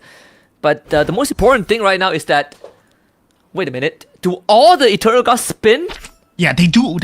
I mean, all of them. Eternal Guards spin as long as you are the protagonist. And right, the problem is, he's Exorcist, protagonist, and yeah, they all spin. That's the crazy thing. They will all spin no matter what. It's a Beyblade arena. Dude, Ban played the entire Grand Finals going for level 6, level 7 rerolls, and he's about to come out with the greatest Beyblade win of all time, but Mozzie is trying to go for a 3-star. But is there an angle for that? No angle for that. Yo, I told you, man, I believed in Ban, I believed in him, and yeah, he's coming out. Dude, he held the Badang, there's no more 3-star Badang. This guy, yes, oh my he's god, holding all the 5 costs. And Mozzie got to level 10 like what? more than the stage ago, right? That's like 5-6 rounds ago, but he just couldn't hit the 5 cost because freaking Ban starts holding everything. And he was the spoiler yesterday as well.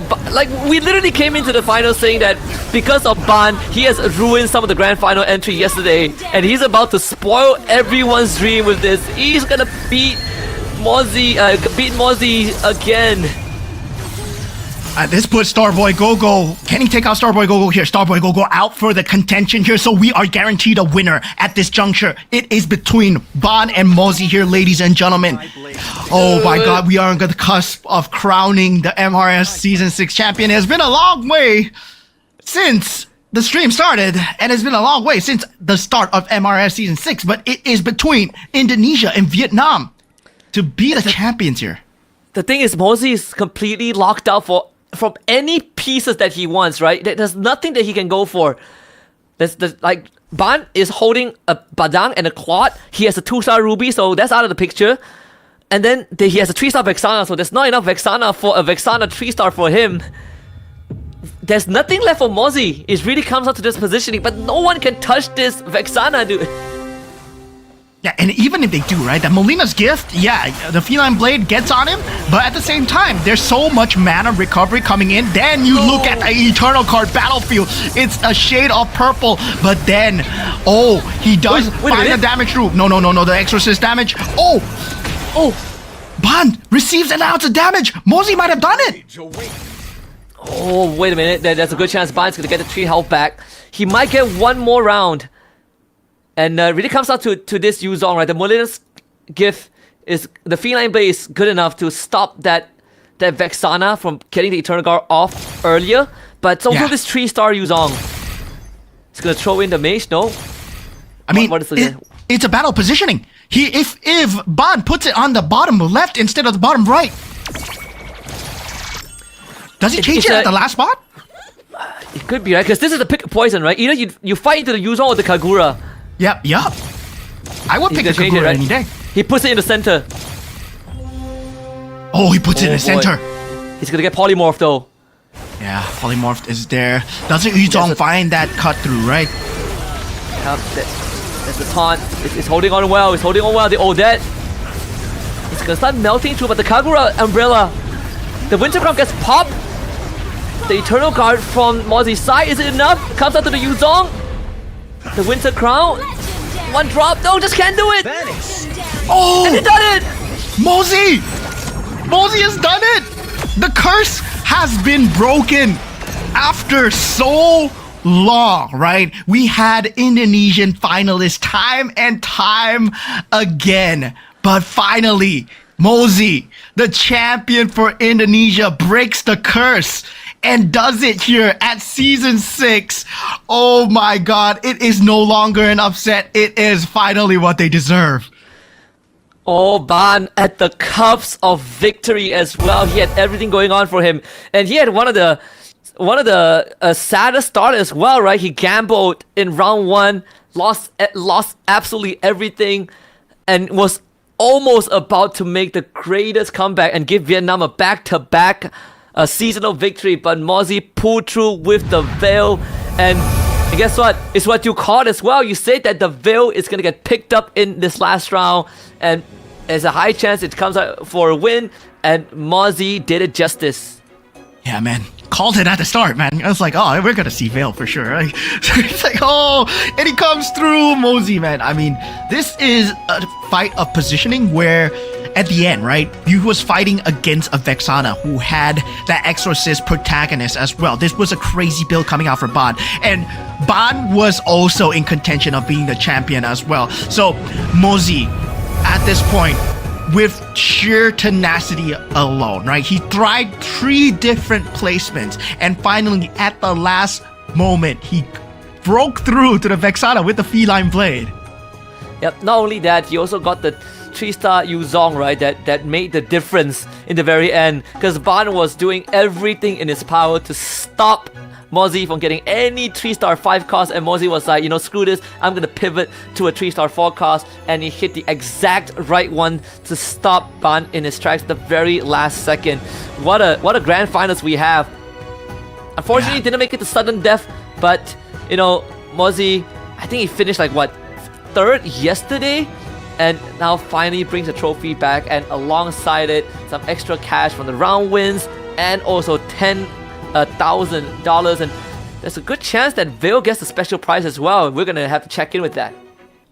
Oh man, this is going to be crazy, right? When we talk about MRS so far, when we talk about Go 1 so far, right? It has always been that, the Indonesians have always been there. There always have been that Indonesian representative in that grand finals. It has always been a chance where, they were always the runner-ups. They're always the second. And yeah, they've never been the champion since Go 1. And now finally they strike back. We saw Shadow QC last round.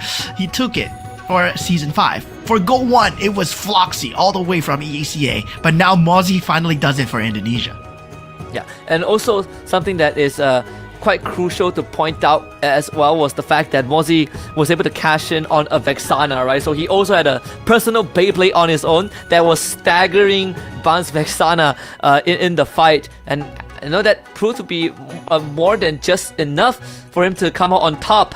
A lot of very minute details that gave Mozzie the upper hand, but I gotta say, Ban really fought to the bitter end. Yeah, and it was really to the bitter end as well, because when we talk about the Exorcist as well, that slight little damage coming out from the Phantom could have changed everything. Now, that slight difference was him putting the itemizations on the Yuzong at the last moment as well, right? He was like, okay, we're gonna move away from the damage Yuzong into a survivability Yuzong, because what I need to do is for that Yuzong to survive in the last few moments as much as possible. And against the Phantom, against the Eternal Guard Phantom, once you survive that first initial wave of the Phantoms dropping down, right? From the Eternal Guard Phantoms dropping down, then, well, you've done your job, because that second round, it takes such a long time to load. Yep, and the Phantom generally, they are just cast bots, right? Like they cast the Eternal Guard and that's it. Even the Eternal Guard is not, it just gets one-shotted overall. So Yuzong, true MVP, that gave the win to Mozzie. But this highlight, this is one of the I would say one of the closest match that we have had, and you know, good enough for the grand finals, right? The fact that it's befitting of a finals. Credit where credit is due as well, right? Ban played an amazing grand finals because he denied away that five cost Claude. He denied away that 5 cost Padang. He made sure that Mozzie could not get that 3-star 5 cost because that was his only out. But then Mozzie found another out with the Feline Blade, and that was just extremely lucky for him. That just goes to show, right, how much itemization comes to play in that later stage of the game, right? If he chose any other item, if he went for something more defensive, that Feline Blade, that timing could have ended badly for Mozzie as well. But a huge shout out to all the representation and all the players that are here today. You're not going home empty-handed. It's been amazing to have you guys in the grand finals because, well, without you guys, the grand finals would not have been possible. Representative from Myanmar, Morpheus, representative from Indonesia. We got 3 of them. Representative from Ukraine, ECA. We got Q Snake, and representative from Cambodia as well. We will have so much more coming in the next few seasons. Hopefully we get to see more of the globe and more of the players as well. But looking at the winner lineup, as this man will be walking away with 10,000 US dollars. Man, this was the winning lineup. The winning lineup with all the pieces in place. The Kagura 3-star was hit very early on, but right after that was getting absolutely ran down by a horde of Eternal Guards, getting basically blocked out of whatever possible 5 cost he wants to go for. Decides to go for the Feline Blade, takes a Vexana 2-star for himself just for the Enchanted Tail Beyblade. That's why he I put the Belleric in as well. But on top of that, gives himself a 3-star Yuzong and a couple of Winter Crowns to basically stall the initial burst out long enough for him to strike back. And just again, very calculated. The in the moment decision making was what made the difference for Mozzie.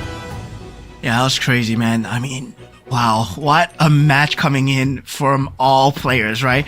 Mosey, he was pushed to the end by Ban, and I really love this because he was forced to go that Vexana as well. Like, he's like, okay, enemy's playing Vexana, how do I disrupt him? I play a Vexana of my own. It's like, okay, Enchanted Tales, I'm gonna make my Vexana scale because my opponent is not playing Vexana as Enchanted Tales, right? He's playing 6 Mage, he's playing 6 Exorcist, so he does not have the Enchanted Tales extra damage scaling. So I'm gonna get that scaling from the Enchanted Tales synergy. So looking at that match overview, looking at Ban, right? That slight difference, it was that difference maker. If Ban had that Enchanted Tales synergy, if he had that board space, if he had that level to get the slight little damage, that percentage increase on that Vexana, it would have changed the game.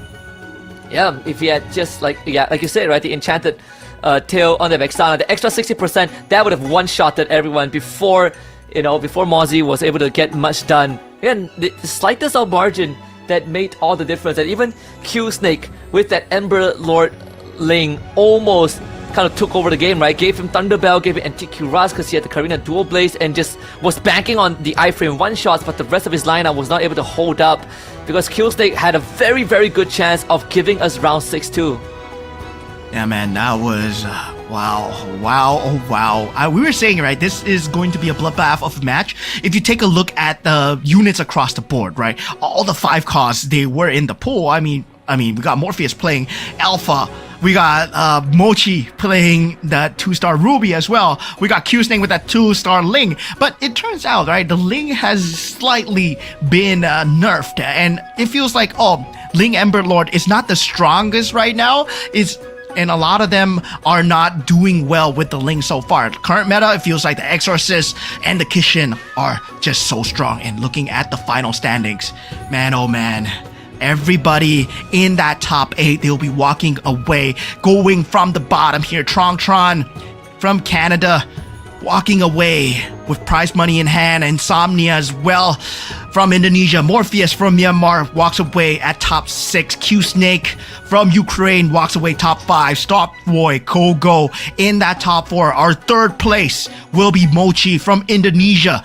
Vietnam, second place Ban, and finally our grand champion for MRS Season 6 will be Mozzie, coming in to win it all at $10,000 US. $10,000 US, an extra $250 for winning this round, but there might be more, right? Because we still need to check out whether the Veil gets the special prize. So there's a potential of more on the board here for Mozzie, but either way, he has gotten the biggest share of the prize pool, and pretty sure Indonesia can be very, very proud of what Mozzie has achieved for him today. And the best thing is that he won 3 out of the 5 rounds today, so that's already $750 just from the finals rounds. Yeah, $750 alone. Mozzie walks away with $750. Mochi walks away with $250 today, $750 yesterday as well. So Tron walks away with $250 himself as well. So yeah, now what I'm curious to see, right, is who is going to walk away with that, mini commander prize pool that we talked about. Is it going to be Veil? Is it going to be, that Guinevere as well? But of course, we want to talk to our main man, the champion, Mozzie, right? As he just won it all. Yep, and let's see what Mozzie has to say in this euphoric victory after taking it all home. In a bit, I think. In a bit? We're waiting Mozzie to come online. Yeah, okay. So let's celebrate. Okay. So we gonna ask if you can ask. I'll let you ask the questions. You'll be in the interview. Yeah, there it is. He's coming up. Let's talk to Mozzie. Hello, Husky Mozzie. Hello. Oke, mungkin dari kita dulu ya, Bude, untuk dari Mochi. Selamat dulu, congratulations. Mozzie akhirnya membawa gelar juara MRS untuk Indonesia. Gimana perasaannya dulu, Mozzie? Perasaannya dulu nih. Senang banget. Nyangka nggak kira-kira? Karena line up-nya itu kan bisa dibilang head to head ya. Line up-nya itu sama persis, tinggal posisi menentukan prestasi, tapi kamu memindah kiri, kanan, depan, belakang. Gimana caranya supaya bisa memenangkan landingnya? Nyangka nggak kira-kira bisa Pede aja. Nyangka sih itu kak. Itu Oke. pede karena 2 hero jadi. Itu dia. Dan mungkin Let's go, Bro Husky. You have any question? yes. Oh yeah, of course. Yeah, Mozzie, again, congratulations. I know, Indonesia has been wanting this win for a very long time, but I just want to ask, look, we have finished season 6. What are you looking forward to most in season 7? Jadi kamu gimana caranya nanti buat season depannya, apakah mau ada back to back lagi atau ada masukan buat Untuk teman-teman mempertahankan Ya, gelar juaranya ya. dan juga saran untuk teman-teman semuanya Yang buat agar ke MRS season nge-push MRS 7. season yang ke-7-nya, Mozzie. Mainin aja itu event MRS. Playing Sama, MRS apa ya? And consistent. Husky. Ya konsisten. Stay consistent, right? Yes, consistent for MRS. I'm pretty sure we'll see more of Yeah, you. But yeah. I got one more, right? I got one more. Yes. Like I know there are a lot of players like myself that play a lot of Magic Chess. Do you have any message or advice for the players out there who want to be as good as you? Ya, apa yang mau kamu sampaikan ke seluruh audiens yang bermain Magic Chess Go-Go? Biar bisa jago kayak Ya, kamu, biar kayak Mozzie. kamu. Biar bisa ada di posisi 1 nih, Sering. champion. Apa? Sering-sering main aja sih itu kak. Sering-sering main. Main di mode custom berbayar gitu. Ya, every Oke. single day he said playing in game every single day. Scream and Ya, fun match with match. community. Yes, this one. Ya. Okay, have any question Yep. again, Husky? That's all. I'm gonna train hard and hopefully I'll meet you in season 7. But yeah, that's all from me. Ya, oke. Oke.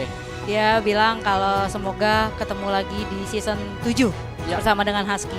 Tentunya Ada juga gitu. untuk Ya, yang semoga, 7 dan mungkin semoga. ini pertanyaan terakhir, hadiahnya mau dibuat apa nih, Mozzie? Dari 10.000 US dollar dan juga tambahan 1.000 ya, 1.000 US dollar total Iya. untuk winner prize-nya dari Mozzie. Ya. Banyak banget itu loh, Tabung. ditabung ya. Dulu. Tabung, Ya. oke. Oke, sudah selesai? Husky, enough atau? Yep, that's it. Yeah, anything that's else? it for me. That's it. Enough, yes. Oke, Oke. tentunya terima kasih untuk Mozzie dan Husky. Dan terakhir ini untuk Mozzie, kesan-kesan nih dari Mozzie untuk season yang ke-6 dari MRS-nya gimana nih untuk semua Seluruh. player ataupun untuk Mozzie sendiri? Sangat-sangat seru. Sangat seru. Di tengah-tengah rollingan support atau Iya Seru. betul. seru? Seru Oke. sih tapi ya deg-degan. Seru deg-degan. Oke, seru. Oke, Ya. Oke, seru deg-degan dari Mozzie karena benar-benar mental yang bicara ya Oke. untuk di grand final. Oke, thank you Husky, thank you Mozzie, congratulations again untuk Mozzie. Sampai jumpa Thank nantinya you. untuk di season yang ke-7. Bye bye. Oke, itu dia untuk ini. And that's it. You heard it from Mozzie, right? See, just keep on grinding, keep on training. Learn from everyone else online, people around you, and he's gonna keep on playing. So watch out for season 7. You might see Mozzie again. Yeah, inspiring words from Mozzie as well. And yeah, definitely going into that championship, I would not believe the amount of stamina that you need to have, right? Going up against 5 rounds of MCGG as well. Before that, in the semifinals as well, he played a very clean game. Of course, Mochi came out ahead in that semifinals, but as expected, whoever does well in the semifinals so far, the grand finals, they don't do well. And this is Mozzie coming out of nowhere. And Bod, he was extremely close too, right? We gotta give a shout out to all our players that have played their hearts out. They were just so close to getting that championship. Yeah, this has been a wild grand finals, right? It's gonna end one way or the other, but I'm glad that it ended in this fashion because Mozzie even heard him say in the winner's interview that he knew that he was going to win, and it's only a matter of time. And that's the composure that you need, when your back is against the wall, when it really felt like that's gonna be the end. He sees the way out and he finds the way out. Yeah, I mean, going forward, right, there is a lot of life-changing money for him as well, $10,000 coming in. Hopefully we get to see him more in Season 7, but it has been the case where newer and newer players are joining into MCGG as well. And hopefully for all of you guys that are watching the live stream, you guys feel inspired to represent your regions as well. There will be slots coming in. Of course, the next season coming in, I believe the 12th of August in that Concerto Echoes as well, right? When the Echoes come in, there will be that next season where you will be able to play and represent in that Season 7, because that's what we have in store for you for 2026. Yep, and of course we are still tabulating the final stats for the special prize pool. I mean, we have a couple of candidates online, and a couple of candidates on the table, but just a quick rehash on what it is. There is a prize pool of 3.2k US dollars, and it will be awarded to the commander with the lowest win rate, and every single player that has used that commander is going to be walking away with the prize pool. Basically, they share the pot of 3.2k. So the team, our data team is still tabulating that score. We had a few commanders that's on the list. The Amon actually didn't win. It's 0%. Yeah. So take a guess. I think it's going to be a Gwyn. There's Gwyn, there's Popa and Koopa. There's Gwyn, PNK, Vale. and then Vale. Yeah, but like Gwyn basically is a 100% win rate? Have we seen any other Gwyn? Nah, Gwyn, Wait, no. we did see. We saw two Gwyns. Two Gwyns, right? So 50% on Gwyn. Is Mozzie's Veil win enough? And that's what we want to know right now. Yeah, so yeah, this is going to be crazy, right? This is an amount that is not small either. $3,200 in that pool. So yeah, going to our most bravest players who dare to go against the grain, dare to play something different. We did have that result coming out. We did have PNKs, we did have Amons.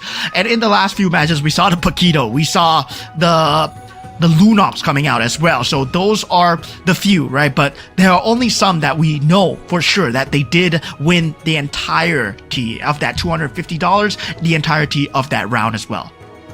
Yeah.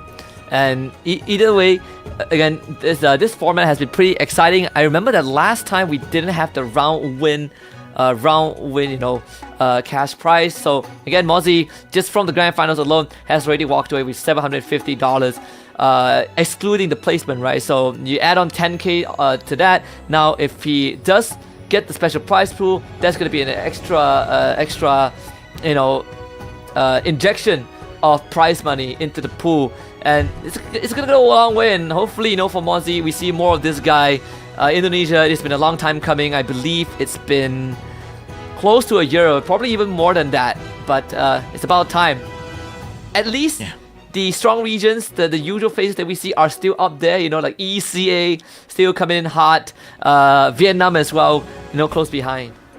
Yeah, definitely strong regions coming through. Hopefully we get to crown different more regions as well. Finally, after a long hiatus, Indonesia gets crowned champion once again.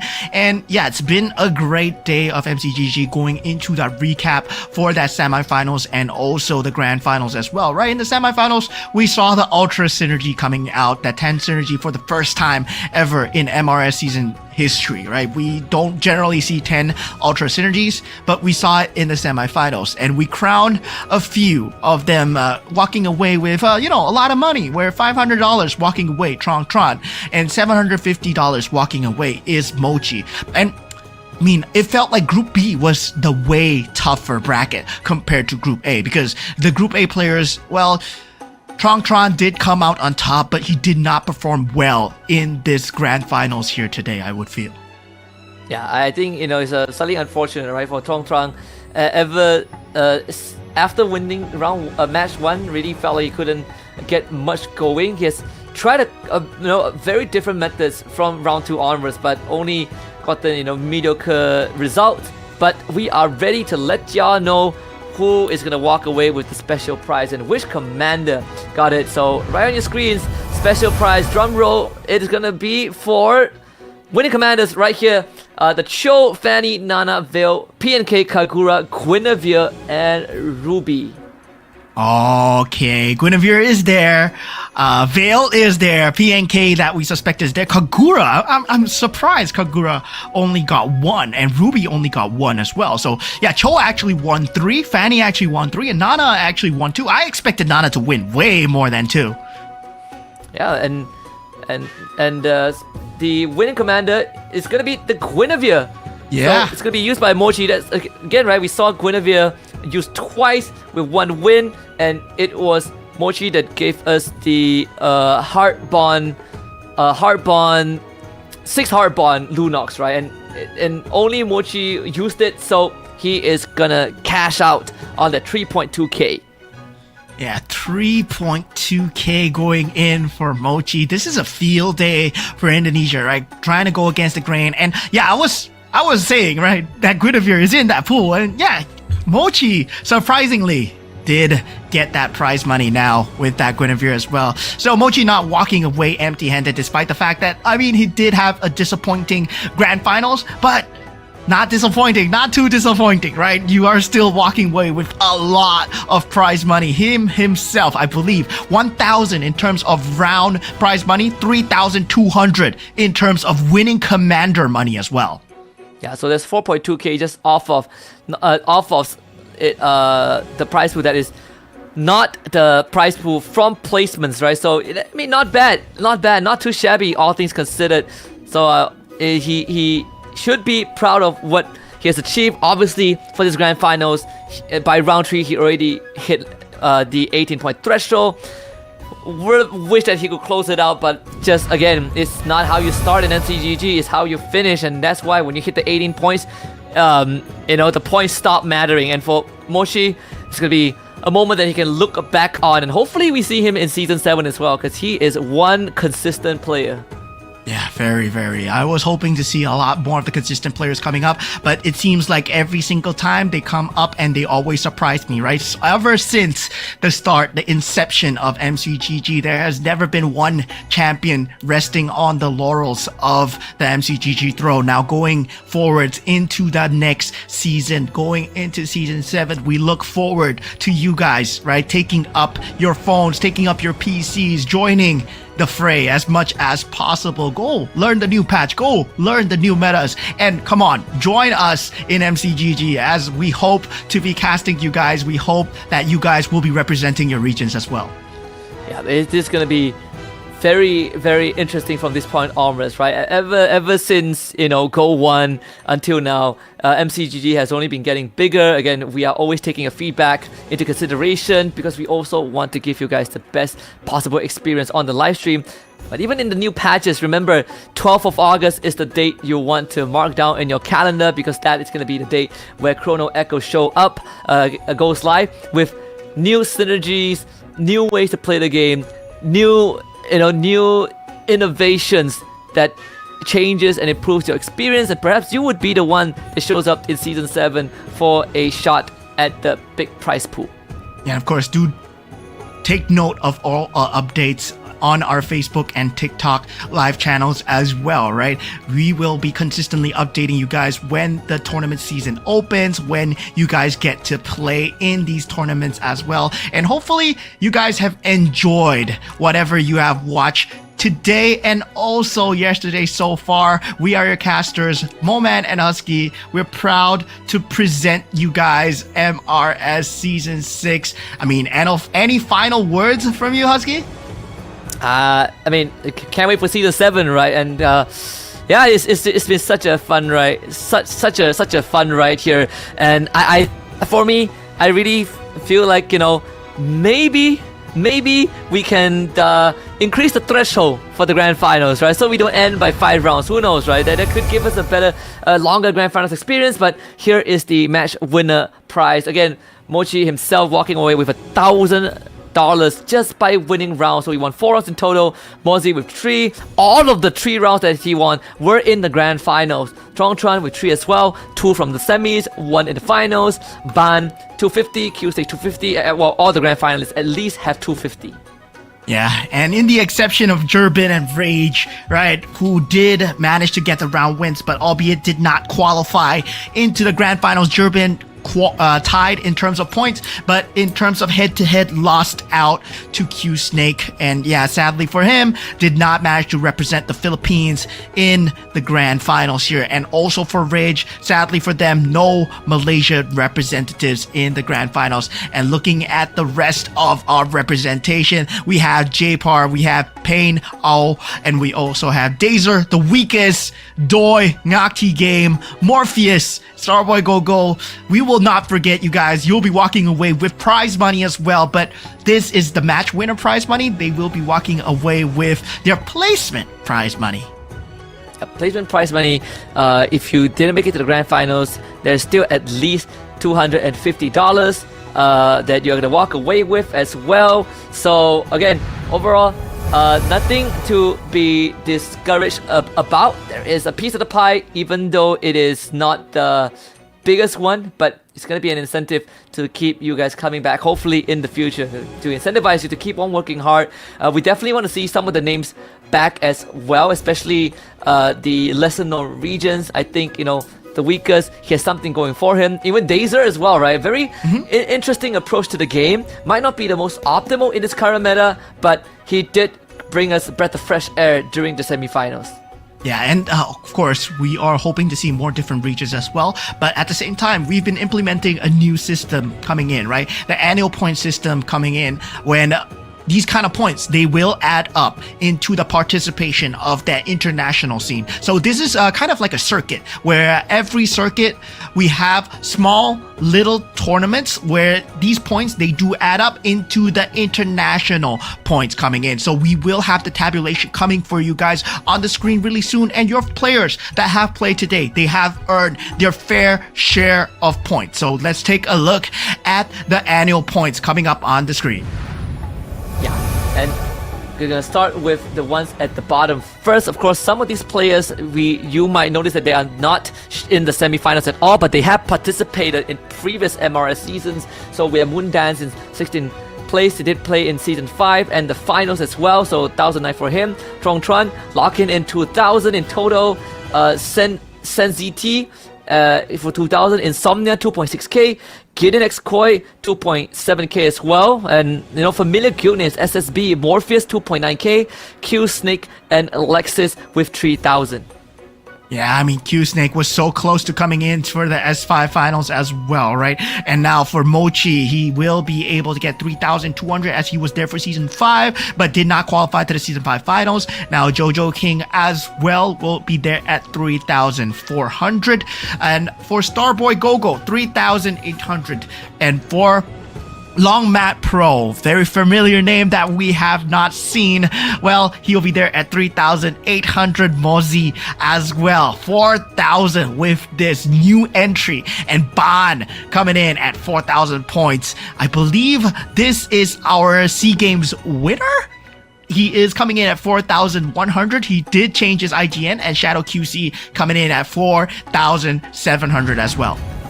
Yep, so Shadow QC still in the lead with the annual points, which means that there's a good chance we see him in the world stage at Gold 2. But of course, there's still going to be more before that. And Shadow QC might have missed out Season 6, but there's no telling if Season 7, he will miss a Season 7, right? He might come back again to give himself a clear shot at this and secure more annual circuit points. Yeah, and if we come into the different patch, different metas, of course, different players will be favored as well. So hopefully we get to see a huge roster of players everywhere as well. And it has been our absolute honor to present you guys the grand finals here at MRS Season 6 as we crown the grand champion being Indonesia. Congratulations to all the players that have played. You're not walking away empty-handed. To make it to the grand finals and the semifinal stage itself, it is a huge honor. And meanwhile, we are your casters, Moman and Husky. And Husky, once again, do you have any final words left to say? All right, truly the final words. Looking forward to season 7. And for all of you guys out there, I know we've said this every single time towards the end of the broadcast, but you have the chance to be a part of this at the tip of your fingers, right? Join the MRS, join the Rising Star tournaments. You can do it at the comforts of your home, on your PC, on your phone. Turn on the client. You will have access to the circuit already, and just keep on grinding, and maybe one day you'll be the ones in the grand finals. All right, guys. With that said, thank you and bye-bye.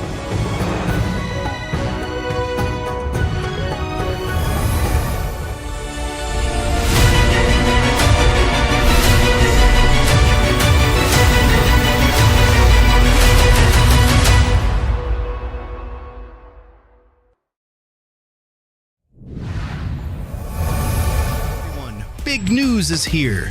2026 MCGG Rising Stars annual points system fully upgraded. Prize pool updated at the same time. Listen up. Top 2,000 in every division earn points.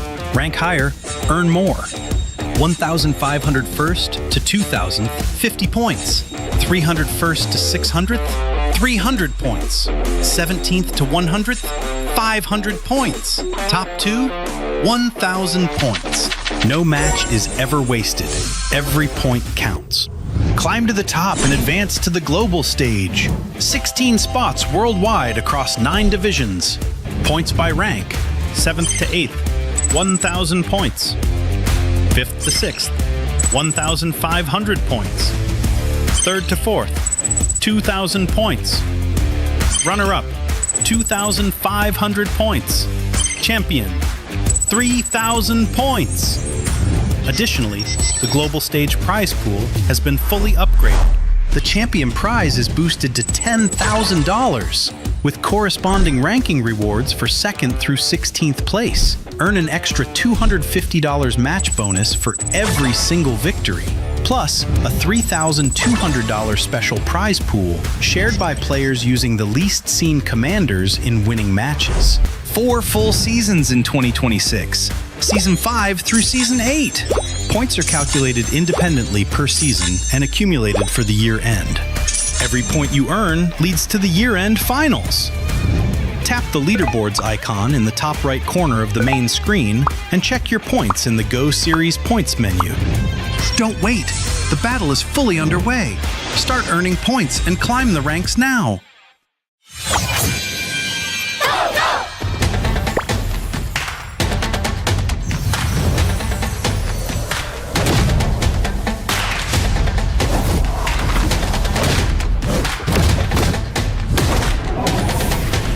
Justice in hand, resolve in heart. Let the mind be like water.